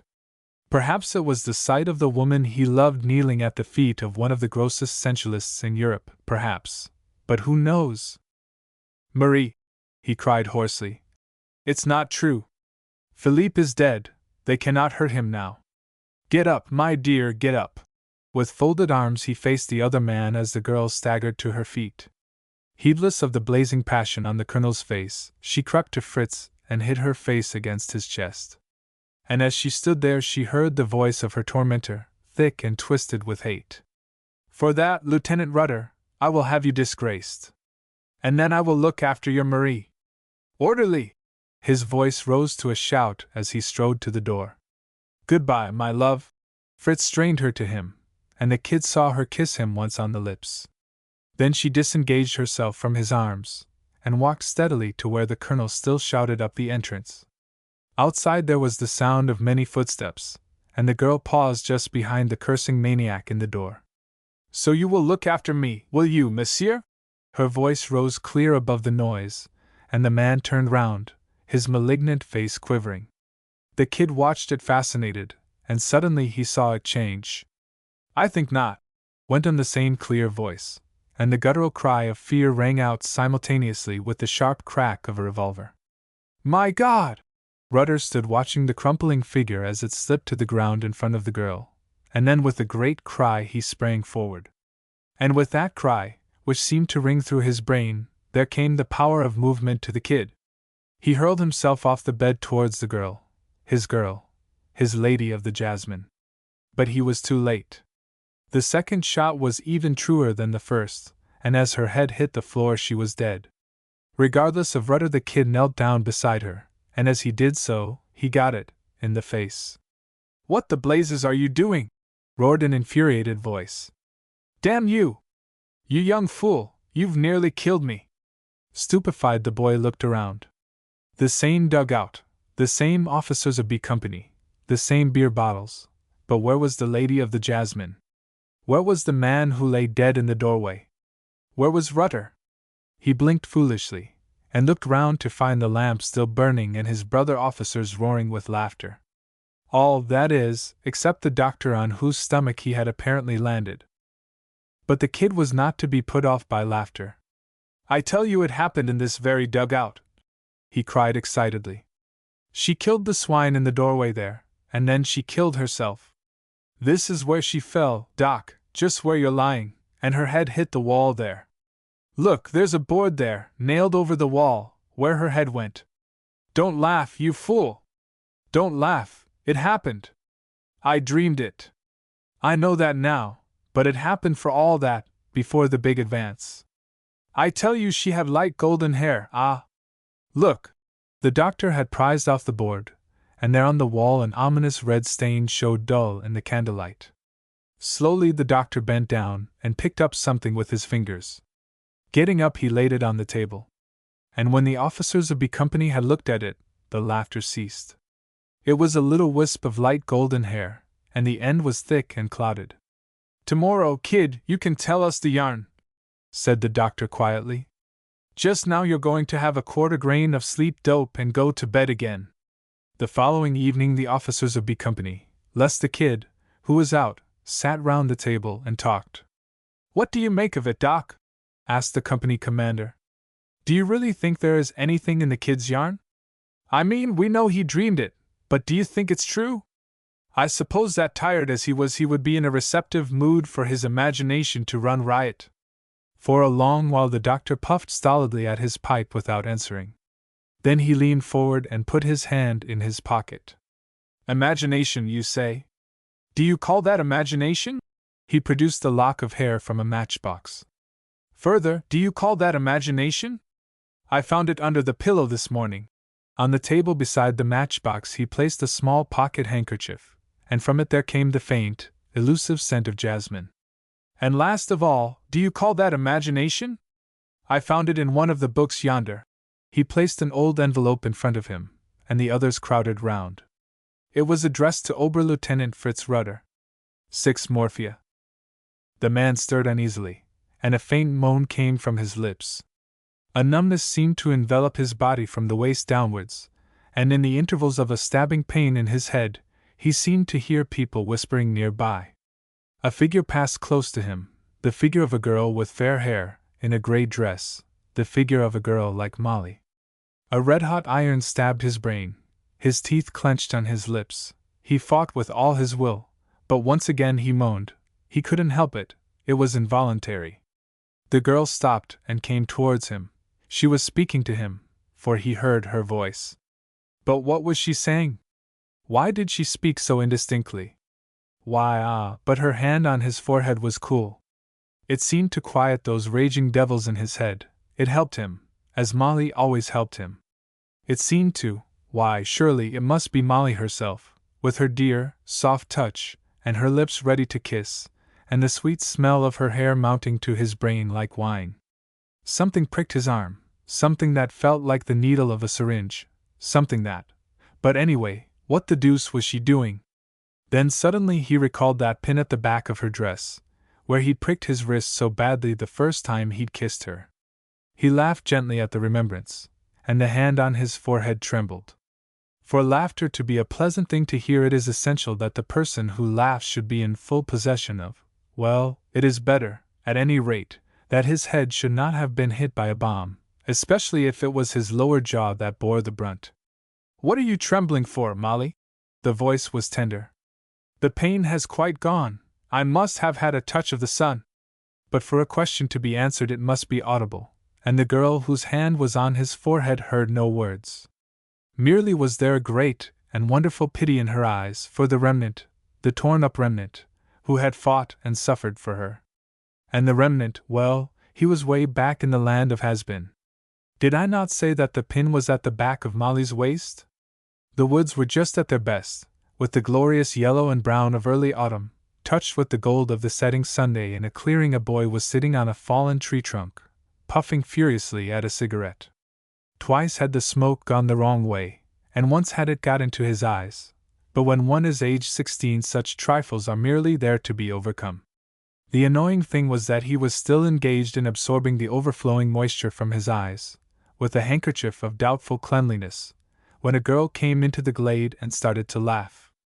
There's no good pretending, Billy.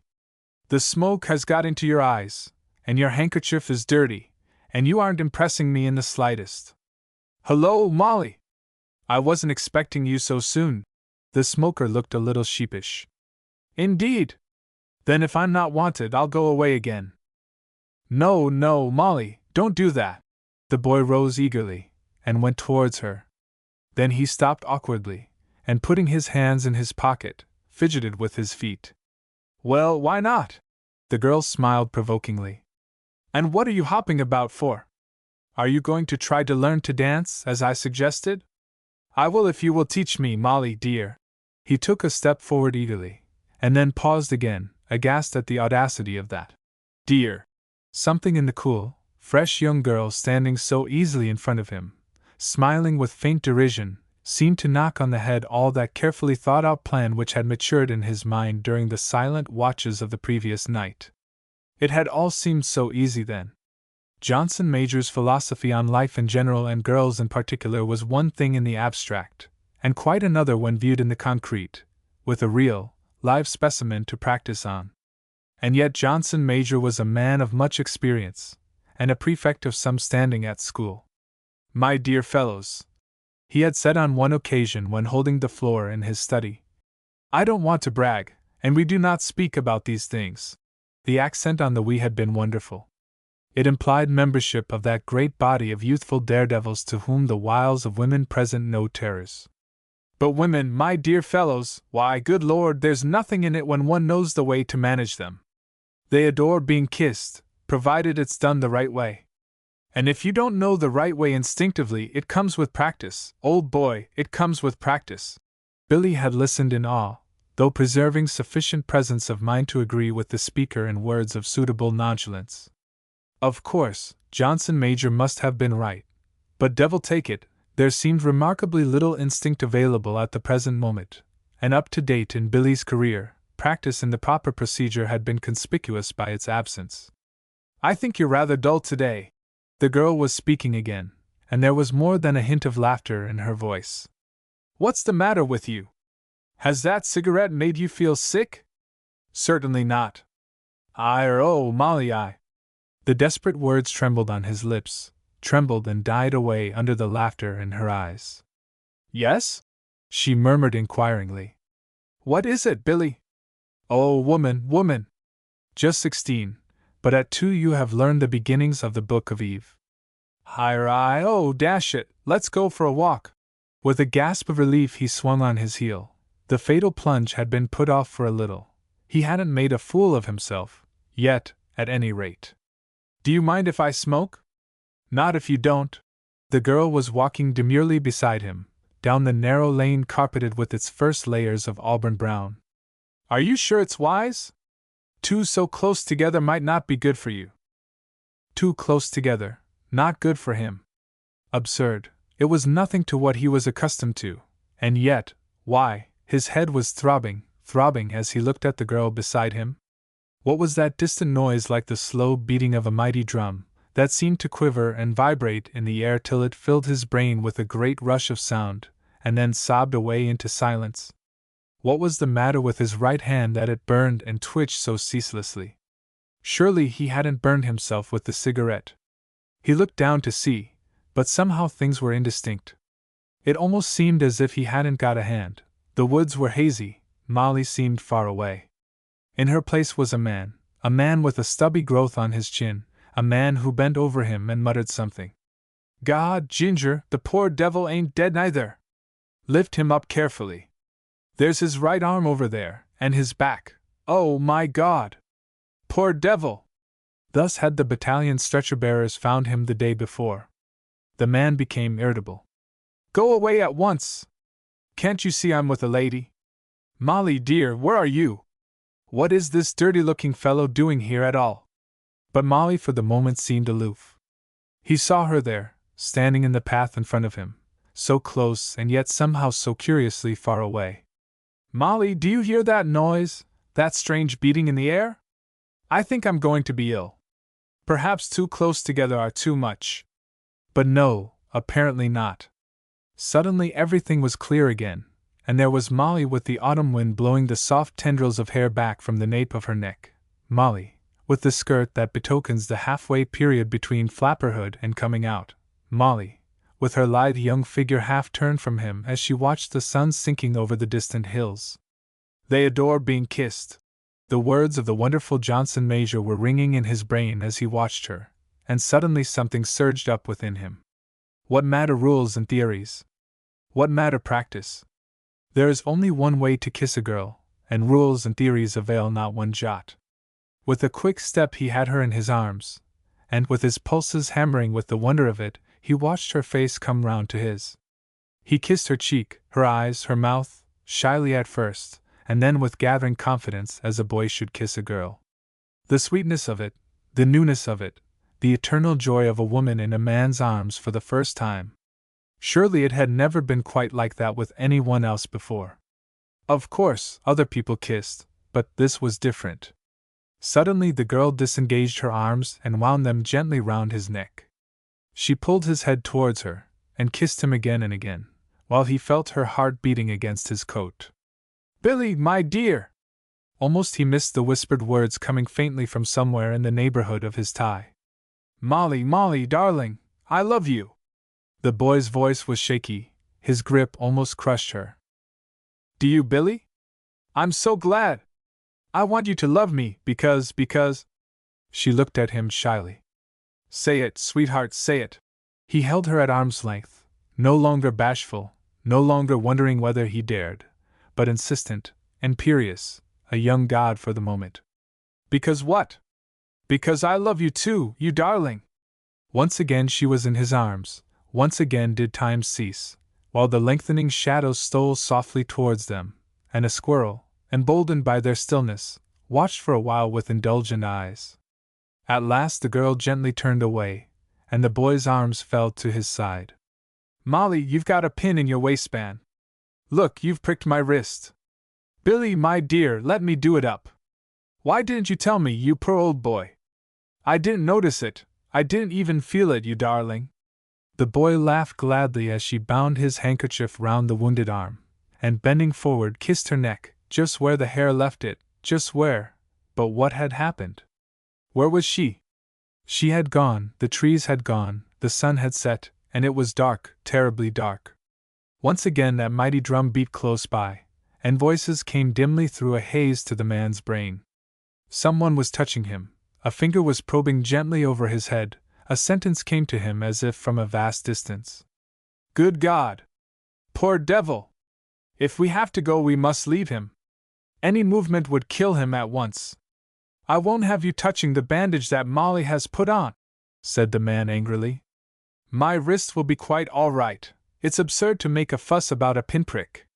And perhaps because there are sounds to which no man can listen unmoved, the quiet-faced doctor drew out his hypodermic syringe. The girl with the gray dress, her steps lagging a little with utter physical weariness, paused at the foot of his bed, and waited with an encouraging smile. "Molly," he cried eagerly, "come and talk to me. I've been dreaming about you." But she merely continued to smile at him, though in her eyes there was the sadness of a divine pity. Then once again something pricked his arm. A great silence seemed to come down on him like a pall, a silence that was tangible, in which strange faces passed before him in a jumbled procession. They seemed to swing past like fishes drifting across the glass window of an aquarium, ghostly, mysterious, and yet very real. A man in a dirty gray uniform, with a blood-stained bandage round his forehead, who leered at him. Chilcote, his company commander, who seemed to be shouting and cheering and waving his arm. A sergeant of his platoon, with a grim smile on his face, who held a rifle with a fixed bayonet that dripped. "All right, Chilcote," he shouted. "We'll have the swine out in a minute." But Chilcote had gone, and through the silence came a muffled roar. "The drum again!" he muttered irritably. "What the devil is the good of trying to surprise the Huns if we have the band with us? You don't want a band when you're attacking a village. A band is for marching to, and dancing, not for fighting. Of course, if it was going to continue playing, they might just as well have a dance, and be done with it." He laughed a little.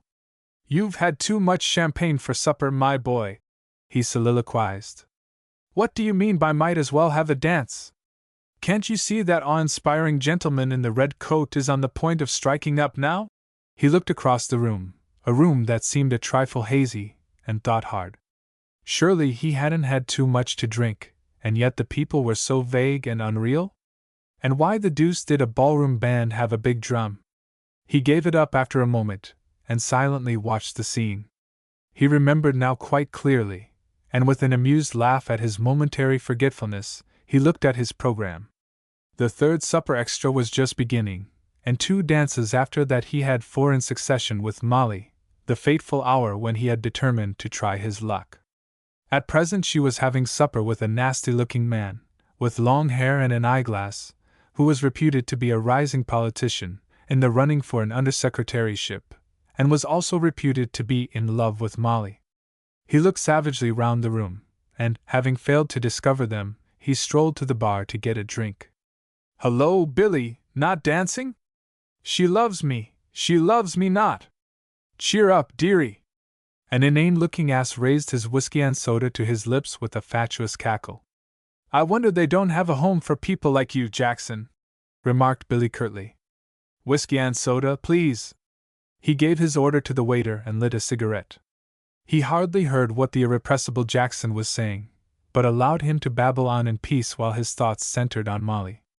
How absolutely sweet she was looking in that shimmering, gauzy stuff that just went with her hair, and showed off her figure to perfection. If only she said yes.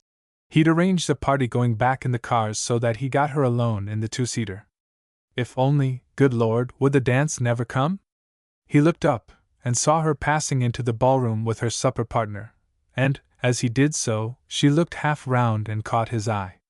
Just a second, no more, but on her lips had trembled the faintest suspicion of a smile that caused his heart to beat madly with hope, a smile that said things.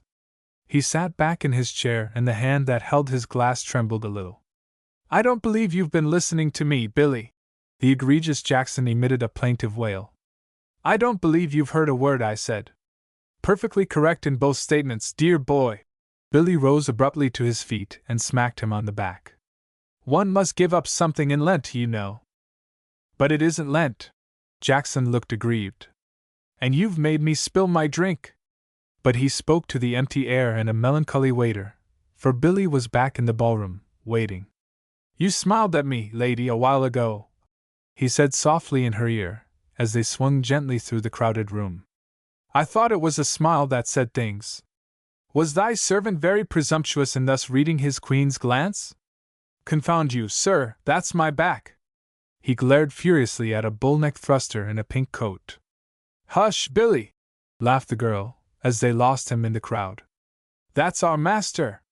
I don't care a hang who he is, but he's rammed one of my brace buttons into my spine. He's the sort of man who knocks you down and tramples on your face, after supper." For a few moments they continued in silence, perhaps the two best dancers in the room, and gradually she seemed to come closer to him, to give herself up entirely to him, until, as in a dream, they moved like one being and the music softly died away. For a moment the man stood still, pressing the girl close to him, and then, with a slight sigh that was almost one of pain, he let her go. "Are you glad I taught you to dance?" she asked laughingly, while the room shouted for an encore. "Glad?" he whispered. "Glad? Ah, my lady, to dance with you is the nearest approach to heaven that we poor mortals may have. For all that," he steered her swiftly through the expectant couples towards a door covered with a curtain. "I want an answer to a question I asked you just before my spine was broken."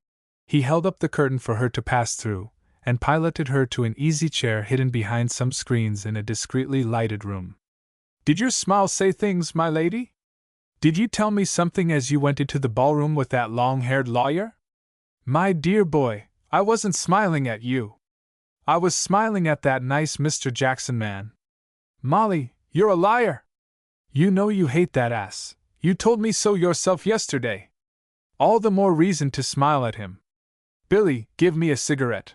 She leaned towards him slightly as he offered her his case, and their eyes met. Her breath came a little quicker as she read the message blazing out of his, and then she looked away again. "And a match, please," she continued quietly. "Confound the match and the cigarette, too!" His voice was shaking. Molly, I know I'm mad.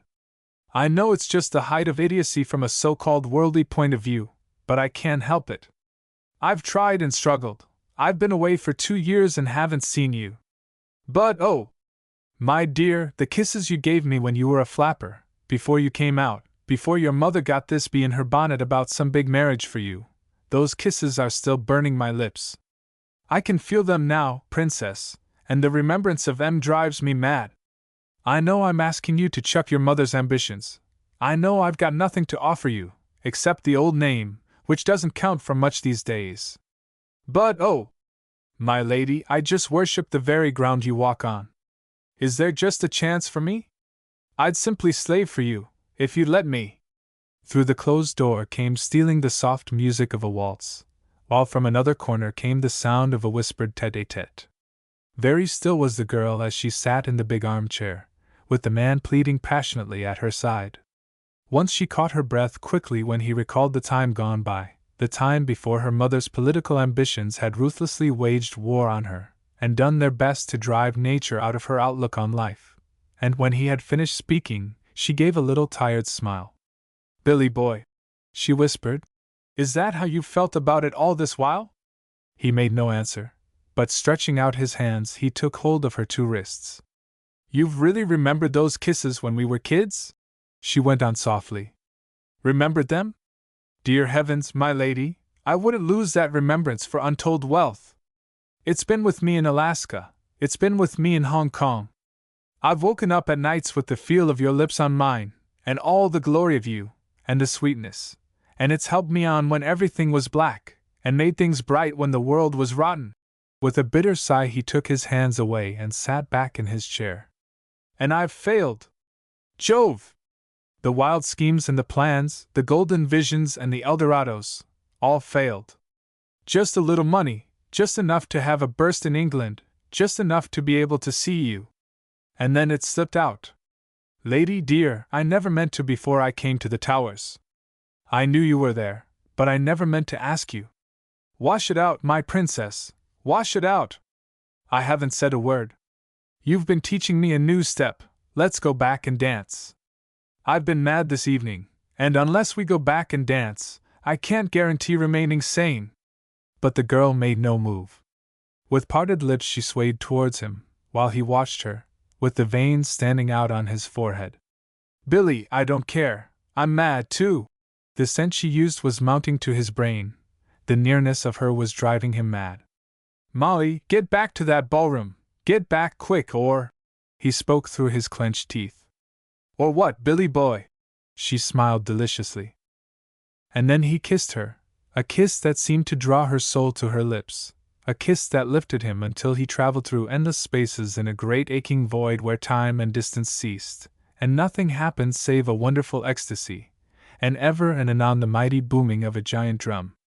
He seemed to be treading on air, and though the ballroom had vanished, and the discreet apartment with shaded lights had faded away, yet he was very conscious of the nearness of his girl. But just now, he could not see her, she eluded him, leaving an ever-present feeling that she would be waiting for him round the next of those intangible masses he seemed to be drifting through.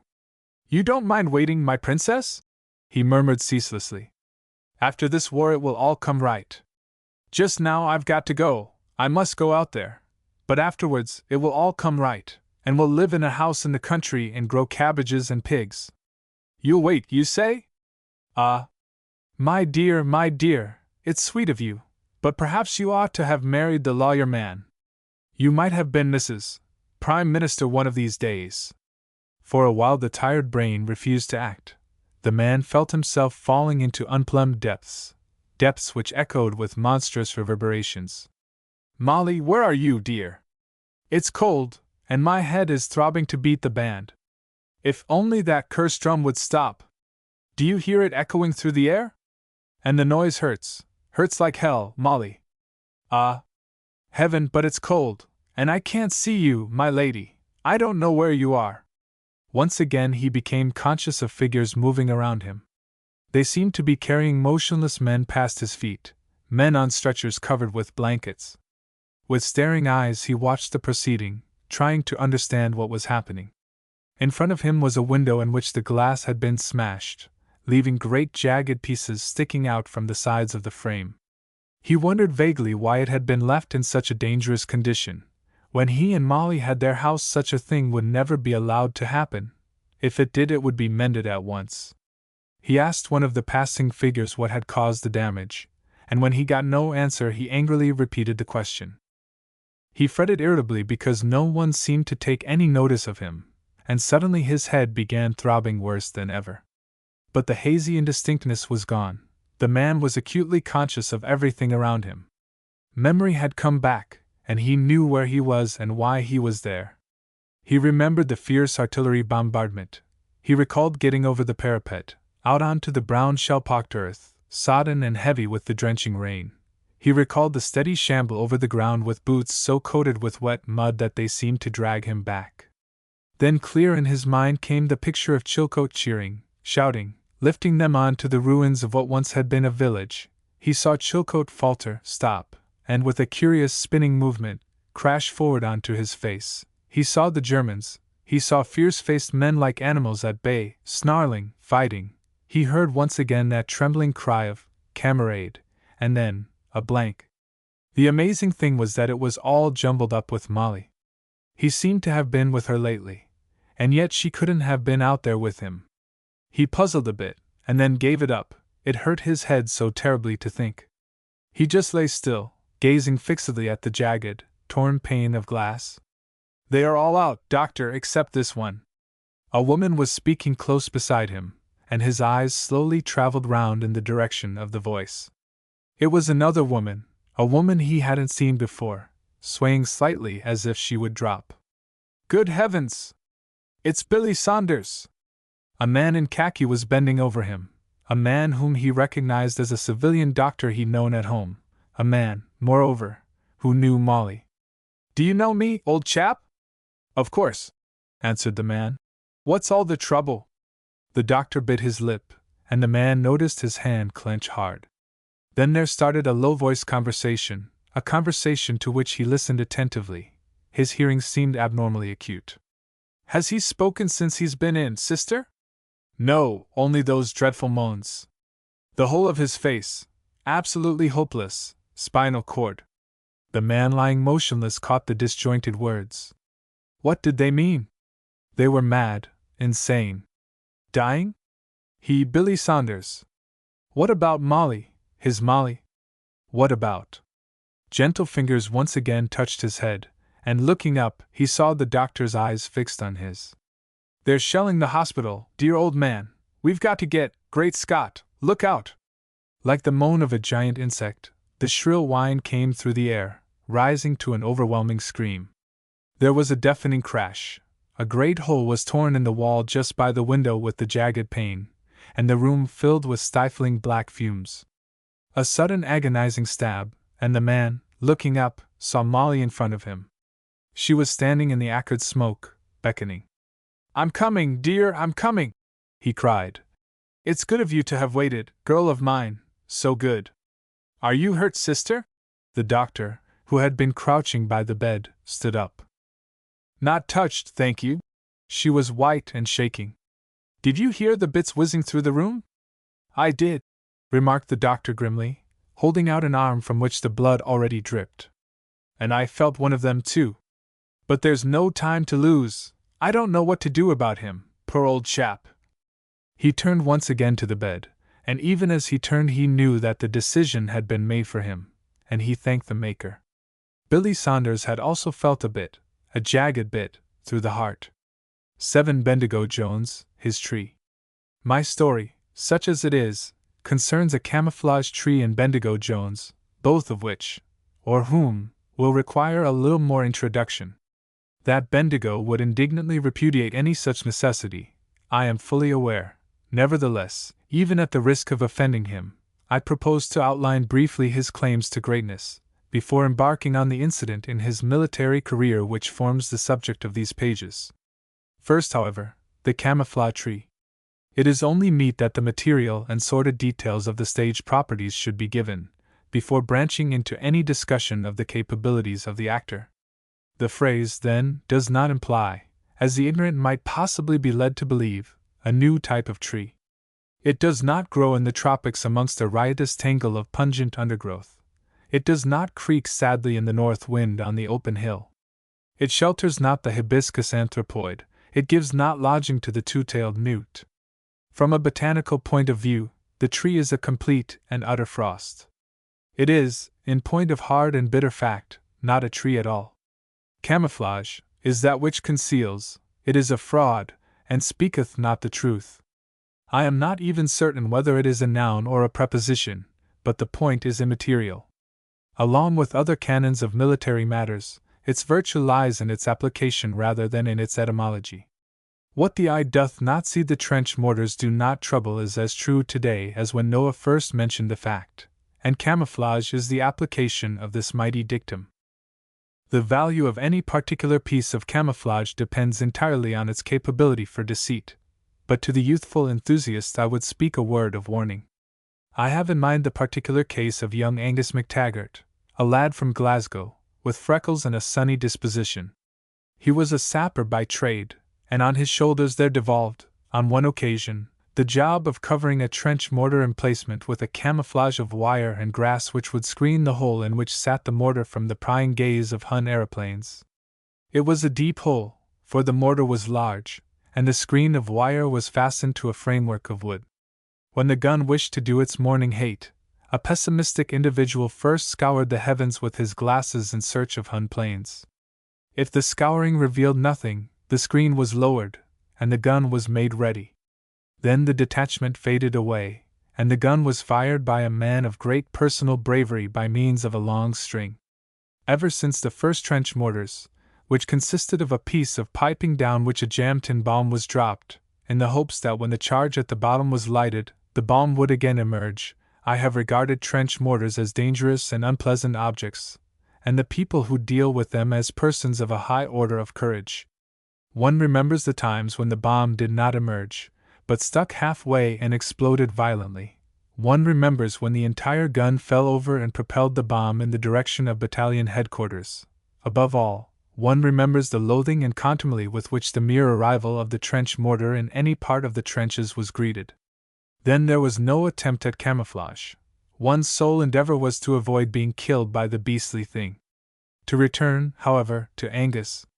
Though of a sunny disposition, as I have said, he was a somewhat earnest individual, and thorough withal.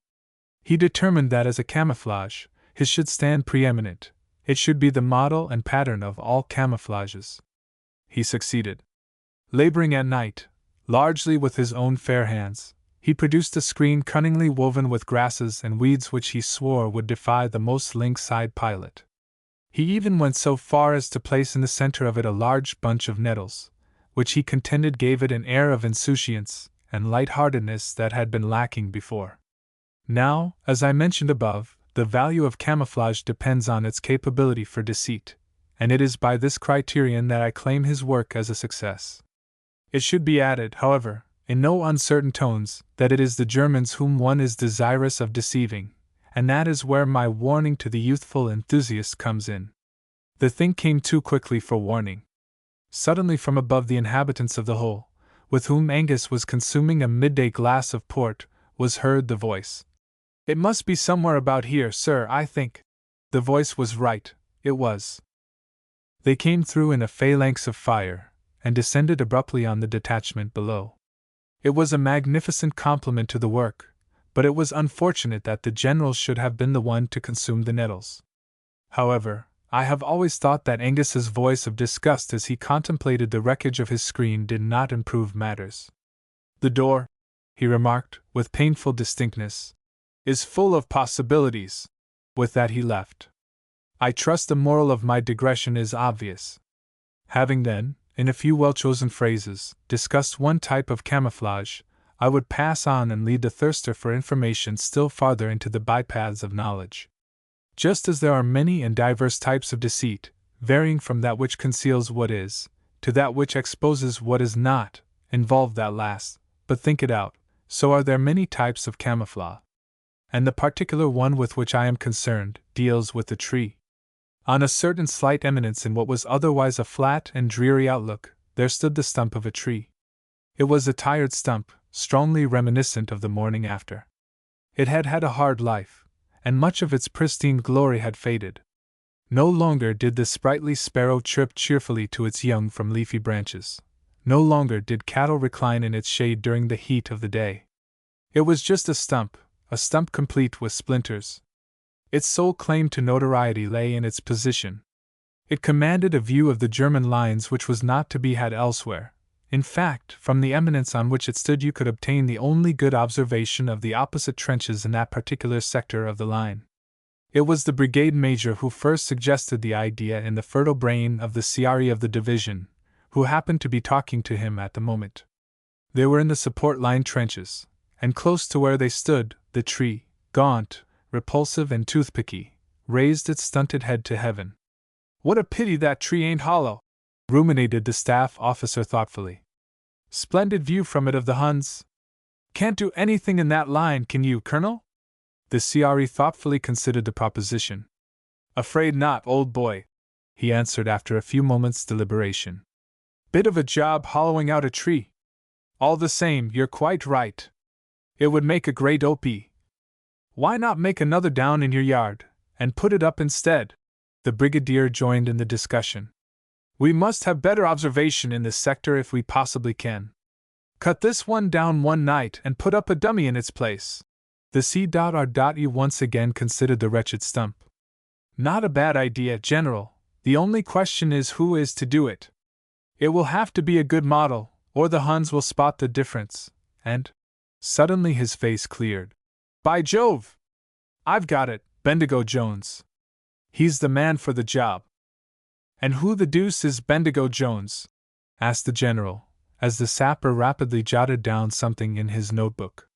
"He sounds like a prize fighter or the inventor of a patent medicine. Bendigo Jones, General, is my latest acquisition. I have it on no less an authority than his own that he is a very remarkable man. I gather that he is futurist by inclination and dyspeptic by nature, which I take to be a more or less natural sequence of events. At present he adorns my office, and looks intense. He sounds rather like a disease," murmured the brigade major. "From what you say, I gather he considers himself an artist. He sculpts, or whatever a sculptor does when he gets busy." The colonel smiled gently. "How he ever blew out here I cannot imagine, but these things will occur. I offended him mortally, I regret to say, the first day he arrived by confessing that I had never even heard his name, much less seen his work, but I think he's forgiven me. I allowed him to arrange the timber yard today more aesthetically, and the sergeant major thinks he is soft in the head, so Bendigo is supremely happy. He sounds a perfect treasure," remarked the brigadier drily. "However, as long as he models that tree and we get it up somehow, and I never see him, I shall be quite happy, old boy." "It shall be done," answered the CRE. "By our little Bendy himself. A life-size, hollow camouflage stump shall replace the original, complete with peephole and seat." Thus lightly was settled the immediate future of one of the world's great ones. In view, however, of the fact that the world is so often lamentably ignorant of greatness, it now becomes necessary for me to carry out my second introduction and enlighten the Philistines as to what they have missed by their miserable and sordid materialism. Be it known then that for several years Bendigo Jones had been in the habit of inflicting upon a long-suffering and inoffensive public a series of lumps of material.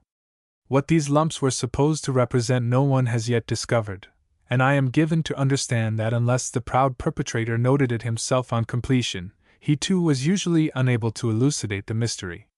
It was not of great account, as he ran not the slightest risk of contradiction whatever he said, and as no person ever willingly went twice to his exhibitions, he could vary the title daily without fear of discovery. Another great point about his work was its many-sidedness. A lump looked at from one side would perhaps represent Pelican with young, while on the other, the children's hour, or 6 o'clock at Mudview Villa, would be depicted. This, needless to say, economized greatly in space and matter, and in case any special exhibit failed to arrive in time, or was thrown away by mistake, an old one turned upside down at once remedied the defect. His nearest approach to fame occurred during the period which followed the perpetration of his celebrated Mother with Her Child. It was announced that the gifted sculptor had worked on it for 5 years, and a certain amount of light was thrown on his methods by an interview he managed to get published in some obscure journal. Rising with a hoarse cry, ran this effusion, Mr. Bendigo Jones hurled himself at his work. With a single blow he removed a protuberance, and then sank back exhausted. "You see the difference," he cried, "you see how I have altered her expression." "Whose?" I murmured dazedly. "Why, the face of the woman." "Ah! Dolt blockhead, have you no eyes, have you no soul?" "But you told me that was a church at sunset," I remonstrated feebly. "What has that to do with it?" he shouted. It is what I like to make it, fool. What is a name? Nothing, a bagatelle. I have changed my mind every day for the last 5 years, and now my life's work is done, done. Mr. Bendigo Jones sobbed quietly, and I stole away. It was not for me to gaze on such grief.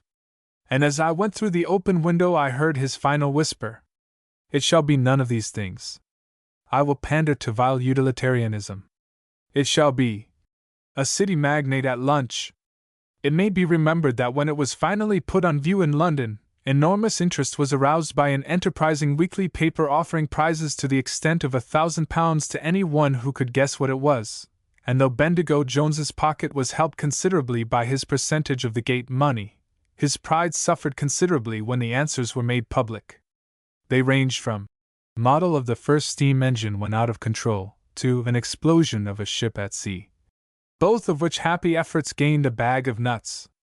The answer adjudged most nearly correct was sent in by a Fulham butcher, who banked on angry gentleman quarreling with his landlord on quarter day, which at any rate had the merit of making it human. But I have digressed enough. I will return to my sad story. How our friend ever did arrive in France is as much of a mystery to me as it was to the Colonel. Presumably a ruthless government, having decided it required men, roped him in along with the other lesser lights. The fiat went forth, and so did Bendigo, mildly protesting, to adorn in the fullness of time the office of the CRE of whom I have spoken. And he was sitting there exhausted by his labors in helping the sergeant major rearrange the timber yard aesthetically, when a message arrived that the colonel wished to speak to him. "I understand, Jones, that you are a sculptor," remarked that officer genially, as our hero entered the office. "Now, can you model a tree?" Bendigo gazed dreamily out of the window. "A tree," he murmured at length. "A little, beautiful tree. Green with the verdant loveliness of youth, green, green." "It isn't," snapped the colonel. "It's brown, and damned hideous, and full of splinters." "Only to the eye of unbelief, sir." The sculptor regarded him compassionately. "To us, to those who can see things as they ought to be, more, as they spiritually are, it is different." A door closed somewhat hastily, and the sounds from the next room seemed to indicate that the adjutant's cough was again troubling him. The colonel, however, remained calm. "I have no doubt, Jones," he remarked dispassionately, "that what you have just said has some meaning. It is even remotely possible that you know what it means yourself.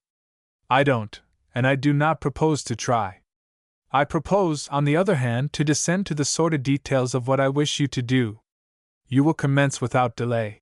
He leaned back in his chair, and proceeded to fill his pipe. "Up the line there is a tree stump standing on rising ground, which I wish you to copy. The model must be sufficiently good to deceive the Germans. It will be hollow, and of such a size as will accommodate an observer. The back will be hinged. When your model is made, the real tree stump will be removed one night and the sham one substituted. Do you follow me?" It is more than doubtful if he even heard. A slight attack of dyspepsia shook him as the colonel finished speaking, and he passed his hands twice through his hair. "The thought, the future vista, is beautiful," he murmured. "And think of the advertisement. Tomorrow, sir, I will gaze upon it, and fashion it in clay. Then I will return and commence the great work." He faded slowly through the door, and after a long pause the colonel spoke. "I wonder," he remarked thoughtfully to the adjutant who had returned. "I wonder why such things are. I am given to understand that the arrival of Bendigo Jones at the scene of his labors the next morning caused such a sensation amongst those privileged to witness the spectacle that the entire trench was blocked for 2 hours. To only a chosen band was vouchsafed the actual sight of the genius at work. The remainder had to be content with absorbing his remarks as they were passed down the expectant line. And it was doubtless unfortunate that the divisional general should have chosen the particular moment when the divine fire of genius was at its brightest to visit the support line in company with his GSOI and a galaxy of other bright and shining luminaries of the military world. "What is the meaning of this extraordinary crush in the trench this morning?" he remarked irritably to his staff officer, as the procession was again held up by a knot of interested men. "I really don't know, sir," murmured that worthy. "It's most unusual, it's..." His words were drowned by howls of delighted laughter from round the traverse in front, and the next moment a perspiring soldier forced his way into the bay where the great ones were temporarily wedged. It was the special runner who was carrying the latest gem from the lips of Bendigo, at work a little farther up, to the expectant and breathless audience. "Hey! Little sandbag! Ho! Little sandbag, how beautiful art thou in texture! Go on, Bill! Did the perisher say that?" An incredulous member of the group looked doubtful. "Did he say it?" The carrier of news looked scornfully at the doubter. "Did he say it? Lumme, he said it twice, and then he buried his mug in its loverly fragrant surface, and pricked his nose on Ginger's bayonet. He's mad, boys. He's as mad as a plurry adder. He's got bats in his belfry." Now, in spite of what I know of Bendigo Jones, I must admit that this reputed remark taxes even my credulity. Mad he undoubtedly was when viewed by the sordid standards of the vandals around him, but this inspiring ode to a sandbag grew somewhat, I cannot but help thinking, in the transmission. The regrettable thing was that it should have reached this stage when it was unwittingly presented to the divisional general. "Gangway!" he roared, as the hilarity remained unabated. "Gangway!" He elbowed his way through the suddenly silent throng and confronted the special runner. "Now, my man, tell me, what is all this Tommy rot about? Bloke farther up the trenches, sir, what don't seem quite right in the AD?" Somewhat confused at the sudden appearance of the powers that be, the perspiring harbinger of Bones Mose relapsed into an uncomfortable and depressing silence. "Not right in the head," barked the general. "God bless my soul! It must be the heat. Dreadful. What shall we do, Curtis?" He appealed for support to his staff officer. "I think, sir, the doctor might precede us," answered the other resourcefully, "and see if the man is dangerous. If so, no doubt he will arrange for his removal before he does any harm." The AD-Mess, or Assistant Director of Medical Services, the official title of the principal bolus booster in a division, emerged with a sickly smile from behind a corner, and advanced unwillingly to the head of the procession. "Excellent idea," remarked the general affably. "You can prescribe for him when you see the symptoms, old boy. Probably a most interesting case, provided he doesn't stab you on sight. Sit on his head, Doc, if he comes for you," remarked the staff officer, gracefully handing over the position of leader. "And above all, dear old thing, don't let him bite you. Give him a number 9 to chew, and we'll bind him when he becomes unconscious." "It's all jolly fine for you to laugh," said the doctor peevishly. "I'm fat and you're thin, and you can hide behind me." They reached the bay of the trench next to Bendigo, just as a further great utterance was starting on its way. In the excitement of the moment, caused by the general's sudden appearance, much of this gem was lost. What was heard, however, did not diminish the doctor's alarm. "Howls in the leafy verdure," he remarked anxiously. "Good heavens, General, he must be up the tree stump." "That's all right, sir," remarked a sergeant reassuringly. "He's quite harmless. It's his spirit mind, he says. He thinks the tree is full of leaves." "Yes, but who is howling in it?" asked the general irritably. "I don't hear a sound." "It's his spirit mind again, sir," answered the sergeant respectfully. "There ain't no one 'owling really, he means howls what OOT." The procession paused a while to digest this momentous fact, and the staff officer seized the opportunity to again comfort the doctor. "Get him at once, old sport, before he becomes homicidal. You never know when the phase will change. He may fish in his tin hat with a bent pin first, or he may shoot you on sight, but I'd go at once if I were you. You stand more chance." Undoubtedly the sight which confronted them on rounding the traverse justified their worst fears. The doctor recoiled with a choking noise and endeavored to wave the staff officer forward. "Not on your life, Doc," remarked that worthy grimly. "Not on your life. Go right in, and with your bulk you oughtn't to feel it much, wherever he kicks you." Personally, I maintain the whole thing was rather hard on Bendigo. Before sending him up the line he should have been labeled. Some warning as to his habits should have been noised abroad by the town crier. Then the unfortunate episode with the general would never have occurred. He would have made allowances, and withdrawn early for light refreshment. But when a man whose face is of the type peculiar, the sort that you give the baby to play with, practices the habits of 14 years' unsuccessful dyspeptic futurism in a support-line trench on a hot day, the result is likely to be full of incident. True, the wretched Bendigo knew no better, but no more did the general. And life is made of these trifling misunderstandings. The entranced spectators stiffened to attention as the procession of great ones, partially hidden behind the doctor, advanced with due military precautions. Even the phlegmatic and weary sapper who was assisting the genius, with base utilitarian details, such as the size of the trap door at the back of the proposed model, showed signs of animation. Not so Bendigo. With an expression on his face suggestive of great internal pain, he remained seated on the fire step, muttering softly to himself, and clasping to his bosom a large lump of what appeared to be mud. Suddenly he placed it on the step beside him and rose with an air of determination. The staff performed 2 or 3 nimble steps of the foxtrot variety to the rear, and as they did so Bendigo sprang to the assault. With a sweeping half-arm blow he struck the mud and the mud retaliated. While it lasted the action was brisk, but the issue was never in doubt. After 2 minutes in fighting, Bendigo withdrew exhausted, and most of the mud went with him. What was left looked tired. A clear case of shell shock, muttered the staff officer nervously in the doctor's ear. For heaven's sake, do something! Yes, but what the deuce am I to do? Perspiring freely, the gallant officer advanced slowly in the direction of Bendigo, who suddenly perceived him. The sculptor smiled wearily and pointed a languid hand at the result of his labors. A great work, my friend, he murmured. One of my most wonderful studies. Doubtless, remarked the doctor cautiously. Don't you think, you'd better lie down? The leafy foliage, the wonderful green effect, the tree, as I see it. Fresh, fragrant, superb. Bendigo burbled on, heedless of his mundane surroundings. What is the fool talking about? Howled the general, who was standing on tiptoe trying to see what was happening. Hush, sir, I beg of you. The doctor looked round nervously. A most peculiar. I won't hush, roared his irascible senior. Why should I hush?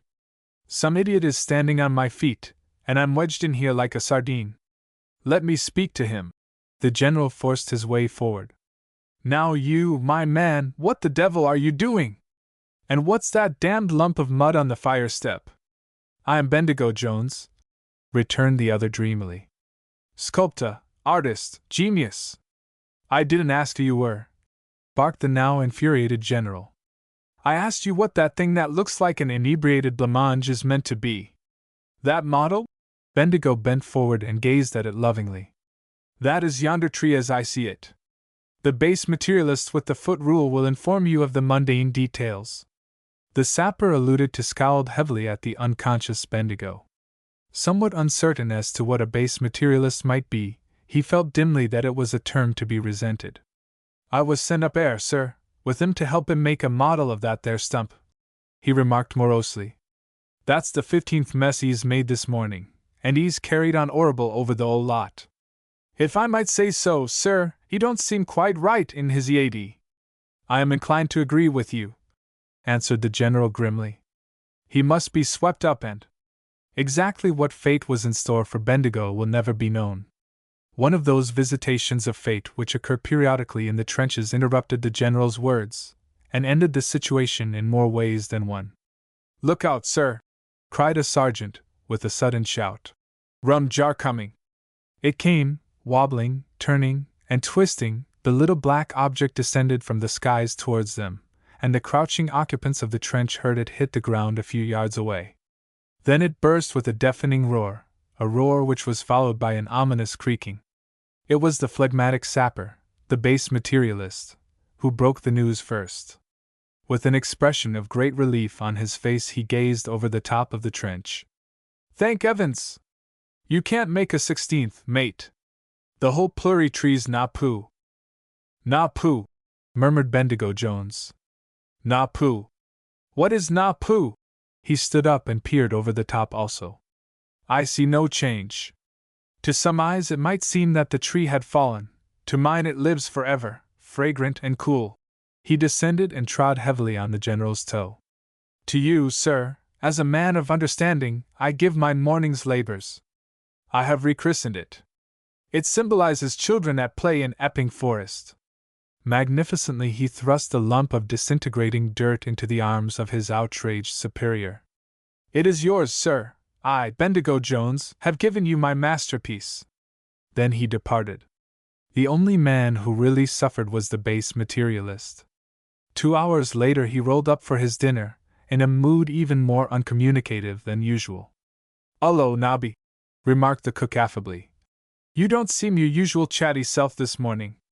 And what have you got on your neck?" "Less of it," returned the other morosely. "It's Epping Forest. And that," he plucked a fragment from his hair, "that is the Bally twins playin' on the slipper." Even the cook was stirred out of his usual air of superiority by this assertion, and contemplated the speaker with interest. "You don't say." He inspected the phenomenon more closely. "I thought as how it was mud." "It is." Nobby was even more morose. "It belonged to that ore Bendigo Jones, and he went and give it to the general." The speaker swallowed once or twice. "Then the general, he gives it back, in a manner of speaking. Only Bendy had gone by the time it come, and I ate. Lumme! What a life!" Ate the song of the bayonet. 2 men were seated at a table in a restaurant. Dinner was over, and from all around them came the murmur of complacent and well-fed London. A string band of just sufficient strength gave forth a ragtime effort. A supreme being hovered near to ensure that the 65 brandy was all it should be. Of the men themselves little need be said. My story is not of them. Only their conversation, half serious, half joking, brought back the picture of Jimmy O'Shea, Irishman, cowpuncher, General Scallywag, and his doctrines of war and the way of his death. As I sat at the next table lazily watching pictures in the haze of tobacco smoke, their words conjured up the vision of that incomparable fighter who paid the great price a year ago, and now lies somewhere near Le Routoir in the plains beyond Luce. For their talk was of a strange thing, the bayonet and the psychology of killing. "Have you ever killed a man, Joe? That is, killed him with a bayonet?" It was the man in mufti who was speaking, and his companion, a major in khaki, laughed shortly. "I can't say that I have. I've shot 1 or 2 Huns, but I've never put a bayonet into one." The other grunted. "They were teaching me to use a bayonet this morning. It's rather fun." An intensely pugilistic little man stamped his foot at me, and brandished a ball on the end of a stick in front of my face. One's aim and object, as far as I could tell from the book of the words, was to stab the ball with the point of one's bayonet, and at the same time grunt in a manner calculated to cause alarm and despondency to every one within earshot. At times you hit the ball with the butt of the rifle, at others you kick it, endeavoring if possible not to stub your toe. Everything depends on what part of the German's anatomy it is supposed to represent at the moment. He paused and relit his cigar, then he smiled slightly. I rather enjoyed it. The pugilistic warrior was quite pleased with me. He barked stomach at me out of my turn, and there was the damned ball about a yard away. I stabbed it, kicked it, hit it with my butt, and fell down, all in the course of 2 seconds. But you know, Joe. Again he paused slightly. It's one thing to joke and talk about it here. I can't help thinking it's going to be a very different matter when one gets to the real goods. Fancy putting a foot of cold steel into a man's body. A woman paused by their table on the way out. So you've actually joined up, you poor dear. Your wife told me you quite liked it. Yes, dear lady. He stood up and bowed. After refusing me a commission for 2 years, they'd pushed me into what I believe they call the feat. It's rather jolly. I haven't felt so well for years. And what do you do? She adjusted her wrap to pass on. Oh. Learn to stab people, and kick them in the tummy, and all sorts of little parlor tricks like that. You dreadful man! I don't believe you're a bit bloodthirsty, really.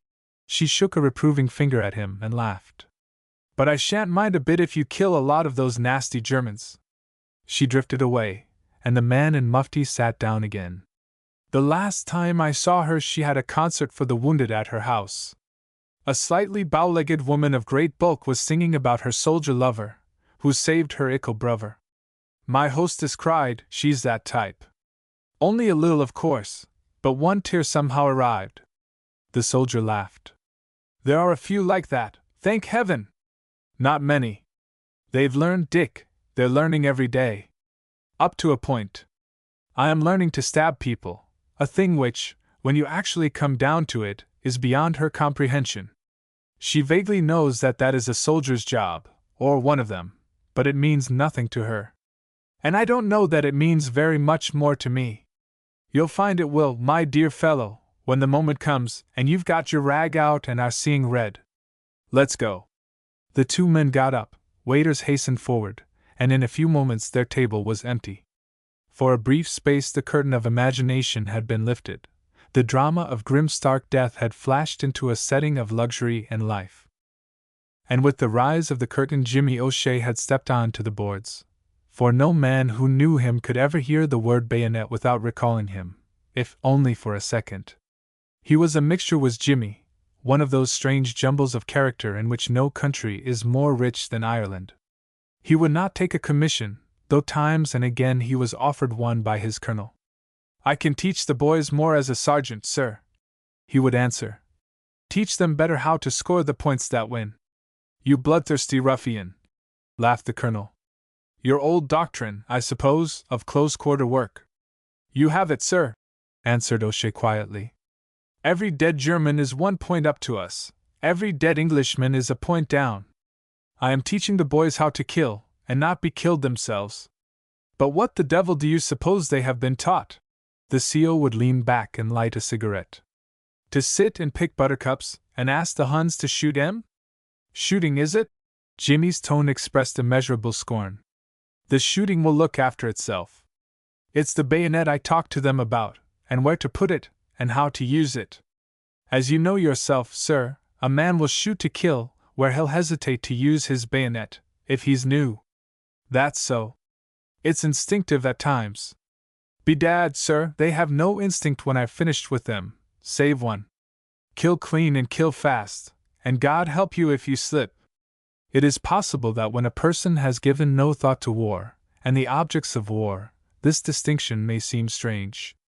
Death is a big matter to the average being, and one of some finality, and the manner of one's going may strike him as of little account. In which assumption he is perfectly right, if he is the member of the party who is going to be killed. But that is not the idea which a man going into a scrap should hold for a moment. A man goes into a scrap to kill, not to be killed. To die for one's country may be glorious. To kill for one's country is very much more so, and a deuced sight less uncomfortable.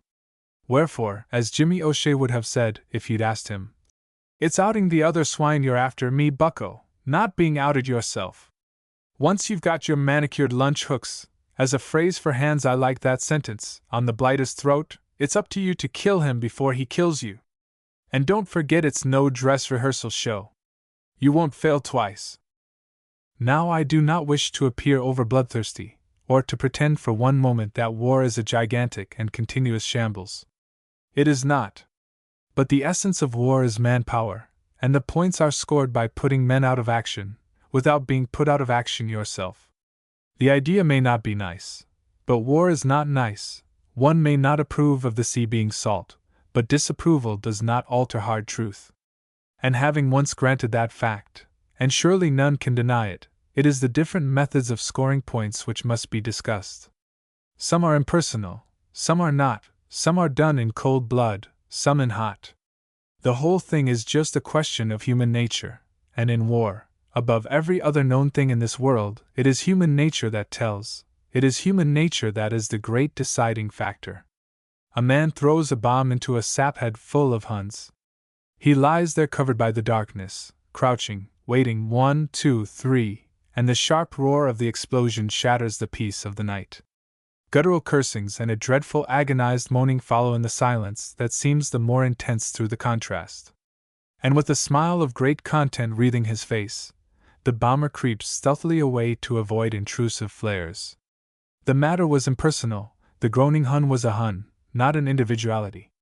A couple of men, mud-caked and weary, with a Lewis gun between them, are peering over the top in an early light of dawn. Beside them there are others, tense, with every nerve alert, looking fixedly into the gray shadows, wondering, a little jumpy. What is it, Bill? A man at the bottom of the trench is fixing a rifle grenade in his rifle. Shall I put this one over? God knows. Bill is craning his head from side to side, standing on the fire step. Lumme! There they are. Let 'em ave it, Joe. It's a ruddy working party. Drawing a steady hand, he fires, only to eject his spent cartridge at once and fire again. With a sudden flop, the rifle grenade goes drunkenly up into the mist. With a grunt of joy, the Lewis gun and its warrior discharge a magazine at the dim-seen figures. And later, with intense eagerness, the ground in front will be searched with periscopes for the discovering and counting of the bag. The matter is impersonal. The dead are Huns, not individuals. But with a bayonet the matter is different. No longer is the man you fight an unknown impersonality. He stands before you, an individual whose face you can see, whose eyes you can read. He has taken unto himself the guise of a man. He has dropped the disguise of an automaton. In those eyes you may read the redness of fury or the grayness of terror. In either case it is you or him. And a soldier's job is to kill. In 9 cases out of 10 he has forfeited the right to surrender, for as Jimmy used to say, there's only one method of surrendering, and that's by long-distance running. When the blackguards come out of their trenches 50 yards away and walk towards you bleeding, yes, sir, coming at once, sir, thick or clear, sir, you may take 'em prisoners, boys. Thus the doctrine in brief of Jimmy O'Shea, sergeant and cowpuncher, scallywag and sahib, devil and tender-hearted gentleman. I lifted my glass in a silent toast. The music was sobbing gently. The voices of women came stealing into my reverie. The smell of the brandy in my glass brought back a memory of other women, other brandy. The square in the old French town was alive with market carts, which lumbered noisily over the cobblestones, while around the pavements, stalls and barrows did a roaring trade. It was market day, and a hot summer sun shone down on the busy crowds. Soldiers and civilians, women and small children bargained and laughed and squabbled over the prices of oofs and other delicacies for the inner man. Except for the khaki and the ever-present ambulance which threaded its way through the creaking country carts, it might have been peacetime again in northern France. Yet 8 or 9 miles away were the trenches. Facing the square was an open-air cafe, where a procession of large light beers was pursuing its way down various dry throats, belonging to officers both French and British, beer that was iced, and beautiful to behold. Away down a little farther on sat Jimmy O'Shea, not admitted into the sacred portals marked officers only, but none the less happy for that. In front of him was a small glass of cognac. It was just as a stout and somewhat heated Frenchman in civilian clothes got up from the little table next to mine that it happened. There was no sound of warning, it just occurred. The house by the clock was there one moment, the next moment it was not. A roar filled the air, drowning the clattering carts. Bricks, tables, beds went hurtling up into space, walls collapsed and crashed onto the cobbles. A great cloud of stifling dust rose swiftly and blotted out the scene. Then silence. The silence of stupefaction settled for a while on the watching hundreds, while bricks and stones rained down on them from the sky. It was the little Frenchman who spoke first. Mon Dieu! En baume! Et-moi je suis le meilleur! He walked unsteadily towards the cloud of dust, and with his going pandemonium broke loose. Mechanically the beer went down our throats, while in all directions carts bumped and jolted, wheels got locked, barrows overturned. Still the same blue sky, still the same serene sun, but in the place of a quiet gray house, wreckage, dust, death. And around us the first frenzy of panic. Do you put that down to an aeroplane? I looked up to see Jimmy O'Shea beside me. All right, mother. He was patting an excited woman on her back. I'll help you. He started to pick up the contents of her barrow, which reposed principally in the gutter, having been knocked off by a bolting horse. No need to get your wind up. You're cutting no ice in this show, you're only on as a super. The woman somewhat naturally did not understand a word, but O'Shea had a way with women and children, wherein lay the charm of his strange mixture of character. Now these eggs, mother dear, these eggs. Bedad, They've gone to their last long rest. We can't even scramble them. Oofs, dear heart, oofs, Napo finus. Say tout Napo. She even laughed as she looked at the concentrated essence of yellow and white flowing slowly down the gutter. Mon Dieu! Voila un autre! Another thunderous roar, another belching, choking cloud of dust and death, and a house on the other side of the square collapsed. It's no aeroplane, sir, said Jimmy, with his eyes on the sky. It's a long-range gun, or I'm a Dutchman. He looked down to find a little girl clasping his knee and whimpering. And what is it, me angel? He caught her up in his arms and laughed. Sure! And I've forgotten me little glass of stuff. Come along with me and find it. He strode away, only to return with her in a second or two, laughing all over her face. Yes, he had a way with him, had Jimmy O'Shea. But it was in the final tableau of that morning's work that I remember him best.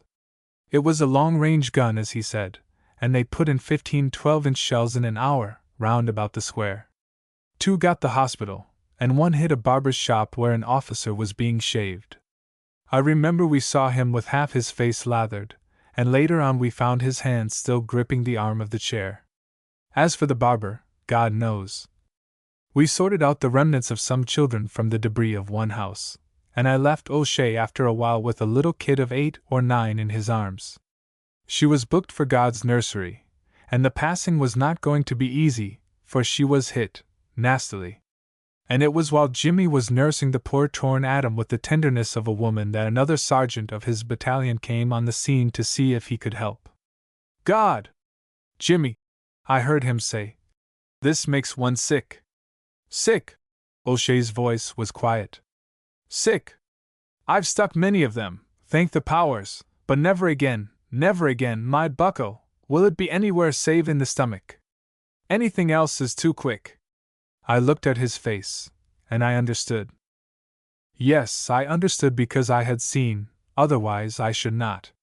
He would have been talking another language, one to which I was a stranger, even as were those around me, in that London restaurant, strangers, even as the men, when they first come to France, are strangers. That is the point which is in danger at times of being overlooked, especially by those who remain behind. The men are not changed in nature because they don a khaki coat, or even because they go into the trenches.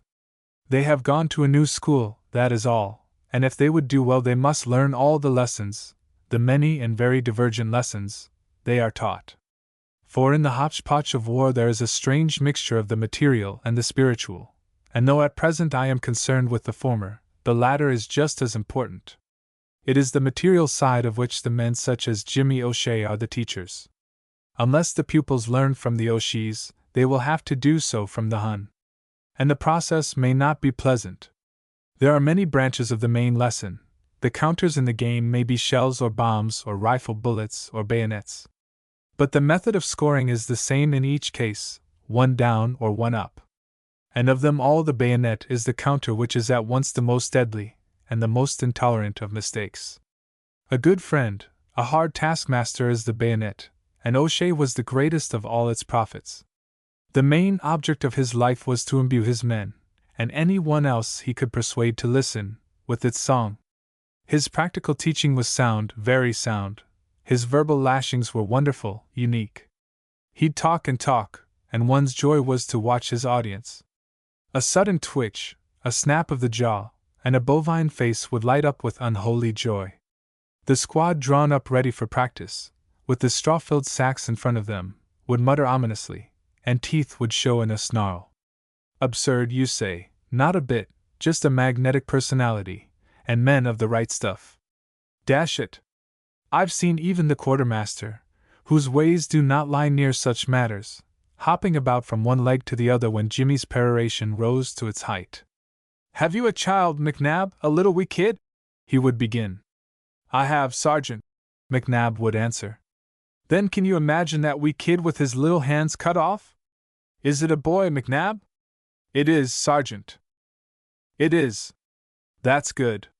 But they prefer doing it to boys, McNabb. Listen to me, the lot of you. Don't mind the aeroplane. Number 2 in the rear rank. They're like gooseberries out here. Number two's eyes would abruptly come to earth again and focus themselves on the man in front. I want you to think, Jimmy would go on quietly, of the dirty, lousy crowd of German waiters you remember at home in the days before the war. Do you remember their greasy-looking clothes, and their greasy-looking faces, and the way you used to treat 'em as the scum of the world? Would you have one of them, McNabb, cut the hands off your kid, would you, me bucko? I would not, Sergeant. McNabb's slow brain was working. His eyes were beginning to glint. Then come out here. Jimmy's voice rose to a shout. Come out and move. Do you see that sack? Do you see that white disc? Run at it, you blighter, run, snarl, spit. That's the German who has killed your kid. The white paper is his heart, run, man, run. Stab him, kill him, stuff your bayonet in him, and scream with rage. The bewildered McNabb, on the conclusion of this tirade, would amble up to the sack, push his gun feebly in its direction, completely miss it, and look sheepishly into space. Mother of heaven! The first competitor in nuts and may. Did you hear me tell you to hit the sack, McNabb? For God's sake, man, stick your bayonet in, hit it with your butt, kick it, tear it in pieces with your teeth, worry it, do anything, but don't stand there looking like a Scotchman on Sunday. The damn thing's laughing at you. And so at last McNabb would begin. Bits of sacking would fly in all directions, streams of straw and sawdust would exude. He's kicked it twice, and hit it an appalling welt with the butt of his gun. The sweat pours from his face, but his eyes are gleaming, as he stops at last from sheer exhaustion. Splendid, McNabb, you're a credit to Glasgow, me boy. Are you beginning to feel what it's like to stick your point into something, even though it's only a sack?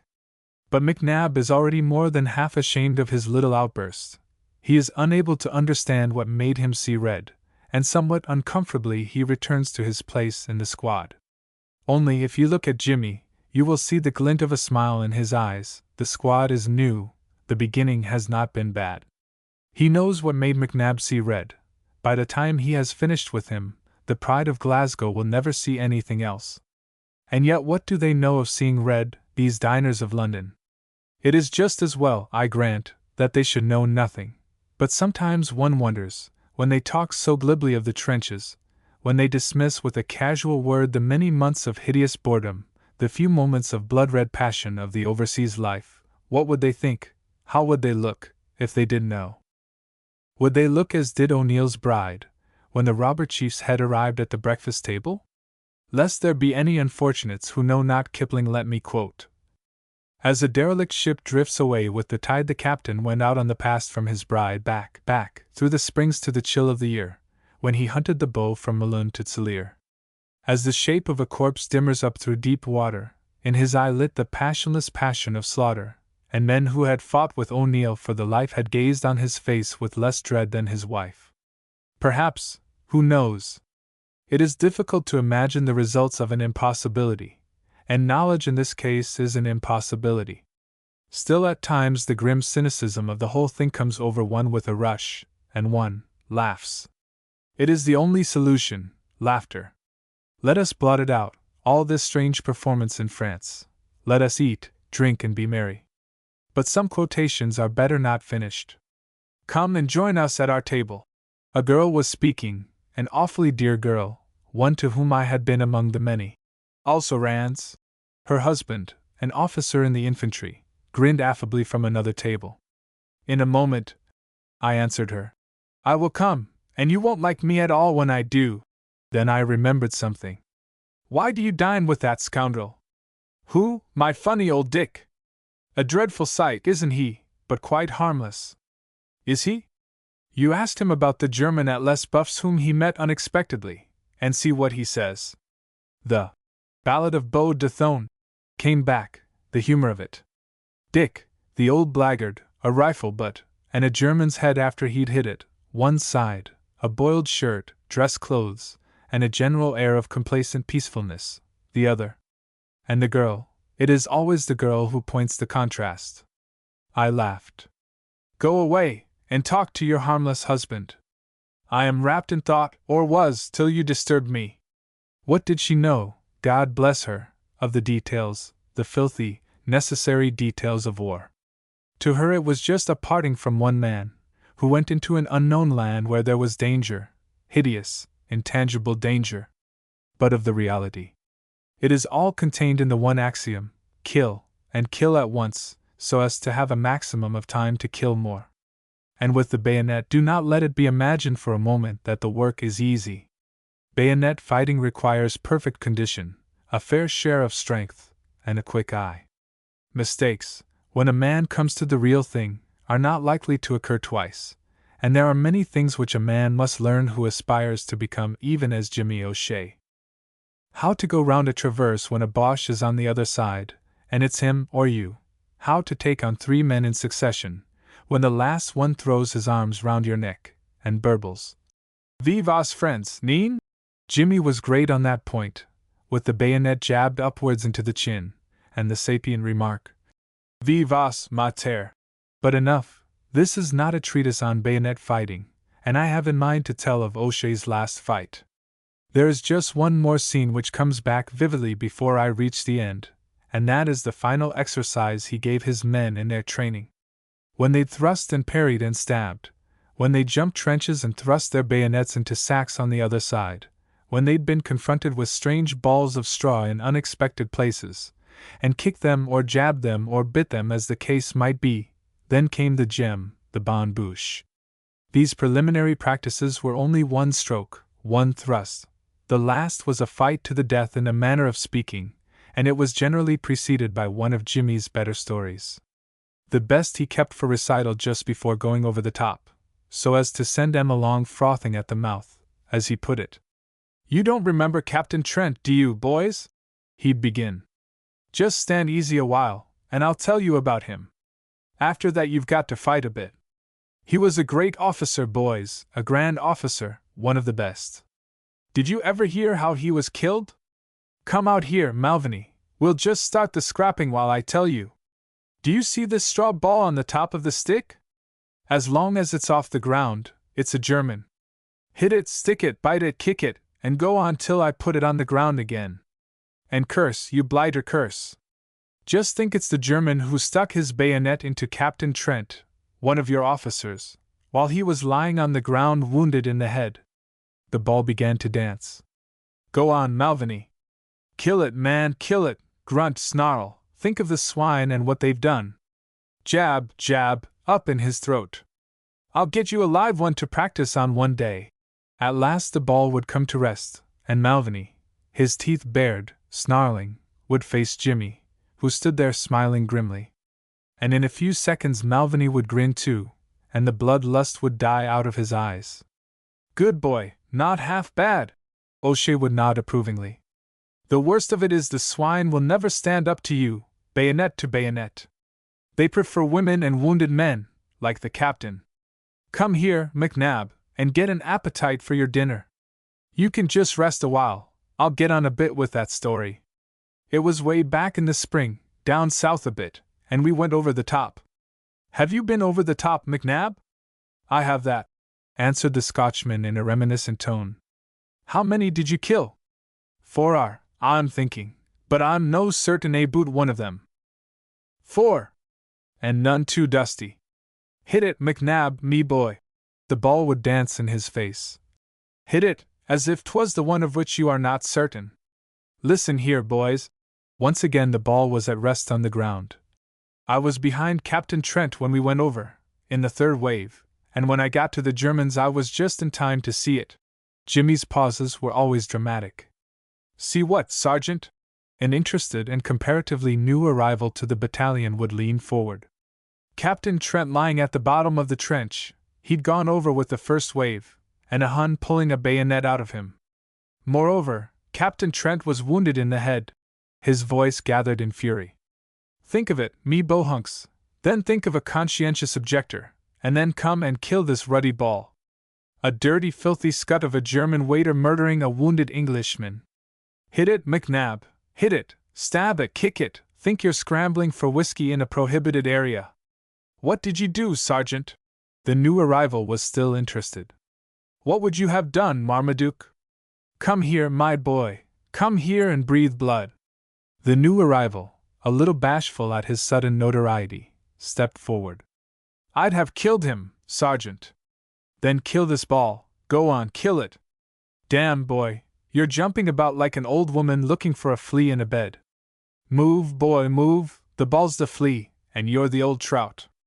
Bite it, boy, bite it, stamp on it, take out your fork and stick it with that. The ball came to rest. The new arrival mopped his brow. Did I ever tell you how to kill a man with your dinner fork, by sticking it into his neck? I will some day, it's a good death for a Hun. Did you catch that there swine, Sergeant? Another voice from the squad took up the tale.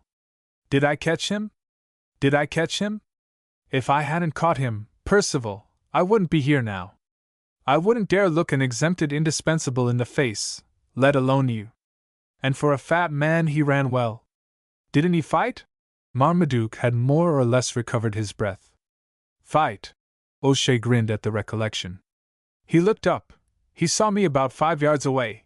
He gave one squawk like the female duck-billed platypus calling to her young, and he faded round the traverse like the family do when the landlord comes for the rent. Come here, O'Sullivan, and break up the home. Marmaduke retired, to be replaced by a brawny Irishman. I caught him, O'Sullivan, hit, man, hit, just as he reached his dugout. Kick it, man, you can't use your butt from there. Jab, jab, you blighter, for God's sake use your gun as if you loved it. He stuck in the door, O'Sullivan, for half a second. There's the ball, that's his back. Go on. Good, good. With an awful curse the Irishman lunged and the ball dropped to the ground. Dead? O'Shea grinned. That's what I did, through the back. But the blamed thing stuck, I couldn't get it out. What do you do then, Marmaduke? Put a round in, Sergeant, and blow it out. Good boy, Marmaduke. You'll be a field marshal before you've done. That's what I did too, and I blew the swine down the entrance. Now then, half with sticks and half with rifles, go on, fight. This, as I said, was one of Jimmy's better stories. Incidentally, it had the merit of being true. But one could continue indefinitely. Someone will write a book one day about Jimmy O'Shea, and the manner of his life. If so, order an advance copy, it will be the goods. Just at the moment it was the manner of his death that had me. I was back again in derelict Vermelles, with its spattered water tower, and the flat desolate plain in front. Luce is out of sight over the hill. Only the great slag heap lies squat and menacing on one's left, with the remnants of Big Willie and Little Willie near to its base and the old blood-soaked Hohenzollern redoubt. Cambrin, Ginchy, La Bassée, silent and haunted, teeming with ghosts, lie stagnant in the morning Sunday. The cobwebs drift across the Hullock Road, and in the distance, by the first bend, a man pushing a wheeled stretcher comes slowly walking back to the dressing station. It's still going on, nothing much has changed, and yet the cigar is good, the brandy superb, the brandy Jimmy preferred.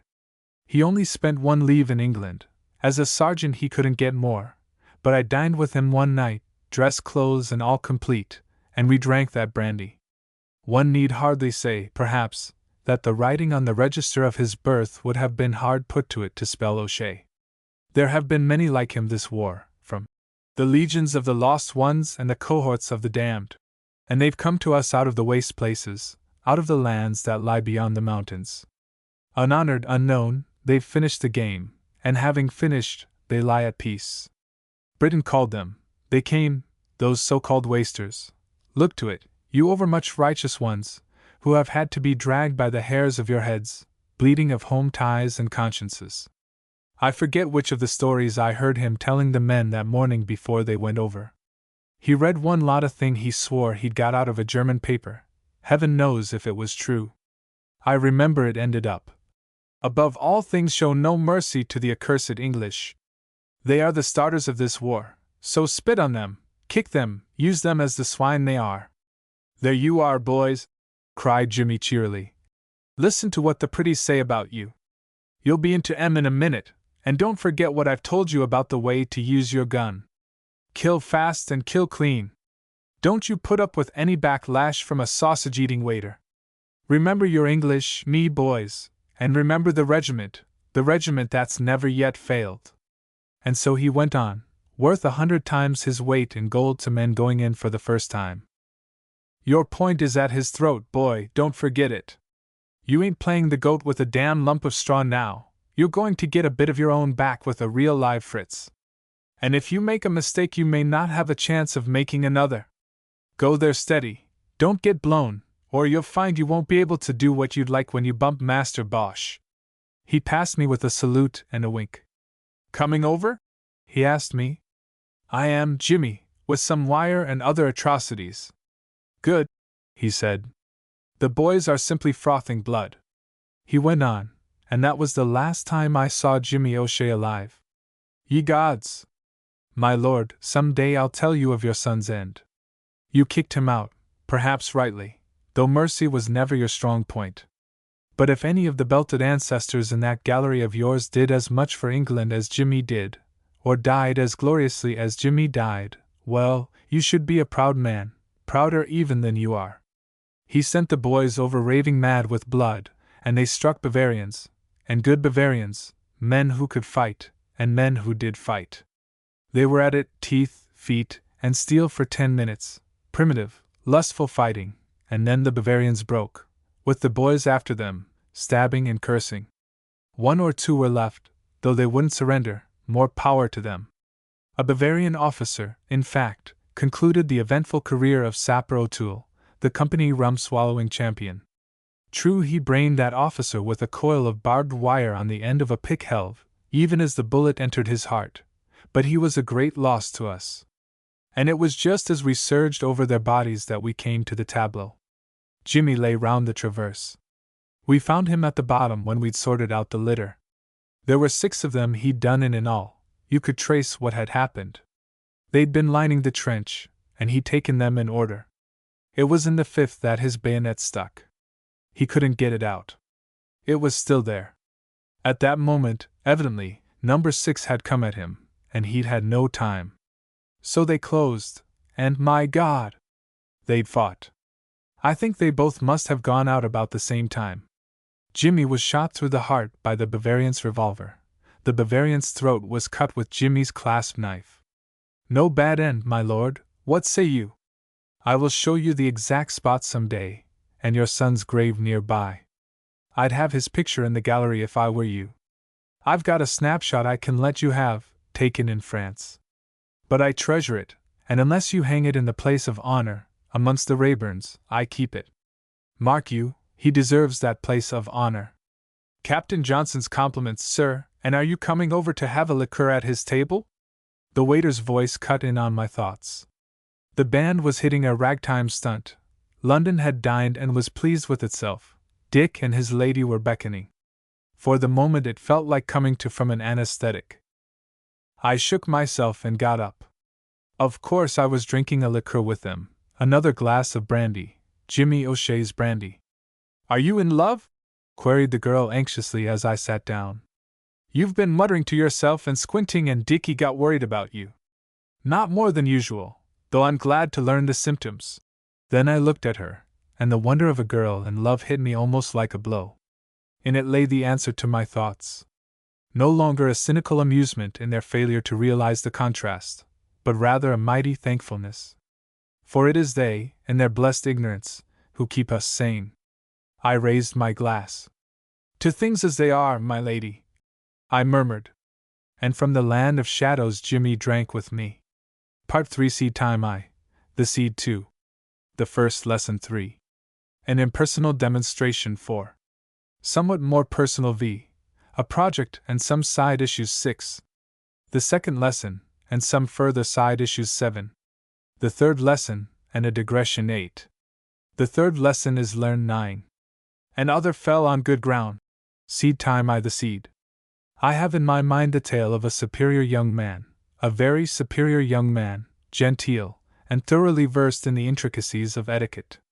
The majority of the human race was, without any loss to itself, unaware that he existed, but the ladies and gentlemen on the staff of Mog's Mammoth Emporium viewed him as the supreme arbiter of elegance.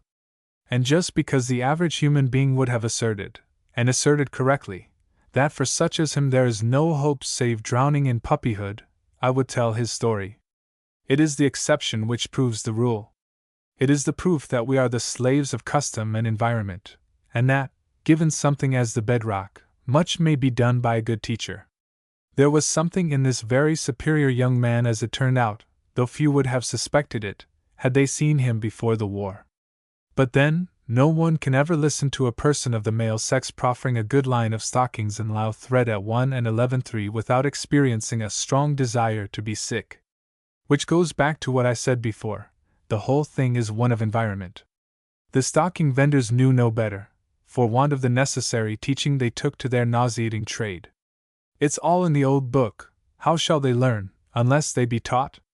Had they had the teaching, well, listen to the story of this very superior young gentleman, one time deputy chief stomach bender of Moggs' mammoth millinery emporium, terms strictly cash.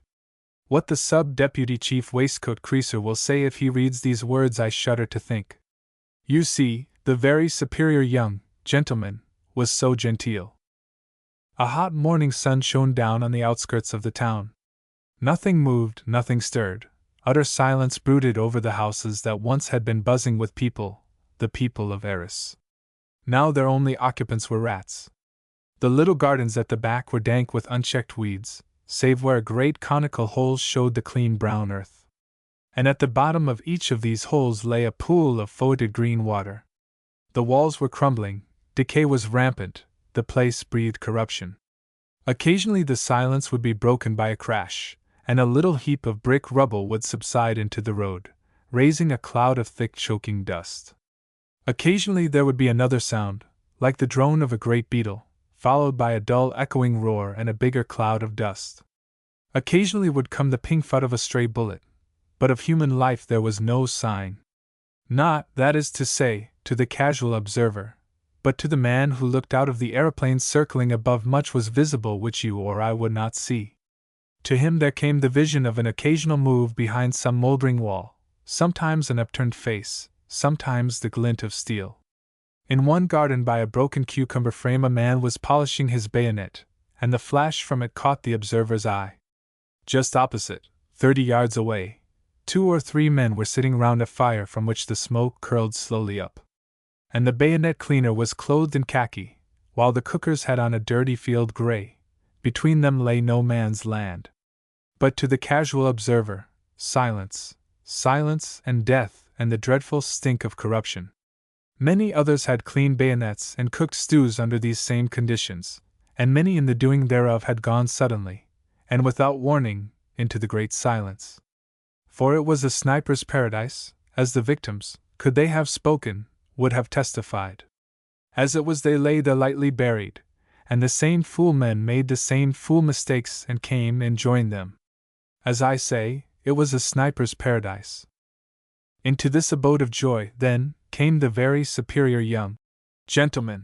It was principally owing to the fact that Miss Belsize, the lady who dispensed camisoles, or some equally seductive garments, had flatly refused to accompany him any longer to the High Street Picture Palace if he remained in his frock coat, that our friend had donned khaki.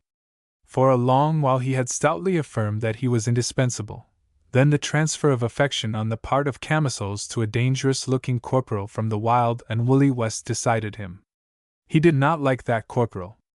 No man who, meeting a comparative stranger, beat him on the back painfully, and having looked his latest glad rags up and down, remarked with painful distinctness, "Lumme! Is it real?" could possibly be considered a gentleman. But Miss Belsize had laughed long and laughed loud, and, well, I will not labor the point. In due course our superior one found himself in the haunt of death I have briefly described above, still full of self-importance, and as inconceivably ignorant as the majority are who come for the first time to the game across the water. Recently arrived with a draft, it was his initial experience of war in France, in contrast with training in England. In fact, the morning in question was his first visit to the trenches. And because many better men than he have endeavored to conceal a peculiar sinking of the stomach by an assumed bravado, let us not blame him for the attitude he endeavored to take up. "Pretty quiet, isn't it, Corporal?" he remarked airily, as his section came to rest in a trench behind a mass of broken brick and cobblestones.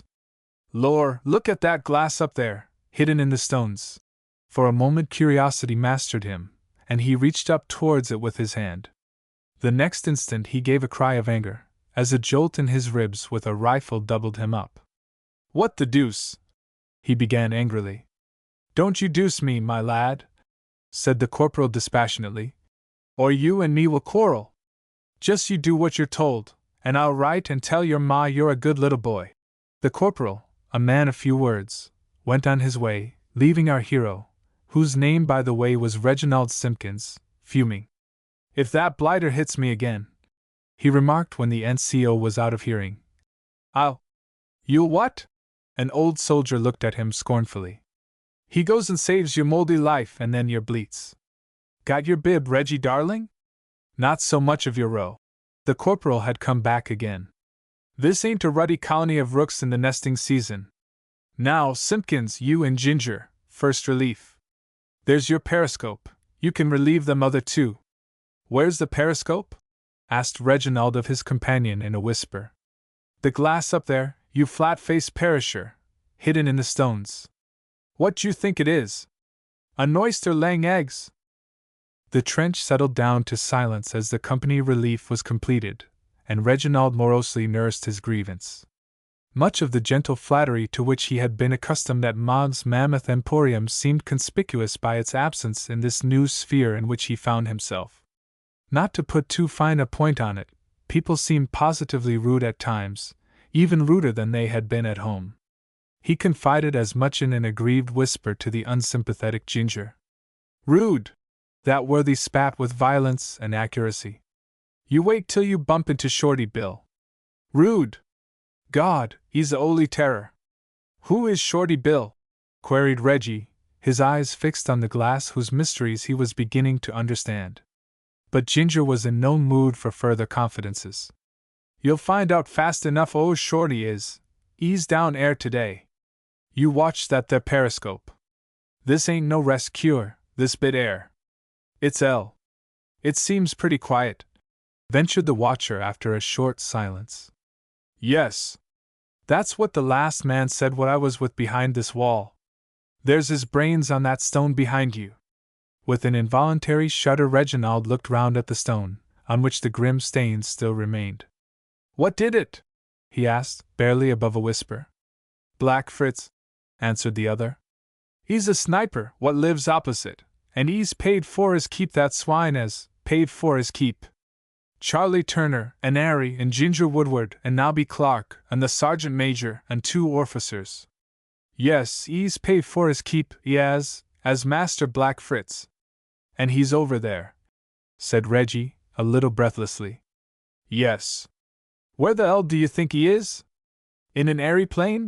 Once again Ginger spat dispassionately, and then relapsed into a silence from which he refused to be drawn until the presence of 2 more men beside him indicated that the hour of relief had come.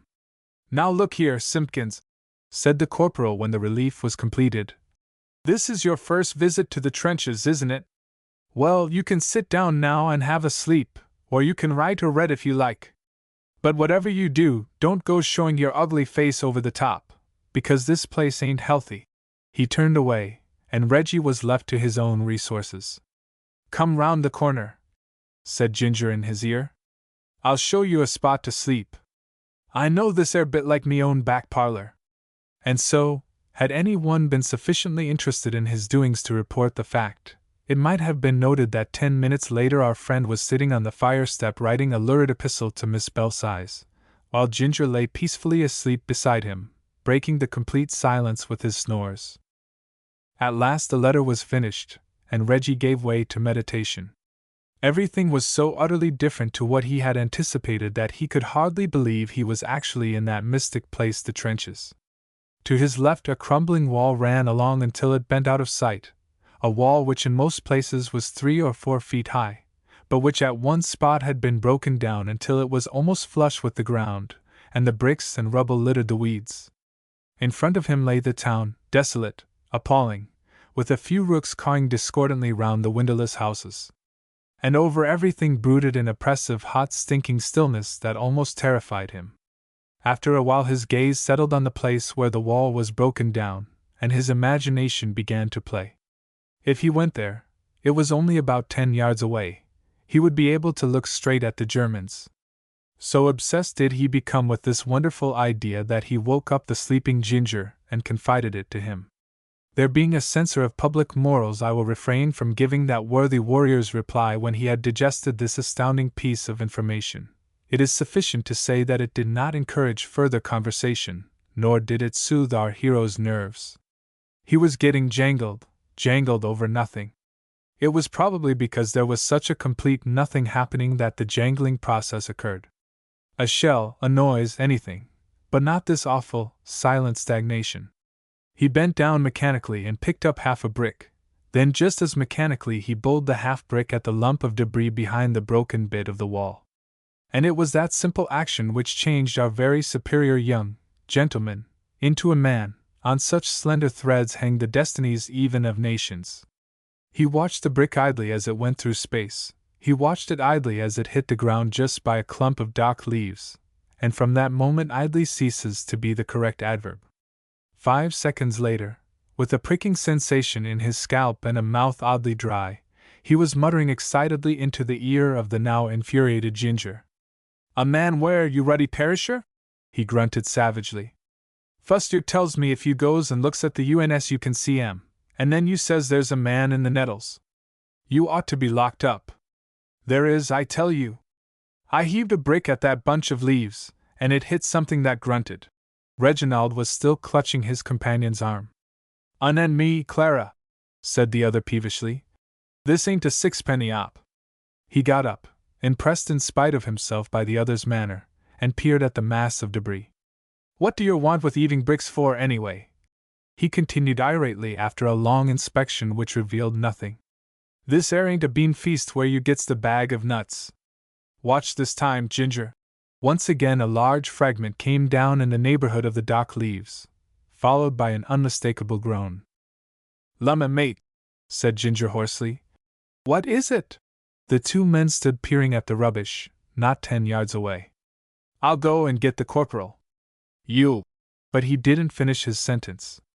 2 shots rang out almost simultaneously.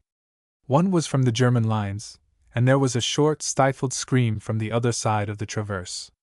The other was from the rubbish heap 10 yards away, and the blast made a piece of hemlock rock violently. Otherwise the rubbish heap was lifeless, save for a sepulchral voice. "Got him!" There was a crash of falling bricks from a house opposite, the sound of what seemed to be a body slithering down, and then silence.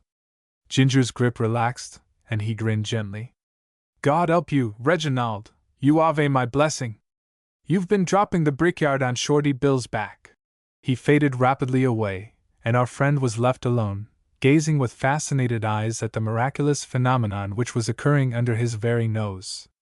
Suddenly and with incredible swiftness a portion of the rubbish heap, with dock leaves, nettles, old cans, and bricks adhering to it, detached itself from the main pile and hurled itself into the trench. With a peculiar sliding movement it advanced along the bottom, and then it stopped and stood upright. Speechless with amazement, Reginald found himself gazing into the eyes of a man which were glaring at him out of a small slit in the sacking which completely covered him. A pair of dirty earth-stained hands gently laid down a rifle on the firestep, a rifle with a telescopic sight. Then from the apparition came a voice. "Say, kid, are you the son of a who has been practicing putting the weight in my back? Don't speak, son, don't speak, or I might forget my manners. Once in the ribs, and once in the small of the back. God above, my lad, if I'd missed Black Fritz, after lying up there for him for 8 hours as part of the scenery, I'd have. 'Ullo, Shorty." The corporal rounded the traverse. "Fritz has got another. Per old Bill Trent. Cop clean through the AD." The corporal, followed by the strange uncouth being in sacking, with his leaves and bricks hanging about him, moved away, and Reginald followed. With his heart thumping within him, he looked at the dreadful thing that 10 minutes before had been a speaking, seeing man, and as he looked something seemed to be born in his soul. With a sudden lightning flash of insight he saw himself in a frock coat behind the counter. Then he looked at the silent object on the step, and his jaw set. He turned to Shorty Bill. I'm damn sorry about that brick, but I'm new to the game, and I had no idea you were there.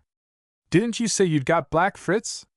Ave you, Shorty, ave you got the swine? An eager chorus assailed him, but the man in the sack had his eyes fixed on the very superior young gentleman. At length he turned to the men around. Yep, I got him. Half left, by the base of that red house. He came out of the top window. You can see a black thing there through a periscope. The men thronged to have a look, and Shorty Bill turned to the stone thrower. Can you shoot? A little, not much, I'm afraid. Like to learn the game? Yep, right. I'll teach you. It's great. He moved slowly away and turned up a communication trench, while into the eyes of Mog's pride there came a peculiar look quite foreign to his general disposition. A game, a great game. He looked again at the poor still thing on the step, and his teeth clenched. Thus began his fall from gentility to the first lesson. It was not a very rapid descent. The art of sniping and its attendant pastime scouting is not learned in a day. Moreover, in company with the other games that are played in the trenches, it has the one dominant feature about it. One mistake made in the rules is one too many. There is no chance of making a second. True, the player will have taught the man who takes his place yet another of the things not to do. But personally, even at the risk of being dubbed a pessimist, the method of teaching is one I would prefer to see others employ, sentiments which were shared to the full by Shorty Bill. Therefore our superior young friend, having gazed upon the result of a sniper's bullet, and in the gazing remolded his frock-coated existence, could not have come under a better master. Shorty Bill was a bit of a character. Poacher and trapper, with an eye like a lynx and a forearm like a bullock's leg, he was undoubtedly a tough proposition. What should have made him take a liking to Reginald is one of those things which passes understanding, for two more totally dissimilar characters can hardly be imagined. Our friend, at the time of the shooting of Black Fritz, was essentially of that type of town-bred youth who sneers at authority behind its back and cringes to its face. Such a description may sound worse than the type deserves. For all that, it is a true one of the street-bred crowd. They've been reared on the doctrine. Shorty was exactly the reverse. Shorty, on one occasion, having blocked 6 miles of traffic with a fractious mule, and being confronted suddenly by an infuriated staff officer who howled at him, smiled genially and electrified the onlookers by remarking pleasantly, "Dry up, little man, this is my show." That was Shorty in front of authority.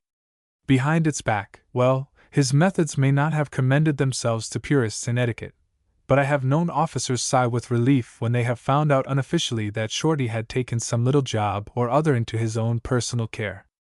There are many little matters, which need not be gone into, and which are bound to crop up when 1,000 men are trying to live as a happy family, where the unofficial ministrations of our Shorty Bills, and they are a glorious if somewhat unholy company, are worth the regimental sergeant major, the officers, and all the NCOs put together. But I digress. Sufficient has been said to show that the two characters were hardly what one would have expected to form an alliance. The gentle art of sniping in the battalion when Bill joined with a draft had been woefully neglected. In fact, it was practically non-existent.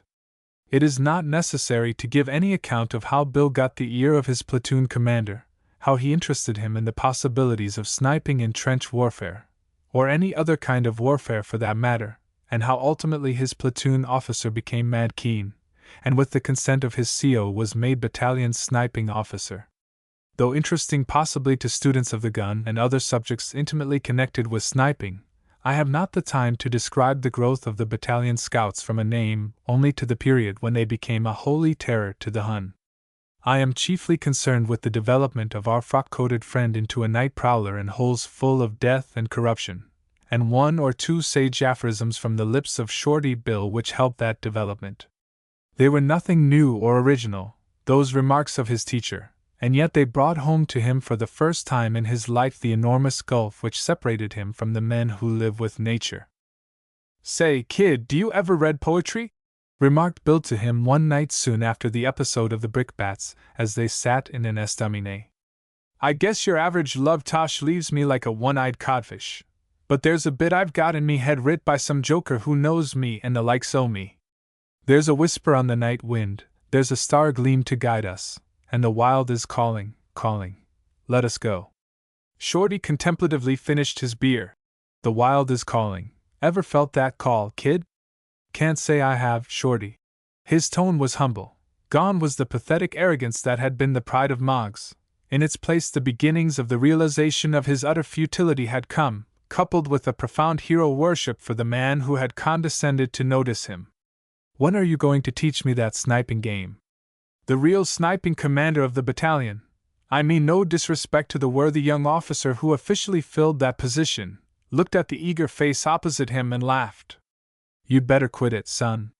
Why, to start with, you're frightened of the dark. I'm damned if I am. The aggrieved Percy waxed indignant. Oh, cut it out. I don't mean you're frightened of going to bed in the dark, or that you want a nightlight or a nurse. But yours is a town dark, standing under lamps getting the glad from a passing skirt. But in the real dark, when it's pressing round you like a blanket, and there are things moving, and people breathing nearby, and you don't know whether it's a German or a pal, or where the wire is, or which way your own trenches are, what then, son, what then? Why, I reckon you don't even know which the pole star is, or what it's there for. I guess not, Shorty, remarked the other abashed. But I'd soon learn if you teach me. Well, I'll see. And there's that blamed old woman with a face like a wet streak trying to shut up the shop. Give me another, mother darling. No good you're nappooing me. I'm going to have it if I takes it. Being what he was, he got it, and that evening the lessons began. Going back to their billet, they had to cross a field. It was a pitch-black night, and before they had proceeded 20 yards Reggie could hardly see his hand in front of his face. Dark, Shorty, ain't it? He remarked. There was no answer, and he stopped and repeated the question.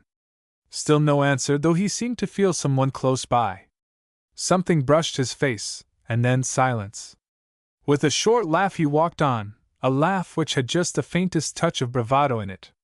4 times in the distance to the billet did that something brush his face again, and though each time he felt that there was someone near him, yet he heard nothing. The 4th time he stopped and spoke. Is that you, Shorty? The next instant he gave a jump of pure nervous fright. From within 6 inches of his ear came the single word, Yep. Jove! You did give me a start. He laughed a little shakily. Where have you been? Circling round you, son, dusting your face with my glove. Understand now what I meant by helpless in the dark? Thus ended the first lesson. The others followed in due course. The correct way to crawl through grass so as to avoid being mistaken for a rhinoceros going to water. The power of observation so as to be able to spot a change in the German trenches. Maybe, only a few sandbags moved, but just enough to place the position of a machine gun. The value of disguise to defeat the curious on the other side. Patience, the way to fire a rifle, the use of his eyes. All these and certain other things was he taught. And the certain other things were mysterious and secret. They occurred at odd times and in odd places, and the instructor was always Shorty Bill personally. Some men, he would say, like killing with a rifle. I do for one. Some like killing with a revolver. Not bad either, and essential, son, when you're out on the tiles by night and can't carry a rifle. A rifle is a damn nuisance at night if one's on patrol, whatever anyone says to the contrary. And if you don't carry a gun you can't use a bayonet, which is a beautiful method of sticking em. Shorty thoughtfully removed his pipe. I was almost converted to the bayonet one day by a pal of mine. He's dead now, poor devil, but he lived well. He was given tongue over the beauties of picking Huns out of dugout entrances with the bayonet like winkles out of their shells with a pin. Gosh! It was great, that boy's palaver. He almost converted me, and then I showed him a couple old little stunts of mine. Shorty put his pipe in his pocket. Come here, son, and pay attention. It was through forgetting in the excitement of the moment, and not paying attention that my pal the winkle plucker went west. Thus the mysterious lesson would start. There'll come a time one night, boy, when you're out in the dark, and you're crawling near the wire, when you'll feel on a sudden there's someone near you. Maybe by the smell of him, you'll know it's a Boche. Well, then it's up to you to make good. You can plug him with your handgun when you've got his dirty face dead set. But if you start shooting practice in no man's land, the audience join in. So I'll just show you a couple old little tricks, silent tricks, which you can use when you get your hands on him. They kill just as clean if not cleaner than a gun, and no one's the wiser. Now come at me as if you meant to hurt me. No, not as if you were out pushing the baby in the pram, but just as if you was going all out to kill me. That's better, son, and where are you now? To be correct, our one and only Reginald was lying on his face with the unpleasant knowledge in his brain that if he moved an inch his left arm would snap at the elbow, and that kneeling above him Shorty held, in the neighborhood of his ear, a villainous weapon of his own invention, which resembled a cross between a billhook and a kukri. You see the idea, boy, don't you? Now you ask him if he'd like to surrender, and if you don't understand what he says or he seems doubtful like, put your clasp knife in there. Reginald felt a prick under his right ear. Right in, you take me. Get up, and we'll do it again.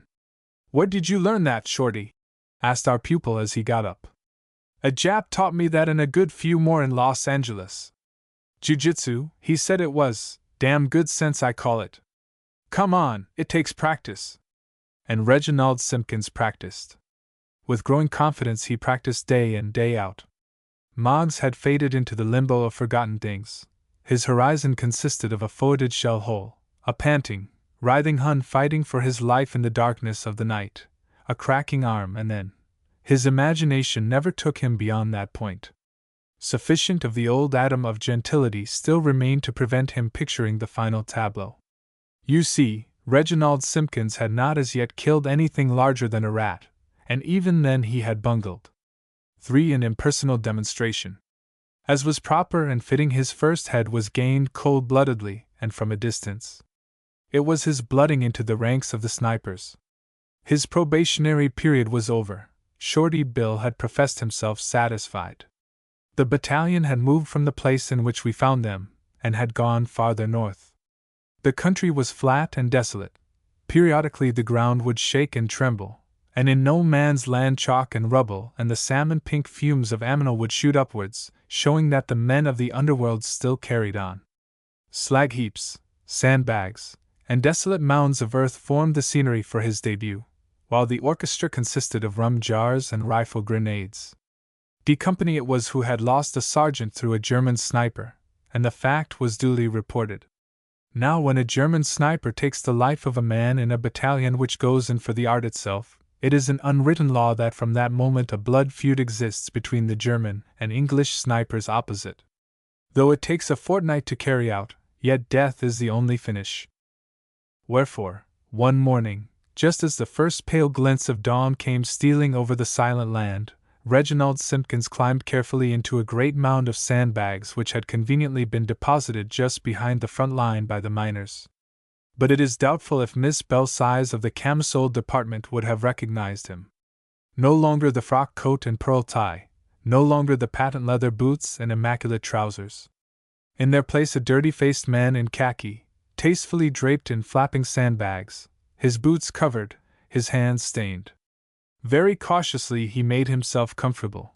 With immense care he laid his rifle, also covered with sacking, in the direction he required, and then he covered his front and sides with filled bags. Through a hole, also carefully arranged, his screen telescope covered the bit of German trench where the day before the German sniper had lain. Then he waited. The mist cleared away, the morning sun shone down. From his point of vantage, for he was 7 or 8 feet above the trenches below, he watched the German lines. His fingers itched to pull the trigger 2 or 3 times, and once when he saw a German officer come out of his dugout in the second line and lean against the back of the trench, smoking a fat cigar, he almost yielded to the temptation.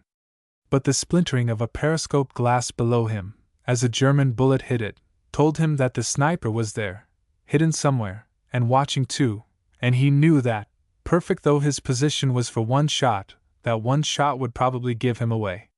And that one shot was for the sniper, and not to be wasted on a fat Oberlieutenant. 3 or 4 hours passed, and the silence was complete. The perspiration trickled down his neck as he lay there motionless and clouded the eyepiece of his telescope. Then suddenly he saw a little black object shoot up into the air from the junction of two trenches near the German support line, an object which turned over and over in the air, and fell with a soft thud 50 yards to his right. A roar, and some sandbags and lumps of chalk flew in all directions, while fragments pattered down on Reginald out of the sky. "Hope to God they don't come any closer," he muttered, watching the next rum jar shoot up. "Anyway, I've marked the place they're coming from." Then his eyes came back to the sniper's locality, and as they did so a quiver of excitement ran through him. Utterly regardless of the second rum jar which burst with a crack behind him, he knew for the first time the feeling of the big game man who has stalked his quarry successfully. There, 5 yards to the left of where he had been looking, a little stunted bush was moving, and there was no wind. Trembling with excitement, he focused his telescope on the bush, and even as he did so, he knew his vigil was over. The thing which up to that moment he had taken for a log was a man, the sniper. He could see the faint outline of his face, now that his attention was drawn to it, and with infinite care he drew a bead on the center of it. Then suddenly he started shaking with nervous keenness. His left hand wobbled like a jelly through sheer excitement until he almost sobbed with rage. The German moved again as another rum jar burst, confident that the English would have gone to ground to escape the trench mortaring. It was that arrogant movement that infuriated our friend. It struck him as a deliberate challenge. And for just a moment the German's face and the crossed hairs of his telescopic sight coincided, and coincided steadily. It seemed to Reginald that his pressing the trigger and the wild convulsive lurch of the man opposite were simultaneous. With his eye to the telescope he watched the log that writhed and squirmed, then it grew still, and the disguise had gone. No more a log, just a motionless twisted form, while something that showed dark and ominous through the telescope spread round its head. The sergeant of D Company was avenged. With a feeling rather as if he personally had won the war, our hero slipped backwards into the boyau beside him, and went in search of Shorty Bill. 2 hours later he found him and poured out the story. Shorty listened in silence, then he spoke. "I've heard men talk like you, son, when they've kissed their first woman. Have you reported where that trench mortar is?" "God! Shorty, I clean forgot." "I'll go and do it now," remarked Reggie, his ardor somewhat damped. "I should damn well think you'd better." Shorty relit his pipe, and grinned amiably. "Well done, kid, but for holy Mike's sake don't crow over one plurry bosh. When you've touched 3 figures we'll celebrate." He may have been right, but even on his own showing, is there any kiss which is quite like the first? Is there any hun, who? Still, possibly the analogy is unfortunate. Anyway, I have given the account of his first cold-blooded victim. I will follow with his first hot-blooded one. For somewhat more personal. It occurred about 6 weeks later in the same part of the line, and as a mark of special favor he had been allowed to accompany Shorty on one of his nightly prowls. That worthy was wont to remark that 2 men on a joy ride in no man's land was one too many, wherefore it must be assumed that Reginald had grown in wisdom and cunning, and found favor in the sight of his taskmaster. They slipped over the top about 10 p.m. Shorty was armed as usual merely with the villainous billhook cookery of his own design, while Reggie carried a revolver and a clasp knife which resembled a young bayonet. It was not a reconnoitering patrol as laid down in the book of the words. It was merely a pleasure ramble, so Shorty said, as they passed silently out of a sap and disappeared in the darkness. The first thing Reggie did was to kick a tin and fall into a shell hole, where he was joined by Shorty. "Frightening rooks, son," he remarked kindly. "Or rehearsing as a knockabout comedian? About 25 yards from here on our left is the German sap party that I am visiting tonight. I like 'em to know I'm coming." "Sorry, Shorty," muttered the delinquent. "I never saw the ruddy thing." "You don't say. I thought you'd done it on purpose," returned the other with ponderous sarcasm. "Now you stop here. I'm going to that sap, and I'll come back for you." Like a wraith Shorty faded into the night, leaving our friend alone with his thoughts.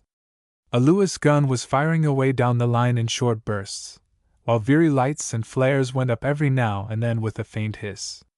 Above, the low-flying clouds scud over the sky, and our friend lay back in his shell hole and pondered. With an inward chuckle he wondered what the beautiful Miss Belle Size and the other fair ones of Moggs would say if they could see him at that moment. A sense of physical well-being was on him, and he stretched himself luxuriously. The next instant he was struggling impotently in a grip that throttled him. "Quite so," remarked a voice as the grip relaxed, and by the light of a flare he found Shorty occupying the shell hole once again. "A ruddy lot o' good you are. Killed and dead as mutton by now, if I'd been a Boche." Reggie reddened in the darkness with shame. "I wasn't thinking, Shorty." "Ire." His words died away. "Thinking? You flat-footed clam, this show ain't a debating society, nor yet a penny reading." Shorty snorted with rage. "Go over to that saphead there, d'you see it, and see what thinking does." His hand pointed to a low hummock of chalk behind a crater.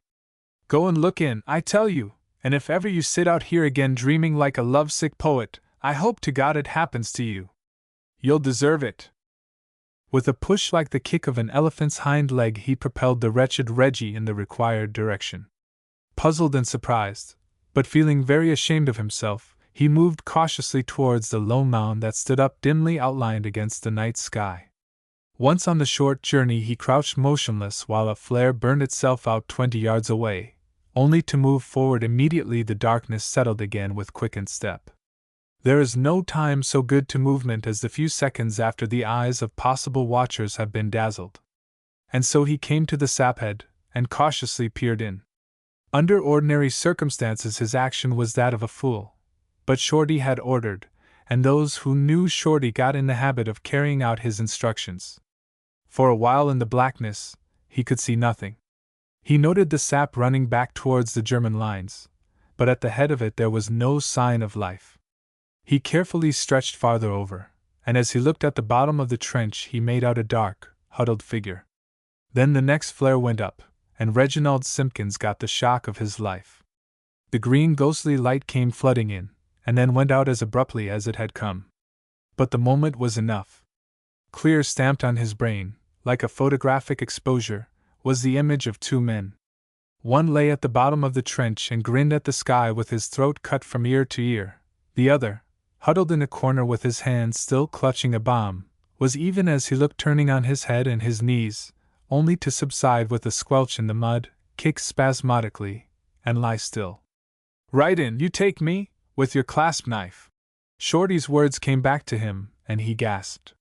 So this was what his teacher had meant, when he'd sent him to see the dangers of thinking.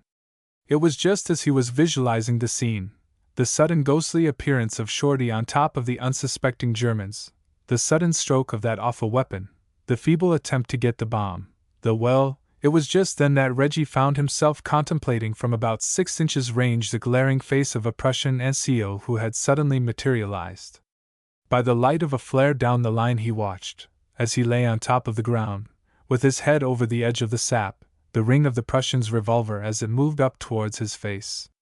What happened quickly. Most of these things are touch and go. The bullet whizzed past his face into the night. His left hand hit the revolver just in time, and even as the bullet went wide his right hand struck sideways with the knife. It sank into the Prussian's neck. He felt a rush of something warm and sticky, and then he was grabbed from behind. "Quick!" muttered Shorty in his ear. Hop it like hell. I'll guide you." Blinded and dazed by the blast of the revolver, he stumbled mechanically after his leader. "Into this shell hole for a moment," whispered Bill imperatively, as a machine gun let drive with a few rounds which passed over them like a flight of cockchafers.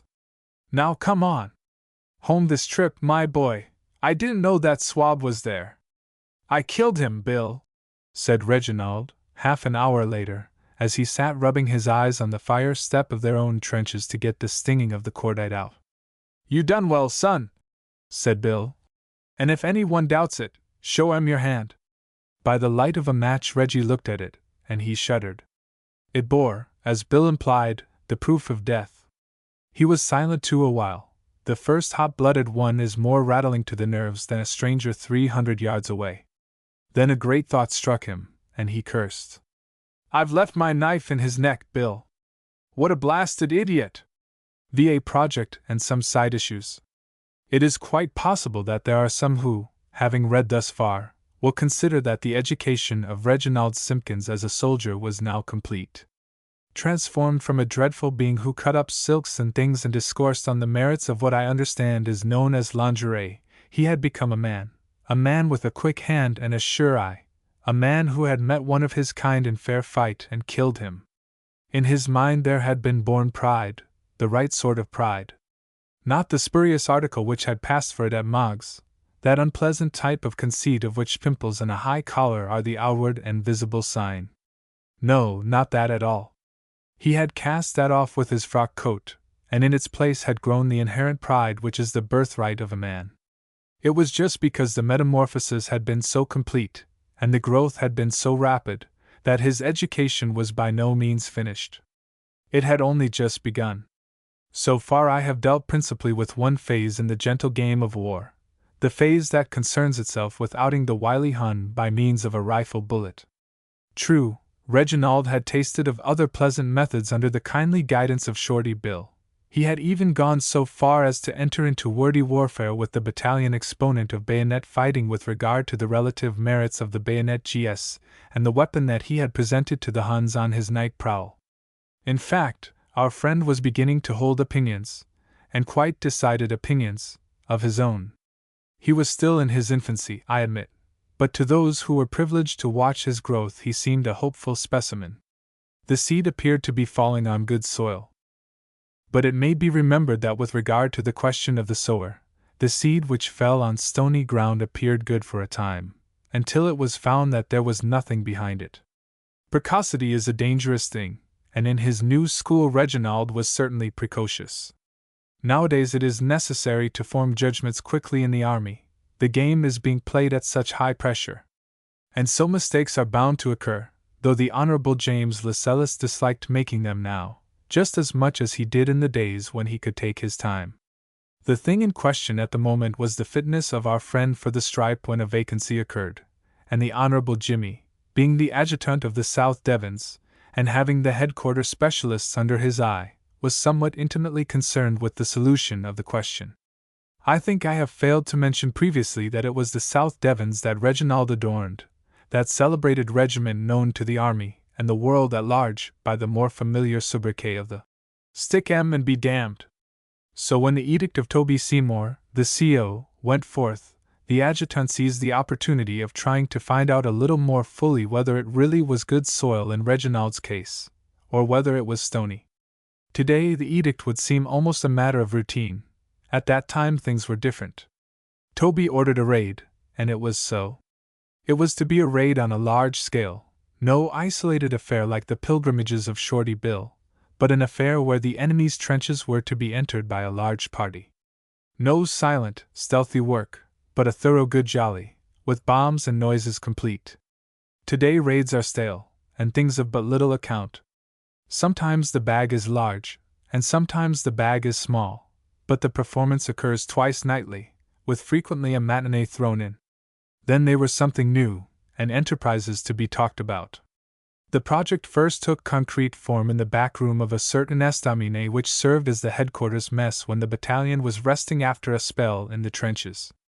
The omelette had been successful, the port had recently arrived, and that pleasing, though somewhat selfish, glow which comes even to the best of us when we realize that it is the other fellow who is out and the cold wet night permeated the room.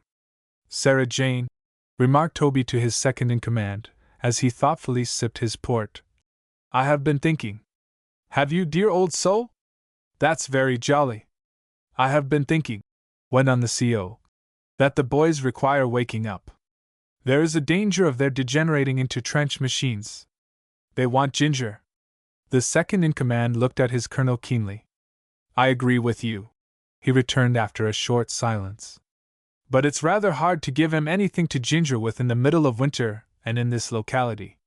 The division will probably be pulling out to train shortly, and then—" "No, that won't do," Toby interrupted him. "I don't mean that sort of ginger. How many men of this battalion feel instinctively, and know as a positive fact that, man for man, they are better than the Huns? That's the point, and training behind won't help that, At least, it won't start it. Once give it to them as a foundation, and the training will gain 500% in its value. True, O king, but how? They must fight the Germans, and find out for themselves. We've got some new drafts, Sarah, quite a number of new drafts who not only have never fought the Hun, but who have never even seen him. Their horizon is bounded by a dirty sandbag and a smell, and I maintain that their value as fighting troops is not 1/4 what it might be. He carefully lit his pipe while the rest of the mess watched him curiously, wondering what was in his mind. Listen to me, you fellows. Toby leant forward in his chair and emphasized his remarks with his ancient and powerful briar. Every one in this room is, for want of a better word, blooded. We have all, thank heavens, had the unforgettable pleasure of killing Huns at close quarters, with our own hands. Now that broadens one's horizon at once. We are not bounded by sandbags and stinks. When we are in the trenches, we know, our imagination tells us, that over the way are men whom we can visualize, living, actual beings whose ideal and object in life is to kill us. Not so, I regret to say, with a new draft. How can you expect it? To them the Hun is a strange something living in a trench, whom they never see, and whom they don't particularly want to. One might almost say that live and let live is bound to be the way they look at life at present. Until the terrier sees the rat he has no wish to kill it, and until he has killed it he has no idea what a delightful occupation it is. Same with the men, and we've got to alter it. Bravely spoken, sir, as the poets would say, remarked the Honorable James. The only point is how to do it. Easy as falling off a log. One night we will pay the Huns a visit and kill 'em. Cheery amusement, charming hobby. The terriers will get bitten on the nose, and as soon as that happens they'll see red. Then they'll start to kill, and once they've done that there will be no holding them. Their tails will be sticking up above their heads. It was done a few weeks ago up the line, wasn't it? The second in command thoughtfully replenished his glass. I believe it was, but what matter? The Stickums don't require any damned pilot for their fences. The CO brought a fist like a leg of mutton down on the table. Before the division leaves the line, we are going to visit the Hun, we are going to kill the Hun, we are going to capture the swab, to wound him, to out him. And when we've done it and got him as wild as a civet cat in the nesting season, we'll laugh at him by platoons. Prolonged applause from a breathless audience. Laughed the adjutant. We can merely murmur a Benedictine Bismillah. Now it is possible that to those who sit at home, and regard war from armchairs as a movement of little flags on a large-scale map, the words of Toby Seymour may come in the nature of a surprise. It is possible that they have never really thought about the human side of killing as a hobby, as a trade. Vaguely they realize that a soldier does not go into the army to pick buttercups. Vaguely they understand that men die and are killed in war, and that soldiers are the people who kill and are killed. But I venture to think that they do not realize the intense importance of inculcating in every private soldier the necessity, and the desire of outing the other fellow. Horrible, you say, revolting. Of course it's horrible, my good man, of course it's revolting. But what the devil do you think this war is? Minding a creche for imbecile children. You bring in a crowd of men whose sole qualification in August 1914 to be considered soldiers was an intense and national love of games. You pit them against a machine perfect in technique, in which every part had been trained from earliest infancy in the trade of soldiering, and the trade of ruthless killing.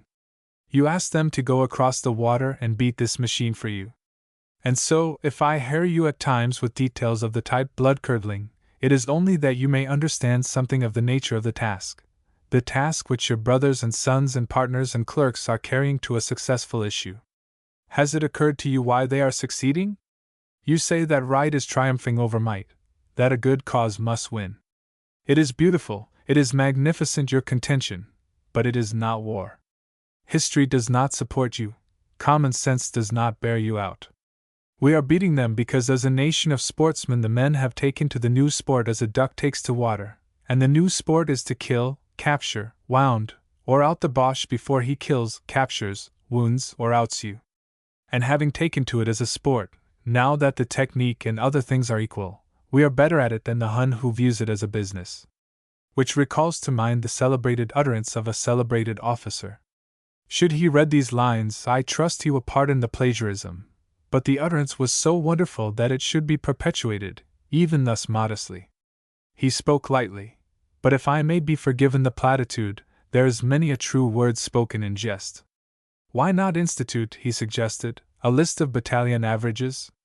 Just as the relative position of Tottenham Hotspur and Sheffield Wednesday in the Football League is the subject of frenzied back chat, just as the defeat of Yorkshire by Kent causes head shakings in the public houses of the North towards the end of August, why not have a league of battalions? A wonderful idea if one thinks into it. A dead-end 2 points, a prisoner 1, the Oberlieutenant 5 points, and a colonel 20, with other grades according to fancy. Think of the frantic excitement in the London clubs and the quiet villages when the relative scoring merits of a Jaeger sharpshooter and a one-eyed Landsturmer were sized up. Think of the Putney Peashooter's ladies meeting those of the Shoreditch snipers at a small and early, and counting up the bag, 5 Saxons and a stretcher-bearer against 4 prisoners and a carrier pigeon.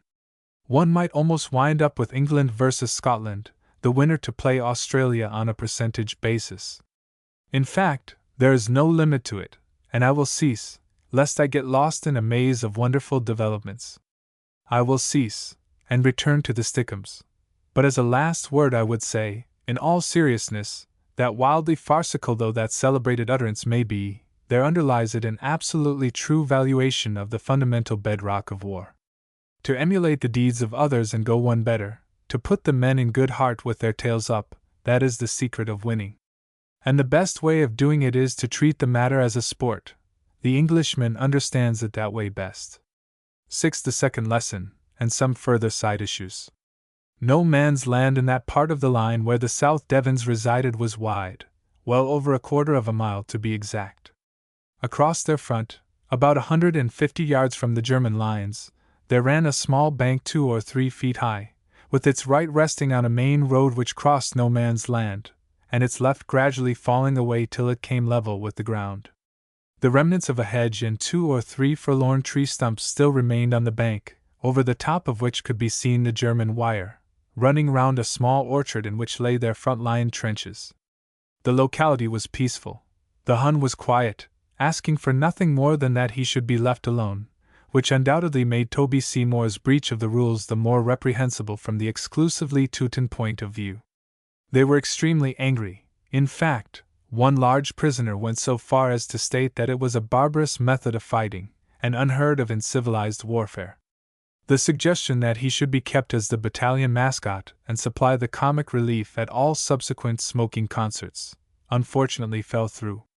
Other non-barbarians who escaped joining him in captivity emulated his altruistic spirit by informing the South Devons daily from a position where the lines ran close together, that they were looking forward to crucifying the next Englishman they caught, which again was an immense success, and was greeted invariably by a specially selected choir chanting the hymn of hate. And yet the damage done was not very great from the material point of view. It was the mental jolt, the jar to their spiritual loftiness, that tickled the dear souls up. Now primarily my story concerns Reginald Simpkins and his transformation to manhood. And therefore, before I tell of the raid itself, I will touch on 1 or 2 matters concerning that transformation, and the methods of the Honorable James. D Company won the toss, so to speak, and was deputed to perform, and Reginald Simpkins was not in D Company. Being a sniper, he was attached to that mystic band of specialists who adorned battalion headquarters. And so, one morning, the snipers were assembled, and the adjutant gazed at them benignly through his eyeglass. D Company are going to raid the Huns, he remarked. I want 6 volunteers to go with them. The result was as he anticipated. I said 6, not the whole bunch, he continued genially. So I'll have to draw lots. Now nothing would induce me to hint that everything was not perfectly square in that drawing, but Reginald Simpkins was one of the 6. In due course his part in the program was explained to him, and during the explanation his face became more and more suggestive of a street corner on a rainy day. You understand what you have to do, Simpkins? The Honorable James looked at him keenly. Yes, sir, I understand. But ain't I to have a go at the swine at all? Our friend's grievance boiled over. Can I just go into the trench once and have a go at them? It'll be a bit hard sitting by the tree stump, and hearing the boys at it, and having to. His words died away under the steady glance of the man opposite. And because it's a bit hard, you don't want to do it? It ain't that, sir, it's. Well, what is it? Not the showy part of the performance, eh? Not the part where the fun comes, sitting by a bank and taking the roll as they come back. But someone has to do it, why not you? The second lesson in the making of a soldier, subordination of self. As a matter of fact, there was no reason why Reginald should have been deputed to the job. There were many others who could have done it equally well, if not better. But the Honorable Jimmy had his own methods. The desire for the game was there in the pupil, that he knew. The point was whether the character which would suppress and master that desire when necessary was there too. Could reliability be added to keenness? That was what the adjutant wished to find out. He knew that our friend was, in the vernacular, throwing a chest. He knew that lately, Reginald Simpkins had been rather full of Reginald Simpkins. Adjutants, good adjutants, do know these things. Which was all to the good, within certain limits. An unpromising subject had learned the first lesson of the soldier. Would he be able to learn the second, without which the third and greatest would be impossible? All soldiers must learn the first lesson.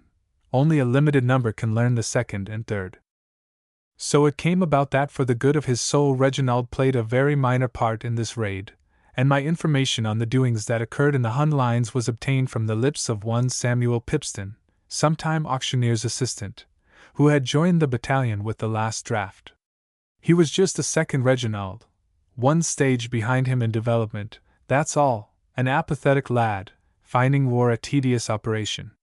It was not until 10 o'clock on the night, as he lay with his party behind the bank of which I have spoken, that a pleasurable thrill of anticipation began to take hold of Samuel.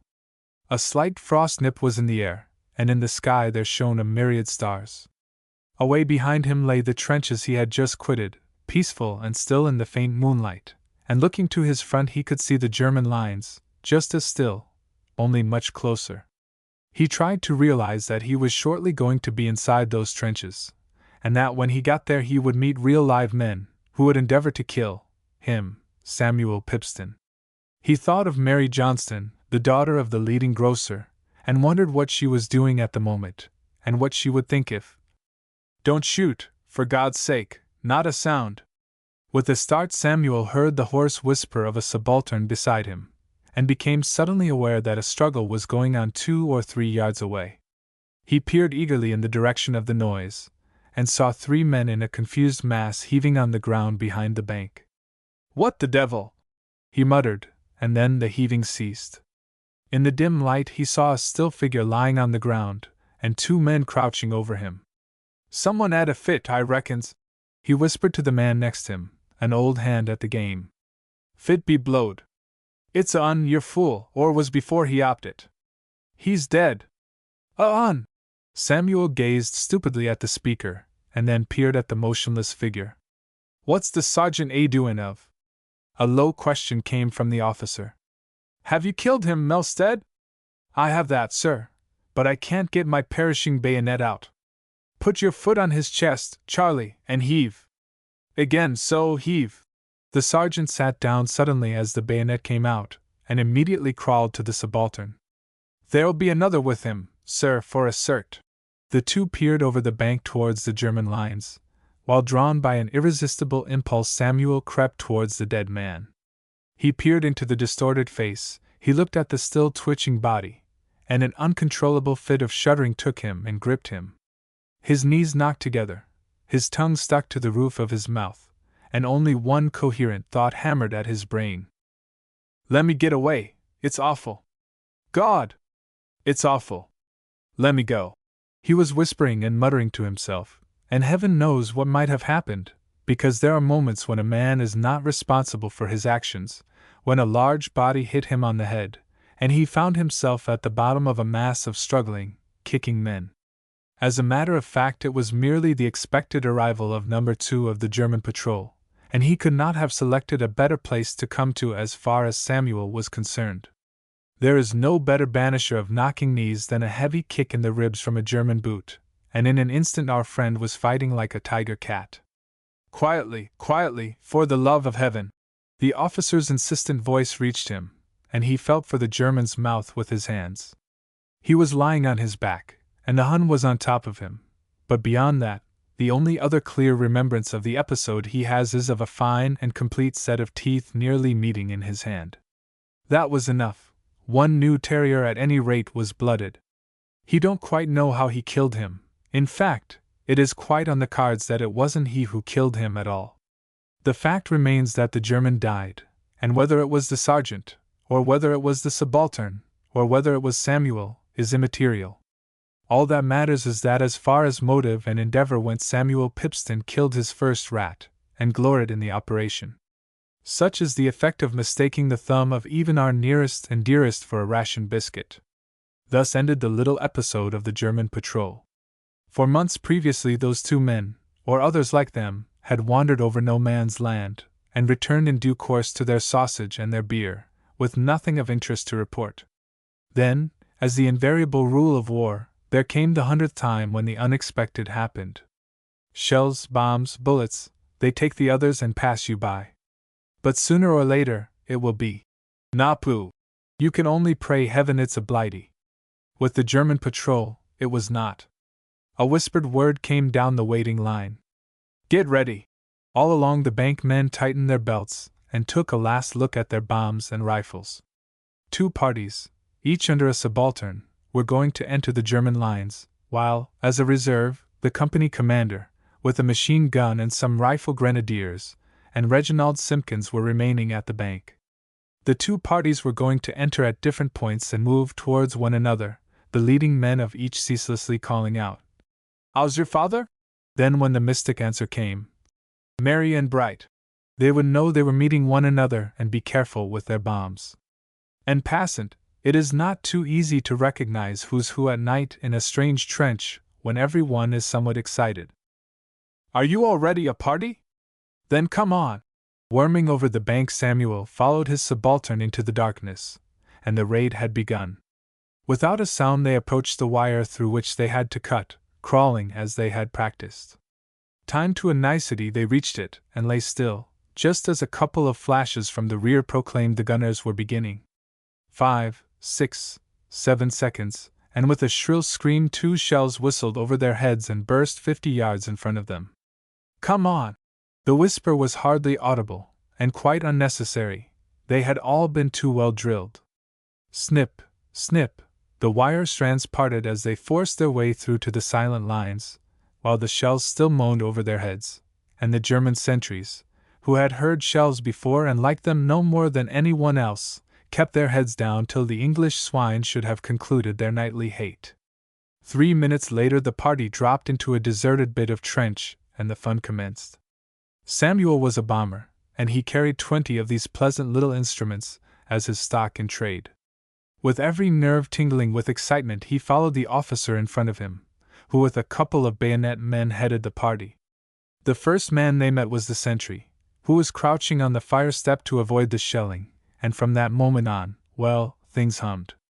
The subaltern, an excitable youth, smiled genially at the dazed Bavarian, who was regarding the sudden invasion of his privacy as if it was a bad dream, and having shot him in the stomach, passed breezily on round the traverse, followed by his surging mob. "Picket the other entrance!" he roared to those behind, as he stepped by the first shaft of a dugout, up which a man was rushing. "Come on, my pet, come on, roll, bowl, or pitch, it's a cocoa-nut to a blood orange!" The man fell back with a bullet through his brain, and slid head down to the bottom of the shaft. "Bomb 'em, boys, bomb 'em!" With a roar the bombs went off in the confined space below the ground, the lights went out, and a confused medley of shouts and groans followed them up the trench as they sought pastures new. Control was impossible. It was every man for himself, and to hell with everything he could see.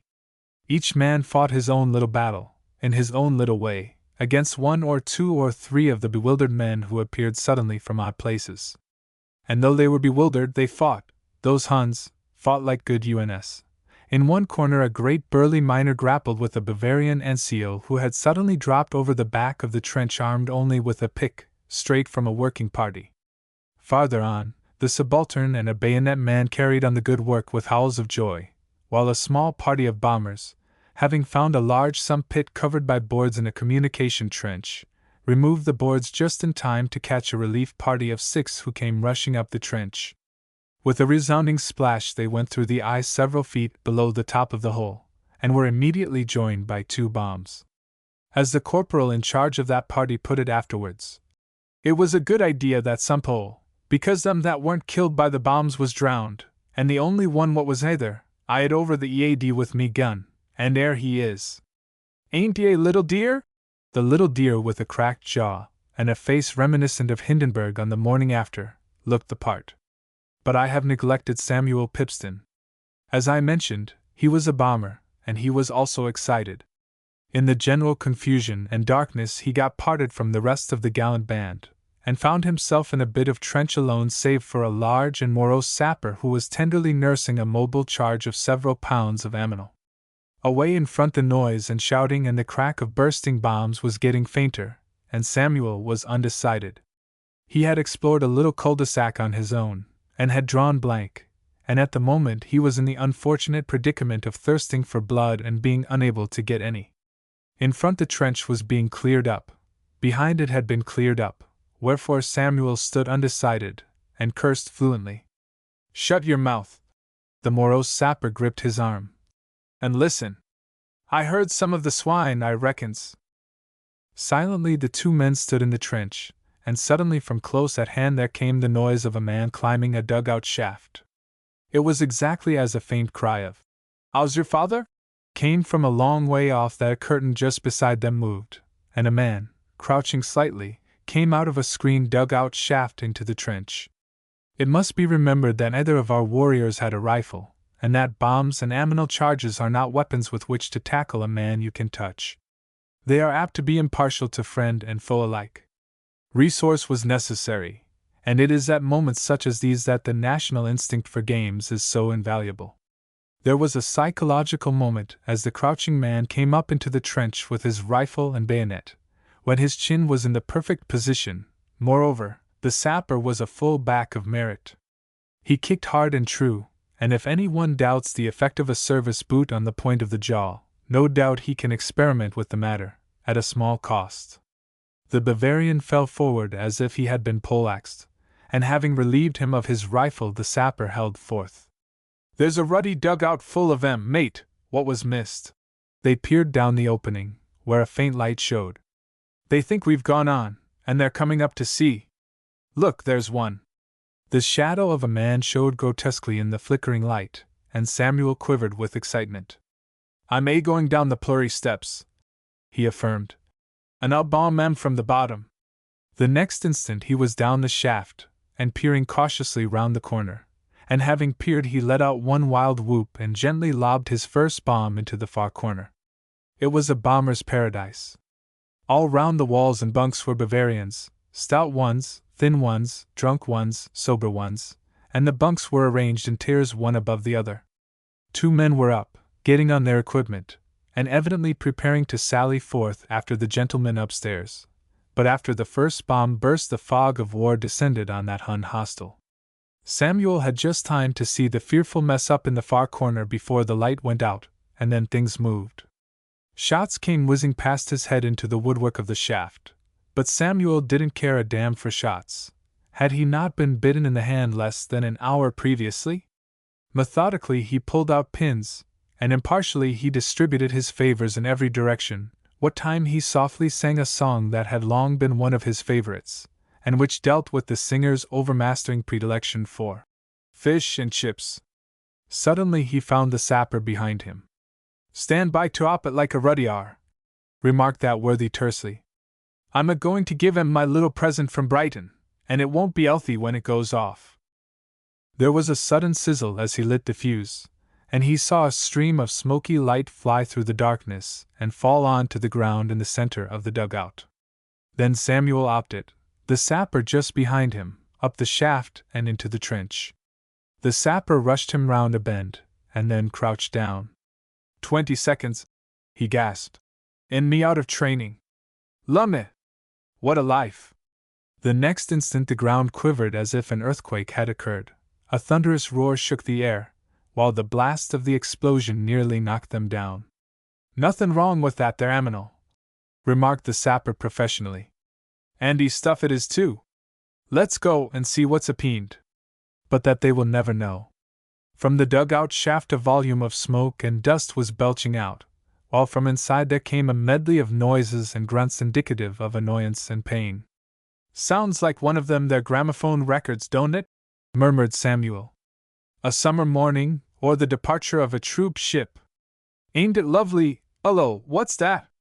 Clear above the din and the moaning, and the spasmodic fighting which they could still hear going on up the trench, there sounded the officer's dinner call.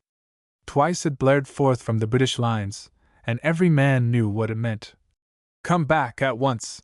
The raid was over. And so by ones and two and threes D Company returned to the fold, where hot tea and a noggin of rum awaited them, giving their names to Reginald on the way.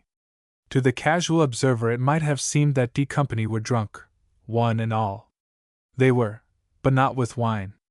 They were drunk with excitement, and with the knowledge just acquired that they could beat the Germans, man to man. They were blooded. The lies they told, those cheery lads. Not a man had done in less than 40 botches, which rose to 80 when they wrote their girls. What matter? D Company of the Stickum and be damned was made for life. The men walked 3 inches higher. The men, as men, had come into their own. Every new draft that came heard the story. Every new draft realized it had got something to live up to. No longer sandbags and smells their horizon, but the memory of one glorious half-hour. And when he thought over it afterwards, there was only one small thing that struck Samuel Pipston as peculiar. He was just retailing to Reginald Simpkins, with some wealth of detail, his experiences in the German dugout, when he became aware of the Honorable James beside him, who listened for a while until he had finished. So you had a good time, did you, Pipston? He remarked. Splendid. Then he turned to Simpkins. The company commander tells me you were a great help to him, checking the men as they came back. Well done. It struck Samuel that he might have had a well done. But then, he didn't know the Honorable Jimmy's methods, nor did he know that while he and those with him had merely learned the first and easiest lesson that night, Reginald Simpkins had learned the second. 7. The third lesson, and a digression. And so, with 2 of the lessons learned, we come to the third and greatest. The first was basely material, and was taught by Shorty Bill. The second was a little nearer the heart of things, and was taught by the Honorable James. The third is the heart of things, and can be taught by no one. The rules, vague rules, may be given by men who have learned it to those who have not, but its true meaning, its real significance, can only be reached by the pupil for himself. And there are many who fall by the way. It arises out of the second, it must be preceded by subordination of self. For until a man can subordinate himself, he cannot take on his shoulders the cares of others. He cannot put those others first, and until he can put others before him, he cannot be put in a position of responsibility. He is not fitted to fill it. And it is the principle of responsibility on which the British Army is built up, another thing about which I am very doubtful as to the knowledge of those whose paths have not led them near things military. I have touched on things material. Let me hold forth a while on things spiritual. What think you, my masters, is the driving force of a regiment in the field? The answer is in one word: leadership. Quite so, you say. The remark seems to have been made before. It has, which makes it all the stranger that it is so little understood. What does the word mean to you? Prancing in front of the men with a drawn sword, shouting, "For king and country!" They'd laugh at you, and follow a leader, one of their own. Ruling by fear, ruthlessly, without thought of human weakness, without tinge of mercy? They'd hate you, and you would have to drive them like the Prussians do. Ruling by pusillanimous kindness, by currying favor, by seeking to be a popularity jack? They'd despise you, and rightly. The quality of leadership is none of these things. It is something much more simple, much more homely, if I may use the word. To lead men, a man must first of all understand men, understand human nature. He must know his job, and know it better than his men. He must possess intensity of purpose. Human nature. What the men like and what they dislike, the little fetishes they put up, the little gods, the few words of praise when they have done well, of disappointment when they have not, consideration for them, giving them beer in concerts, being with them in the trenches when the weather is bad, and not in a dugout. Little points perhaps, but it's the little points that are so important. Human sympathy, the appealing to the spark of better things that lies in the worse, the inculcation of an ideal to live up to, the ideal of the regiment. All the 101 things that go to make up a man's life and not an automaton's. All the things that make for the affection and love of those under you. It is a very great thing for an officer to be loved by his men. Knowledge. The capability of doing yourself anything you call on those under you to do, of showing them when they are right and when they are wrong, of making them trust your ability. It is a very great thing for an officer to be trusted by his men. Intensity of purpose. The driving force that gives enthusiasm, that causes the hand on the plow to remain there until the job is done. The quality that abhors vacillation, that prevents a man taking a thing up one moment with red-hot eagerness and dropping it the next because he's tired of it. The men despise vacillation and chopping and changing. Being messed about, they call it, only the word is not messed. And it is a terrible thing for an officer to be despised by his men. From good leadership there springs good discipline, that other word so little understood by those who have not met it in the flesh. Not, believe me, the rigorous punishment for breaking certain arbitrary rules, enforced by an autocrat on men placed temporarily under him by a whim of fate, far from it. Discipline is merely the doctrine which teaches of the subordination of self for the whole. It teaches the doctrine of playing the game. It teaches the all-important fact that the fear of being found out and punished should not be the chief force in a man's life, but rather that the realization of his responsibility should be the guiding factor. Such is the ideal aimed at in a good regiment. That there are some who miss that aim none but a fool would deny. The same may be said of most professions, even, I suppose, of bishops. That there are some officers who go the wrong way to work, who nag and bully and generally turn themselves into something even worse than nature intended is an undoubted fact. That there are some men who are wasters, who are born wasters and will die as such is also quite true. But I maintain that the training, the ideals, the traditions, the morale of the good British regiment does produce, and has produced, a growth of character and a condition of mind in the men who belong to it which was largely conspicuous by its absence in civil life. Why, I do not profess to say. Why the great thinkers and the vaporizing burblers between them should not have hit on some method of training character which would have produced equally good results to those produced by what they are still pleased to call militarism, I do not know. All that I do know is that they did not. Let us leave it at that. I have digressed. Our Reginald is calling. For weeks his battalion was destined to remain in peace trenches, to live that dreary life of monotony which tests the capabilities of the leader, as no big push can do. The excitement is absent, there is plenty of time, too much time, for thought. And boredom is of all things one of the hardest to combat. It calls for leadership of the highest type. There is many a man capable of supreme devotion in a crisis who is incapable of the steady, unseen strain, day in, day out, of keeping up his men's spirits, in fact, of appreciating human nature in one of its many phases. The men feel that dull routine on which the limelight does not shine, and only the leader can help them. It claims its victims, just as do the big offensive, that trench life, when the flares lob up ceaselessly, and the bursts of machine gun fire come swishing over the ground. Here men are wiring, there is a party digging a new bit of trench, and out beyond, in no man's land, an officer and 3 scouts are creeping about examining the enemy's wire. So it goes on throughout the night, until as the first streaks of dawn show faintly in the east it ceases.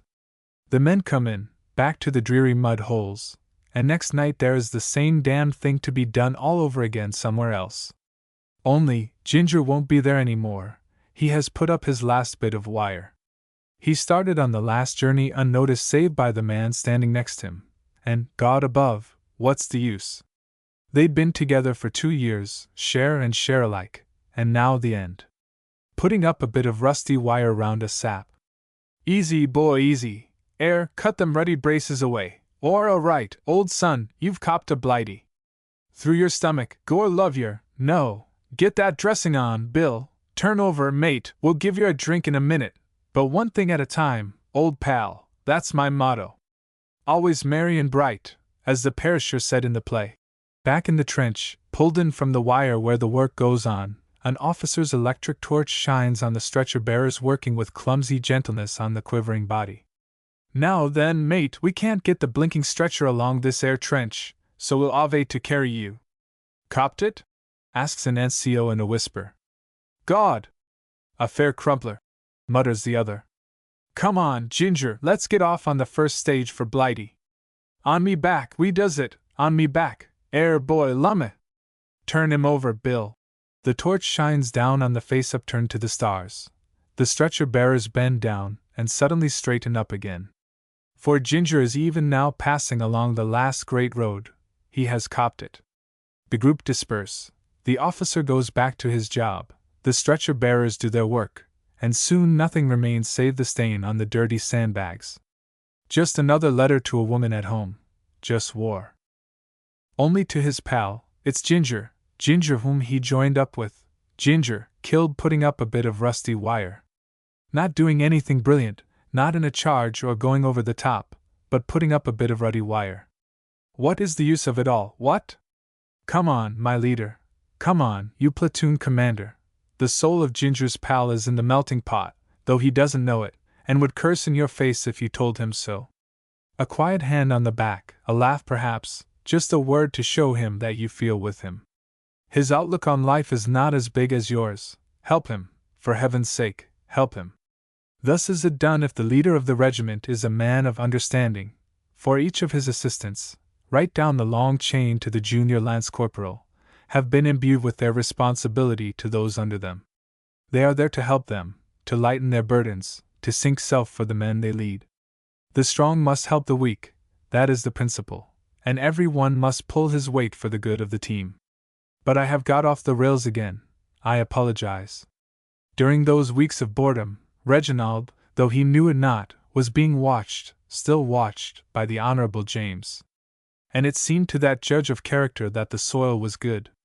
The adjutant asked me if I'd like to take the stripe this morning, Shorty. Reginald and his pal were watching an inter-company football match on the ground by the Lens main road, near the little village of Noyelles-les-Vermelles. It is on the borders of the coal country, that village, and all around it rise the great pyramidical slag heaps of the pits.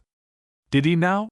Shorty contemplated with interest a shell bursting on the derelict fosse in the next village of Anquin, and turned thoughtfully to the speaker. And what did you say to him? I said I didn't want to. Why the devil should I?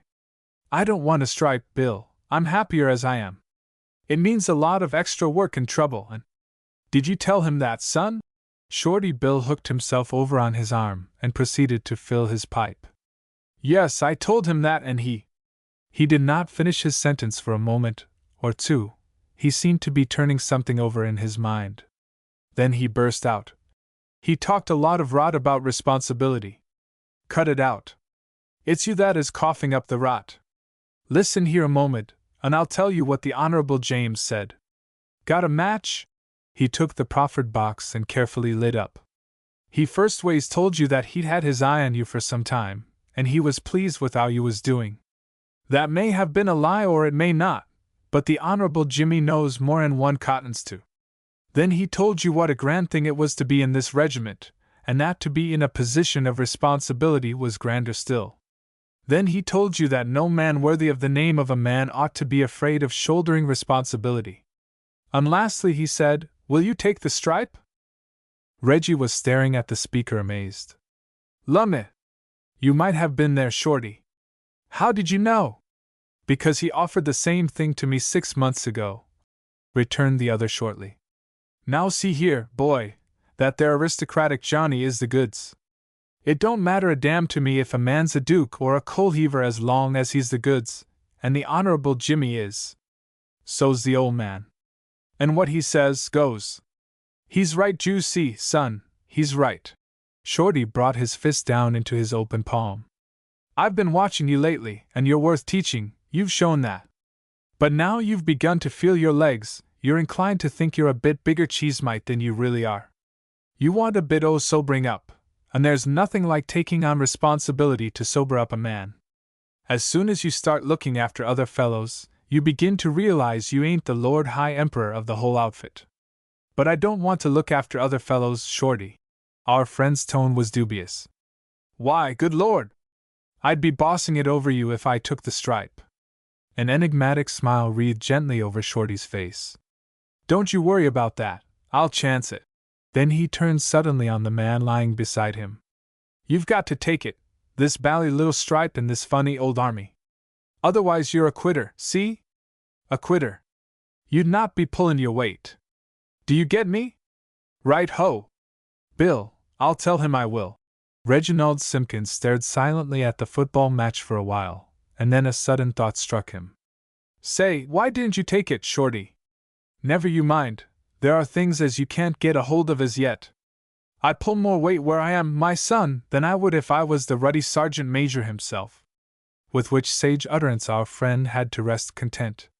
But while we are on the question, it is passing strange that, in a community such as a regiment, the power of the old soldier should be as great as it is.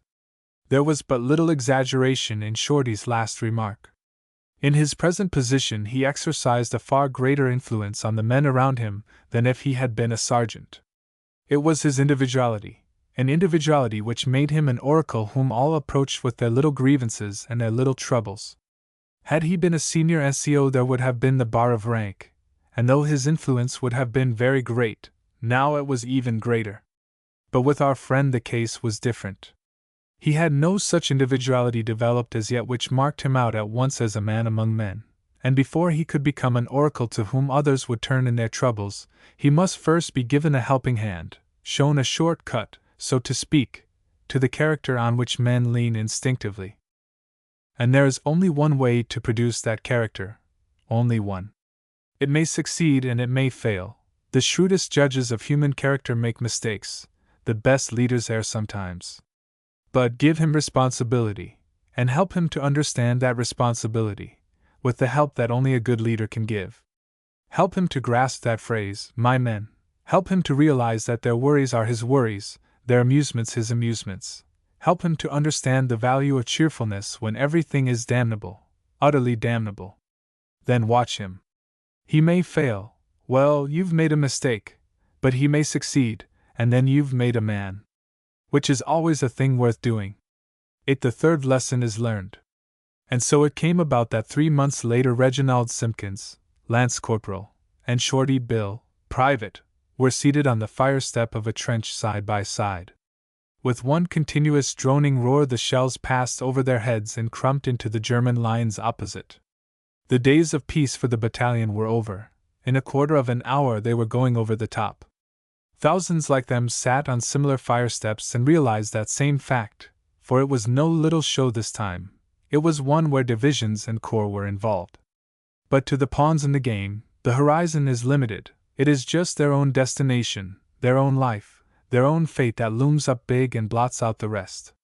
It's not the other 100,000 who matter at the moment, it's the pawn himself who wonders, and laughs, and sings, and prays. Shorty, smoking his pipe imperturbably, was feeling the edge of his own particular weapon, with critical finger, and every now and then stealing a look at the boy beside him. Apparently satisfied at last with its sharpness, he laid it down on the step and turned to our friend. You done well, son, he remarked at length, thoughtfully removing his pipe. I'm pleased with you. I was afraid at one time, just after you took the stripe, when some of them was ragging you, as you would turn out a quitter. But you got guts. You're twice the man you was when you took it, and as for what you was when you joined us, you wasn't nothing at all save a walking disease. I'm glad you think I've made good, Shorty. Reginald was swallowing a little hard. Aye, good God. Shorty, I'm just sick with funk, that's straight. It was out at last, and Shorty Bill smiled gently and nodded his head. Son, he remarked, it's one good sign that you ain't afraid o' saying so. Now personally I'm not, though it ain't no credit to me. It's how we're made, I reckon. When my time comes, it comes, and there's no blamed use worrying. I know all that, but somehow, it ain't much comfort that idea, when it comes to the point. I tell you, Shorty, I don't want to be killed, His voice died away, and he looked shamefacedly at the sandbags in front of him. No more don't I, son, no more don't I, and no more don't your men, your 6 boys you are responsible for. They're your men, that little bunch. They're looking to you, they're relying on you. He put his hand on the other's knee. Are you a-going to let 'em down, that 6? Once again the great doctrine, the third great lesson, the doctrine that laughs at life and death, the doctrine of thinking for others, of responsibility. It's better, I reckon, to die a man than live a worm. So long, son, time's up. The last words were shouted, and even then they could not be heard. 5 minutes previously it would have seemed impossible that there could have been more noise. Then suddenly it seemed to double and treble in intensity. The ground shook, and over the German trenches there hung a choking cloud of fumes which drifted slowly across the front with the wind. As if by clockwork, the men got out of their trenches and walked slowly over no man's land behind the creeping barrage towards the reeking cauldron. A great long line of men, thousands and thousands of men, but do not think of them as the men of some of our county regiments who did well, whom we are now allowed to mention, as some kilted battalions and Canadians who greatly distinguished themselves. Do not think of them in the mass, rather think of the individual. The farmhand, until 2 years ago just a clod-hopping countryman, was there, and the local lawyer's articled clerk. The gillie from a Scotch stream, and the bartender from a Yukon saloon walked side by side, and close to them a high church curate in a captain's uniform grinned pleasantly and strolled on. The sheep rancher, the poacher, the 5th son of an impecunious earl, and the man from the chorus were all there, leaving their respective lives behind them, the things which they had done, good and bad, the successes and the failures. For the moment nothing mattered save that seething volcano in front. It might be the end, it might not. And some were quiet, and some were green, some were shouting, and some were red, some laughed, and some cursed. But whatever they did, however they took it, the leaders of whom I have spoken, each in his own sphere, big or little as the case might be, kept em, held em, looked after em, cheered em. Though their own stomachs were turning, though their own throats were dry, they had a job to do, a responsibility rested on their shoulders. And until death relieved them of that responsibility, they could not lay it down. They were the leaders. To them much had been given, of them much was expected. But in this great advance, which has already been ably portrayed by the powers of the journalistic world, we are only concerned with the fortunes of 2 individuals. To them those flowery phrases, those magnificent dashes carried out in faultless style, those wonderful lines which went into the jaws of hell as if on parade, would have conveyed a peculiarly inept description of their feelings. Not that the descriptions in many cases are not wonderfully good.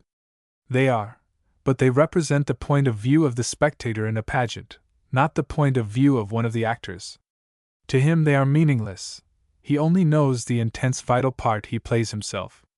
The shell that burst next door to him and killed his sergeant is only one of similar thousands to the looker-on behind. And so, in a dazed world of his own, Reginald Simpkins, Lance Corporal and sometime Pride of Moggs, walked over no man's land. Every now and then he looked mechanically to his left and right, and grinned. At least he made a contortion with his facial muscles, which experience told him used to produce a grin. He did it to encourage the 6. Whether he succeeded or not is immaterial. The intention was good, even if the peculiar tightness of his skin spoiled the result. Occasionally he spoke. No one could have heard what he said, but once again the intention was good. "Steady, boys, come on!" He said it 4 or 5 times and punctuated it with grins. Then he tripped over a body and cursed. He wondered if he was doing all right. He wondered if Shorty was pleased with him. The funk seemed to have gone. In its place had come a kind of dazed doggedness, while a fury of impatience to justify himself and his powers of leadership shook him at times. Surely to God they could go faster than this cursed crawl.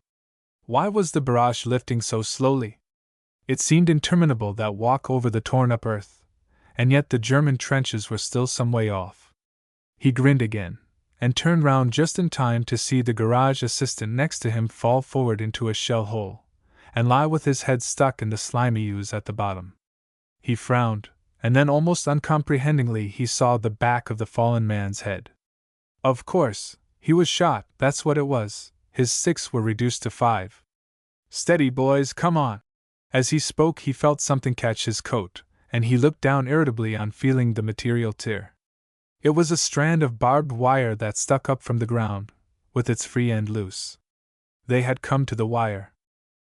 In all directions, twisted and torn, with ends that stuck up, and stray strands uncut, was wire, thick and rusty. It coiled in and out between the screw pickets, cut to pieces, but still there. Men picked their way over it gingerly, stepping with care and walking round the little ridges that separated the shell holes. Festoons of it lay in these holes, and in one large crater a dead Hun lay sprawled on a mattress of it. To the spectator behind, it was one dead Hun, one of thousands. To the man who happened to see him as he passed, it was an individual whose chalky face had been ripped by one of the barbs as he fell. And there is a difference. Then they came to the trenches, the front line, or what was left of it. Just facing them a man with his hands above his head opened and shut his mouth. He appeared to be saying something, but no voice could be heard above the din. Reginald grinned again. The Hun who was trying to imitate a fish struck him as a humorous spectacle. Moreover, in a flash of memory, he reminded him very much of Mr. Moggs' ample wife. He grinned again as he thought of Moggs. Once more they were advancing again over the other side of the trench. The moppers up would attend to the piscatorial gentleman. Our friend was better now, very much better. He felt more sure of himself, in fact, absolutely sure of himself. In addition, he was beginning to get excited. And then a machine gun opened fire. Hundreds of other machine guns opened fire too. But this one was Reginald's machine gun, the one that concerned his limited horizon. For a moment it did not strike him that way, though he saw the gun quite clearly. He looked round for help, and in looking round for help, he found that his 5 and 3 others who were close to him were looking to him for help. And he realized his responsibility. He had learned the lesson. It was a masterly little piece of work, an excellent piece of subordinate leadership. With his arm he directed those 8. He had not been trained as a scout in vain, and with the loss of only 2 he got them out of the direct zone of fire. A few minutes later he, with the 6 remaining, fell upon that gun's team from a flank. In 5 seconds it was over, and the little group passed on. It was just after this that he saw Shorty. At the moment that worthy was lying in a shell hole drawing a bead on some target with the utmost care. Reggie saw the kick of the gun, but failed to see what he had been firing at until the firer stood up and screamed in his ear. "Machine gunner, nest of them over there. Hanging up the ruddy advance." "We're doing well, Shorty." He held back the answer. "I reckon so. The swine are running all along the line. Only 1 or 2 of them holding us up. Look out!" He pulled Reginald to one side, and pointed behind him. Majestically, squelching through the mud, came Tiny Tim, or the tired tank. It was pitching and rolling like a squat old tramp making heavy weather beating up channel. They waved at it as it passed by, lurching ominously but going straight for the machine gun nest. Once it almost seemed to disappear as it waddled down an extra large hole with its 2 stern wheels waving foolishly in the air. But a moment later it squirmed solemnly up the far side, and rolled on to its chosen target. The wire was uncut, but it trod on the wire, and the wire was not. "Look at the perishers running!" howled Shorty, as he watched some men doubling back from the death trap. Their arms were waving foolishly. One could imagine their faces gray-green with terror, their hoarse shouts of fear, their desperate hurry to avoid the thing that was coming. "Lummit! I must draw a bead on that bunch," muttered Shorty eagerly. "Now then, son, you can hit one of that lot." He turned from the scene in front, and the next instant he was down on his knees. "What is it, boy, what is it?" The man lying stiffly on the ground grinned yet once again, and shook his head. Thus does it come, suddenly in a second. To the spectator behind, Our losses were not as great as had been anticipated. To the man, journey's end. I've got it this time, Shorty, he remarked, and he seemed to speak with difficulty. The roar of the guns was passing onwards, the din was not quite so deafening. My bally old back seems all numb. Just a stray bullet, just a broken back, just a finish. With the eye of knowledge, Shorty looked at the gray tinge already spreading over the boy's face, and the mystery of death struck him forcibly, something of the strangeness of it all. In 5 minutes, 10, what matter? The lips now capable of speech would close forever. The man whom he had known and lived alongside of for months would be gone for good. The desperate finality of it, the utter futility of the onlooker. Is the tank clearing him out, Shorty? The dying man interrupted his thoughts, and he looked up to see what was happening. It is that, son, it's doing fine. The old thing is sittin' there like a broody hen spittin' at 'em, and the swine are running like hell. God! Shorty, could one hit 'em with a gun? The glazing eyes brightened, the lolling head straightened with a jerk. Sure thing. Shorty looked at him, and understood. Like to try, boy, you'd get the coconut, I'll bet. That's it, Shorty, that's it. Turn me over, and prop me up. I'd like to. Lord! Man, I can see 'em there, hundreds of 'em running to beat the band. Give me the gun, Bill, quick, I must just get one, With powerless hands he took the rifle for the last time, and looked along the sights. God! He whimpered. I can't hold it steady, I can't. Shorty, I'm wobbling all over the target. But Shorty did not come to him. He was lying on the ground 2 or 3 feet away, with his own rifle hugged to his shoulder. If there be anything in religion, he muttered fiercely, let me shoot straight this time, God. That's all right, he shouted. You've got him covered fine. Fire, son, fire, and hit the perisher. You ain't wobbling. And so Reginald Simpkins, Lance Corporal and man, fired his last shot. Heaven knows where it went. All that matters is that a running gray-green figure 200 yards away suddenly threw his hands above his head and pitched forward on his face. Great shooting, son, great shooting. Shorty Bill was beside him, turning him over once again on his back. You plugged him clean as a whistle. Good boy. The gray had spread, the end was very near. I thought I heard another shot close by. The tired eyelids closed. I've made good, Shorty, ain't I? Honorable Jimmy, regiment great thing, responsibility greater. And so he died. 9. And other fell on good ground. Shorty Bill thoughtfully ejected a spent cartridge case from his magazine and pulled back the safety catch. I'm glad I hit him. It'll be something for the boy to take away with him. I suppose he'll remember it. Shorty's brow wrinkled with the strain of this abstruse theological problem.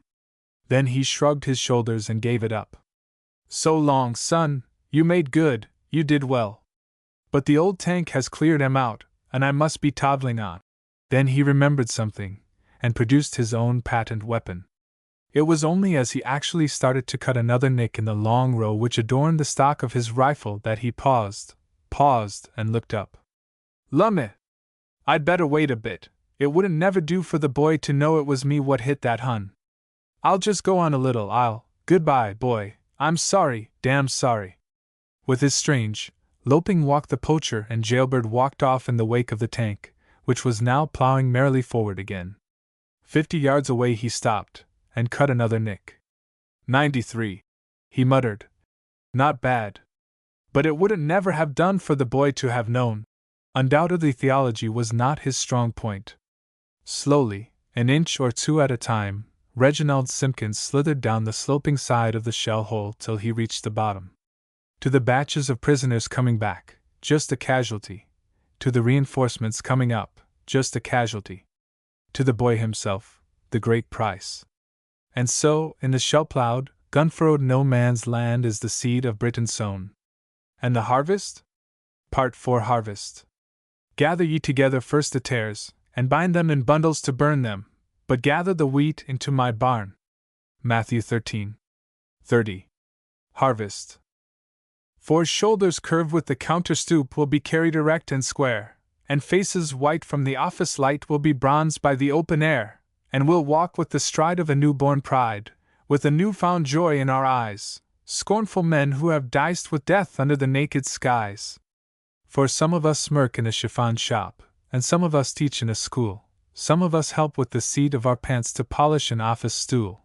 The merits of somebody's soap or jam some of us seek to explain, but all of us wonder what we'll do when we have to go back again. R.W. Service. What of the harvest? It is coming, perhaps sooner than we expect, perhaps not for many weary months. But the reaper is even now sharpening his sickle in readiness, and what of the crops? Into no man's land have gone alike the wheat of honest endeavor and hardship well borne, and the tares of class hatred and selfishness. Had ever reaper nobler task in front of him than the burning of those tares and the gathering of that wheat into the nation's barn?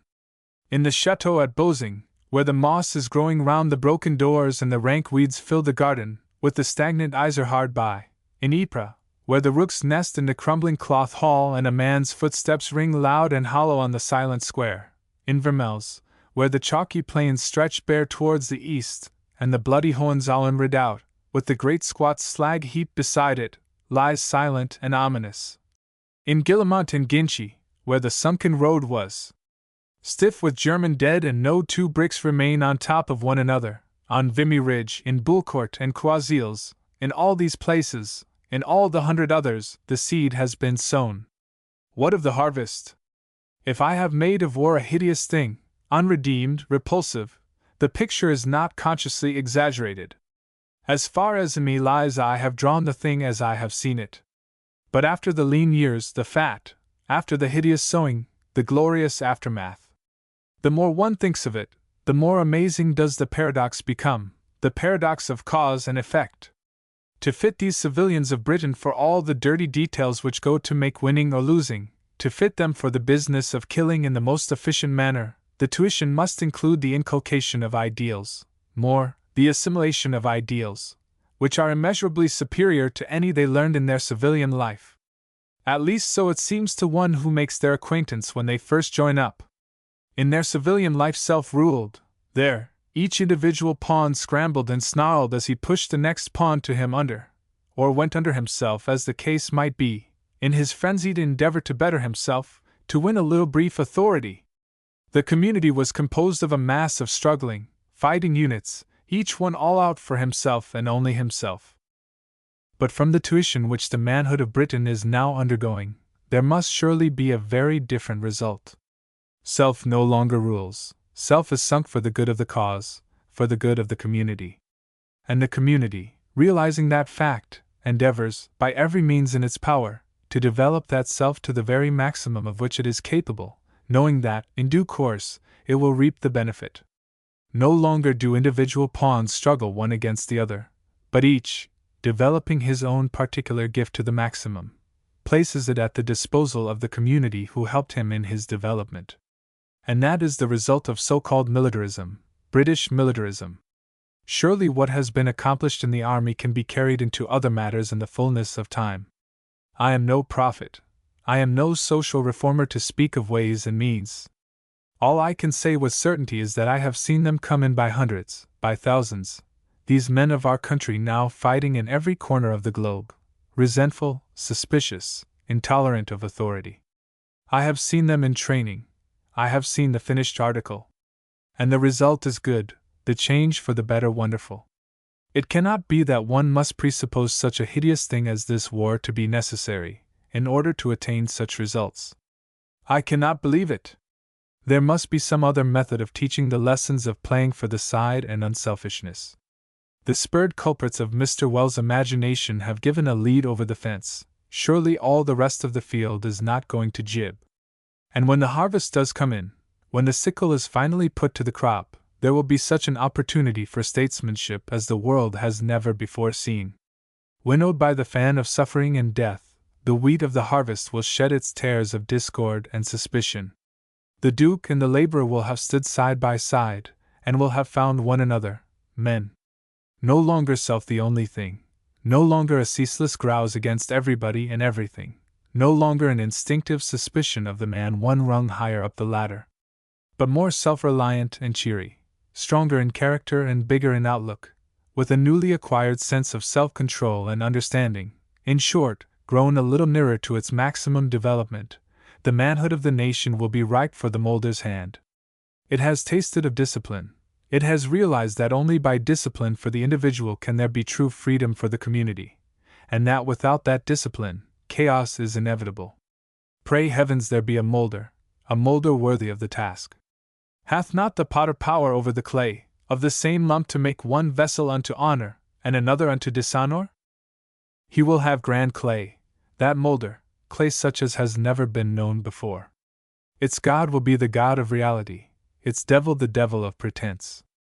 Just as it has ceased to look at death through a haze of drawn window blinds and frock coats redolent of mothballs, so it will cease with scorn to look at some of the clumsy sophistries of modern life through the rose-tinted spectacles so kindly provided for the purpose by men of great vocal, and correspondingly small mental, power.